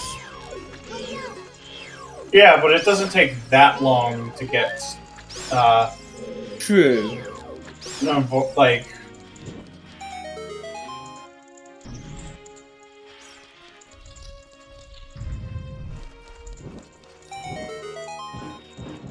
Well, it's not that chest, so it'd have to be the Stalfos chest if it was.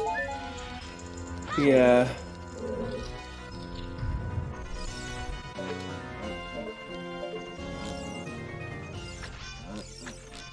Which is very hard to see from here. That was a mean Stalfos. Oh my god. Oh wow. Zavig's in go. That is go mode.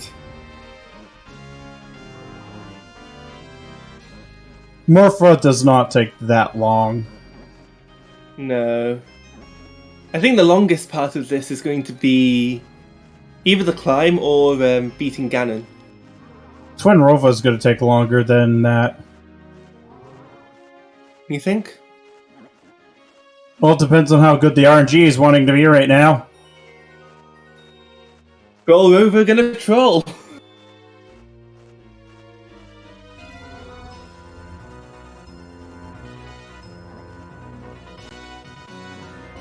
And Schultzer with the bop on his end with Pokemon Black and White. Hmm.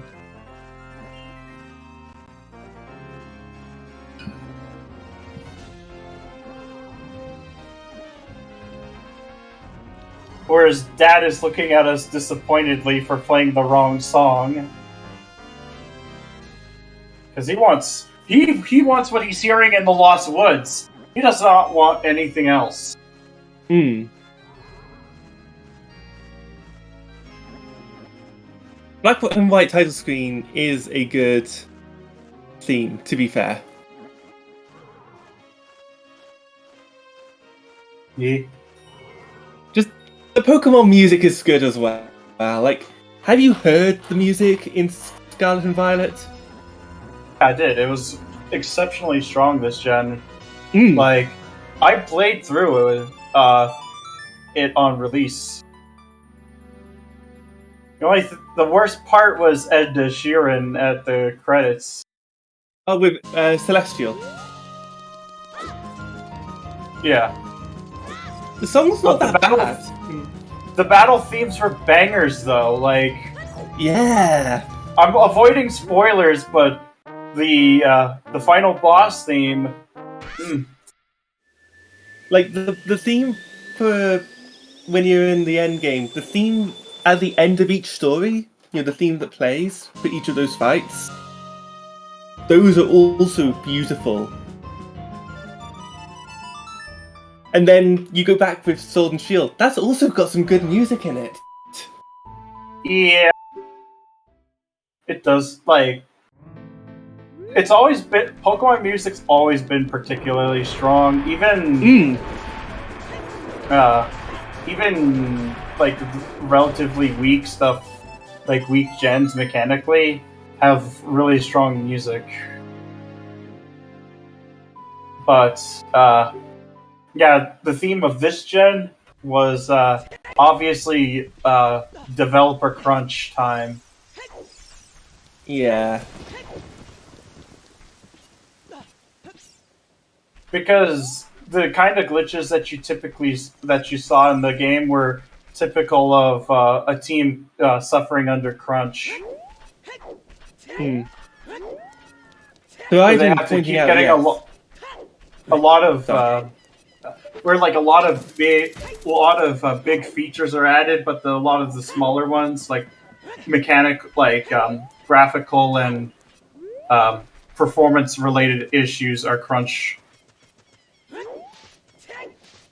But no, Saraiden, even. You are right, yeah, Toby Fox did help make the music for Scarlet and Violet. He also did that for Sword and Shield as well. I didn't know he did Sword and Shield. The Battle Tower theme in particular. Okay.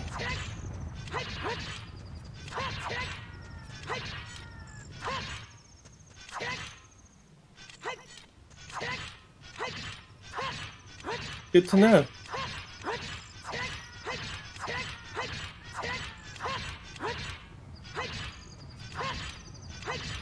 Yeah, like, the Pokemon music is really cool. Sonic the Hedgehog music is also really cool. Legend of Zelda audio is really cool. Mario music. I mean, that goes without saying. I'm not the biggest fan of Mario music, but yes, Mario music is also really cool.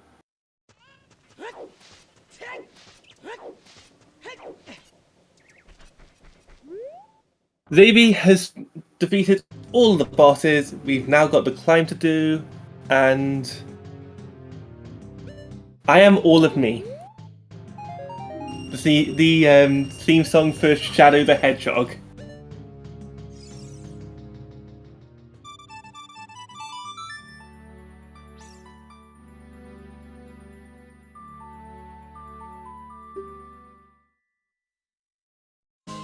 Like games that are known to have have really shoddy controls usually have pretty good music too. Though some games just don't have music at all. Cough, cough, big rigs, over the road racing.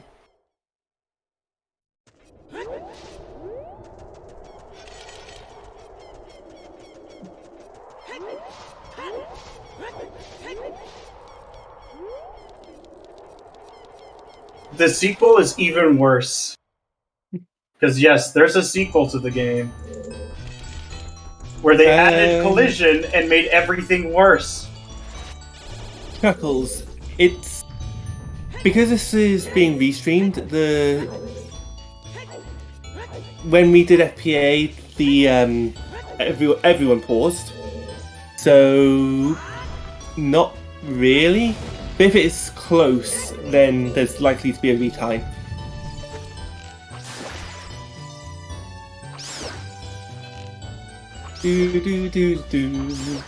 Which Pokemon Center is this? I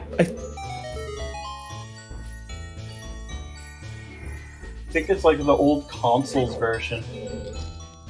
Probably. Yeah, it might be Gen 2. I don't think it's Gen 2. Zaby is approximately 438 something, I want to say. Oh, 432 even. So has about he's got 12 minutes. But, like, the tower will eat up in about a few minutes. It's...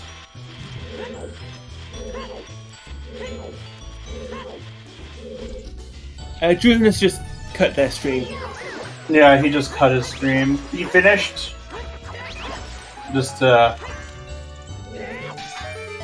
understand why, though. Saving on internet. Because I know that in Canada, it's not all the best. So I used to come from a place where I only was able to get DSL, and that was awful. But we're basically just kind of waiting on Zavi to finish. Schultzer's just messing around in Ganon's castle. You mean Ganon's Pokemon Center?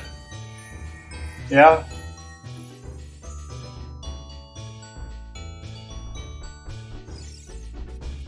Apparently he has a Nurse Joy somewhere in there.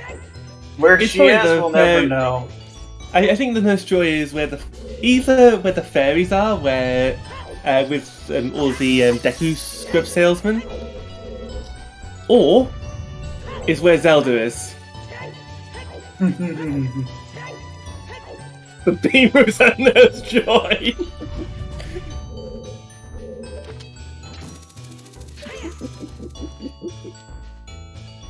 Heal you all right with their beams. It hurts a little bit, but it'll get you there. Sometimes you have to hurt to help. We hope to see you again. That's a terrible thing for a nurse to say. They're everywhere, all look the same in the same game. The only difference being a symbol on their hat. We hope to see you again in the hospital. They provide their service for free as well, so...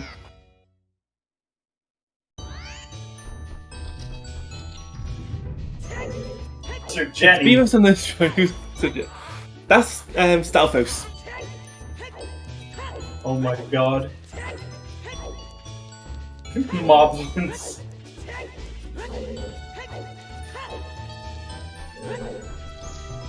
There's also a royal guard.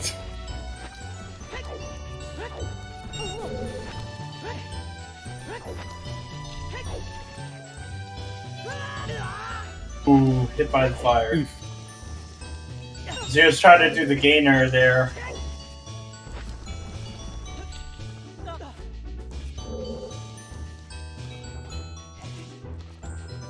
Oh god.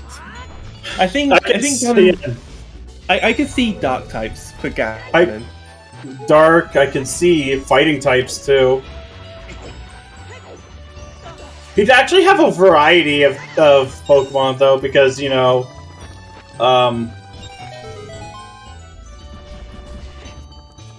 because he does make a lot of bosses of different elementals types. Yeah. But his ace would definitely be a dark type Pokemon. Probably a Grimmsnarl. Thinking about it. From Sword and Shield.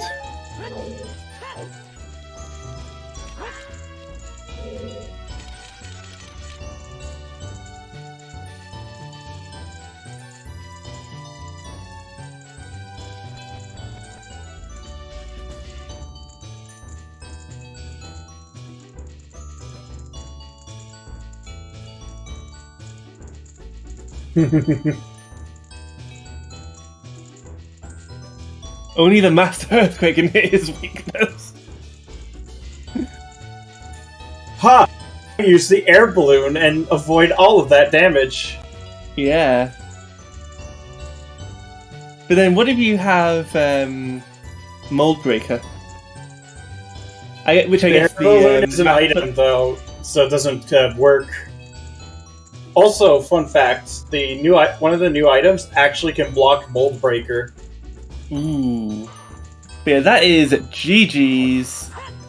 As we see, Ganon has been slain for 25:07 for Xavi. That puts their average time at 11:53. Well, their total time at 11 hours, 53 minutes, and 13 seconds.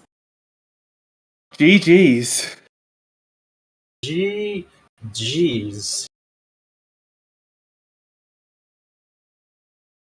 Now the question is, are we going to get an interview?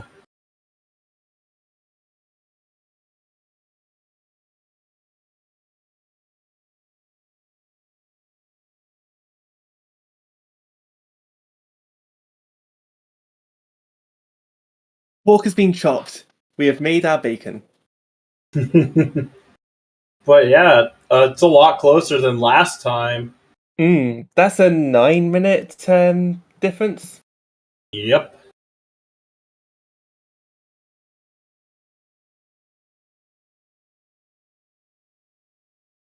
And Xavi, thank you for raiding with a party of 9.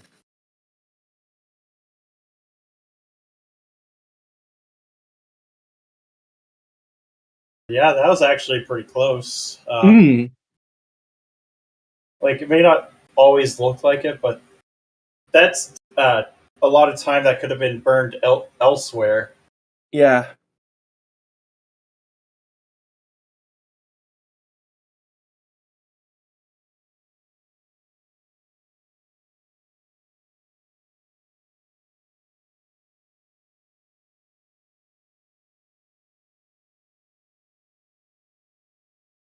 I do see some peeps chilling in the waiting room. Ooh. Wait.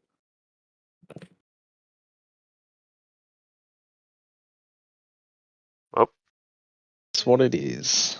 Oh, Hello, NGGs. hello. Hello and GG's. Drew rage quit.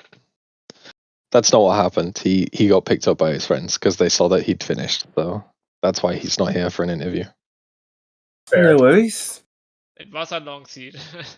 It was. Yeah, it was a fast log. It's a bit back and forth all over the place, yeah. It doesn't help when you're the last one playing and the other two are in BK and you are like, I have like 6 or 7 checks left. Let's hope there's at least one item is super stupid. Yeah, for sure. Oh, I don't even really know what to say about the seed, to be honest. It was a seed. I think that's all we need to say. It was mostly fine. It's just like playing like settings where you start with Feroz and not getting magic for 3.5 hours is Oh god. just kind of Especially, grim. yeah, especially since one of those magics was technically Sphere 0, but like in a really rough spot to route. No, it was not Sphere 0 for It player was one. It was both behind both storms. the player one's magics were like Oh yeah, definitely not Spirit awful. Zero, Yeah. yeah, But they were like- behind storms on both of Yeah. them. Oh yeah. So it's burning cack. Oh, that's rough. Absolutely rough. Yeah, also nice that setting up safe spot at GGG to check that hammer chest, and then like 10 minutes before I get hammer, I decided let's grab the safe spot and let's put it into taboo, and then I got hammer. I was like, are you kidding me? Now I get hammer. This sucks. Oh, that was a slingshot, wasn't it? Yeah, it was nothing. But I had to reverse GGG again. I think I did it 3 times this seed. 2 times without magic. Oh my god. That's when I got my first hook shot, actually, is I was about to reverse there, and then I got a hook shot, and I was like, oh, fuck this, I'm gonna go play Minuet and go to the forest entrance. So I did reverse like twice, sort of, but not like fully. But Yeah, I just was like, I want to check the Cthulhu Valley path for my Brethren Age. I want to get this done out early. Then I saw Deku was like, this is weird. Wait, so Longshot is my path to here, so that's actually not bad information. I kind of lucked out that I went super early to Ice Cavern, which paid off a good bit by for this being dead that I could full clear in the first time, so I never had to backtrack to this point. yeah, You also think ultimately everything what player wonders is and this he should be irrelevant because he should hit BK before at some point, and I did not because I bad. I had fun in my BK. Just kind of guess- going, hey, I'll just like set up sitting here, just wait. No, Did you get the long shot from archery last, or was that your first hook shot? Let's Wait. play player one. one. The player two's adult archery. Yeah. I think I got that was my first hook shot. The second one I got from Xavi from player 3 later because he did not do the tick. Mm. So I was without a long shot a very long time. Luckily, he did not lock like anything in the seed. No, only AD, I guess, at the end for keys. Yeah, AD. For the water key.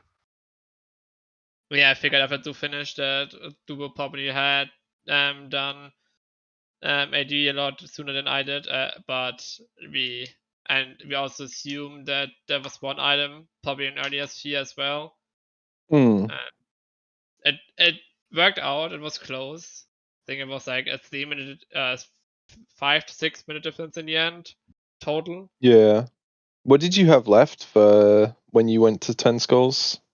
I had the Ice Cavern, the last chest, because I never went there.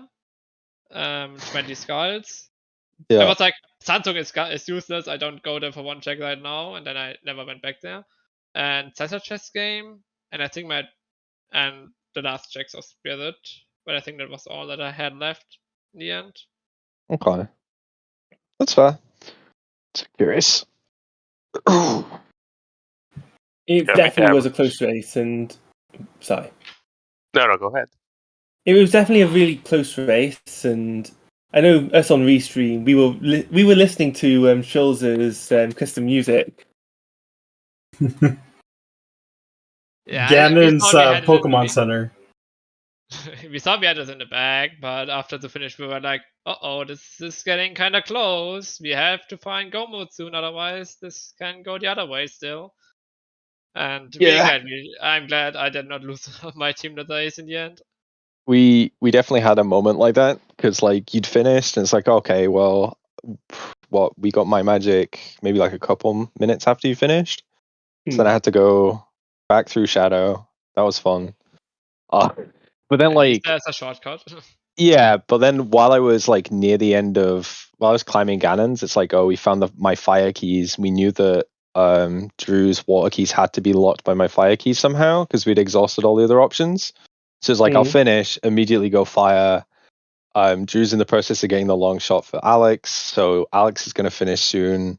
We were like, this is nice, and then Ramon finished as well before I got in, and I'm like, oh fuck.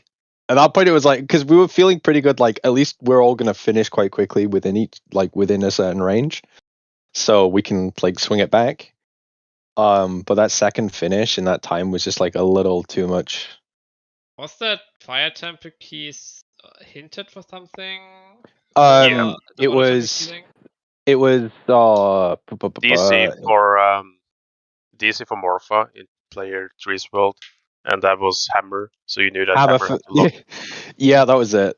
DC for Morpha for player 2's Hammer, which then led into was it not your hammer? Your Hammer. Was must be sorry. hammer. Yeah, right. And then it then like follows that train because exhausting climate checks and everything then it's like else okay was dead, keys. so Yeah. So it had to be behind that. Oh, that was it. It was the DC Morpher was your keys, Alex, and then my hammer was in your fire temple. Correct. Which then and then all that was left was the fire keys. So it's like do the For loop, AD. do Volvagia, okay, AD. There it is. But yeah. Oh yeah, I did full fire before going to Volvagia. Because I did not have the mirror shield. Yeah, no, that makes sense. We did not really use that. We probably should have, but somehow we missed that. I mean, I guess like it's one of those things where even if you, once you get the keys, as long as you've done all the other hammer checks, it's like, well, it's not the keys that are the hint, it's the hammer. So you just go, well, it has to be the loop or evolve. It doesn't have to be like the rest of fire is irrelevant because of how it works, how the logic locks it with the hammer. I mean, it could be higher score on technically. Yeah, technically. And there was a killing on there, and was a bottom of tray killing for player 2. Oh, okay. But yeah, I hope there was something there. I full clear GGG, full clear fire for nothing. But yeah, I still would have like looked for the mirror shield in the end, so it would have not made a huge difference. Yeah, the shadow keys were in fire at high score, but we exhausted that, so we knew it couldn't be there. But for player 2. Was a long lead. Like we did not expect to win against you guys. I mean, you know, I did not expect that we play killings again. To be honest. Oh, key rings themselves were fine. It's just like kind of how seeds go sometimes. We were fine with the settings, to be honest. Yeah, it was just a long one today. 2 required ADs for Song of Time and Bolero, the classics. Yeah. Oh shit. Don't think there's really anything else I can think of about the seed, really. Do you want to know where Drew's other magic was? Did he not have both? We had both. Oh, he had both. Yeah. I didn't see them get both. Oh, that's something else. Alex and his hint writing. Oh my god. We spent so much reading, of the I guess, not seed. the writing. Yeah, we spent so much of the seed with him having written down OGC as a magic. Oh my god, yeah. Instead of There's a Hyrule few Castle. people I know that also misread it as that too. But that's the thing, it's like when we got my second magic, we're like, well, okay, Alex is fucked up in the reading the hint thing.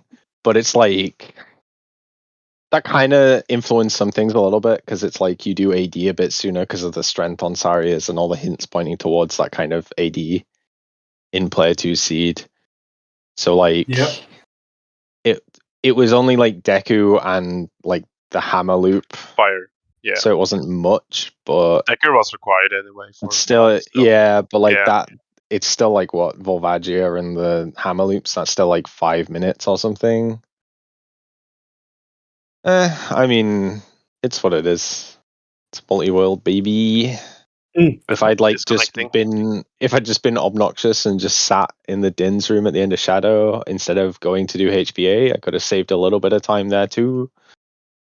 But that's not the right play because do checks, you know. Game was nothing. Yeah, I know. I got to do it, and then Alex is like, "I got your magic," and I'm like, "No, I'm on a horse." Yeah, I was light before the Water Temple big key, and I got magic. Was like, I was light about collecting the skull. I should have got the big key in hindsight, but it makes sense to just bail and go for the finish. Yeah, for sure. Whew. At least we don't have to do terrible scheduling anymore. You're finally scheduling with good luck scheduling with Stack Pack, to be honest. Oh yeah, like that's gonna be a pain. And then like also EU No, and NA. no, they're so okay. They're like 2 NA and then Cola's German, but like Cola does DGen times, so regularly plays on NA times with them anyway. And like they can usually only really do weekends too, which makes it a bit easier, but yeah.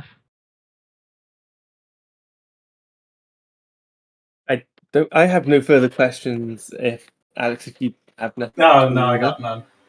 Alrighty, all you can say is good luck on your next match. Yeah, good luck on your next match is a good thing to say to wrap up the restream.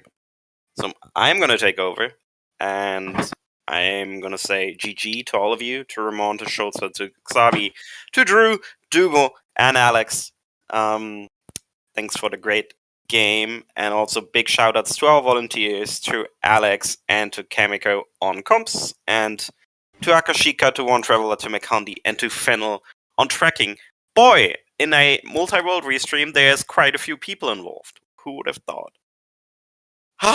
Anyways, thank you all so much for watching. I hope you enjoyed what you saw. We're gonna be back with more coverage of this tournament for the remaining matches soon, and also with more matches from other tournaments today and tomorrow, and basically every time there's gonna be, don't let me lie, like 8, 9 more restreams on ZSR today.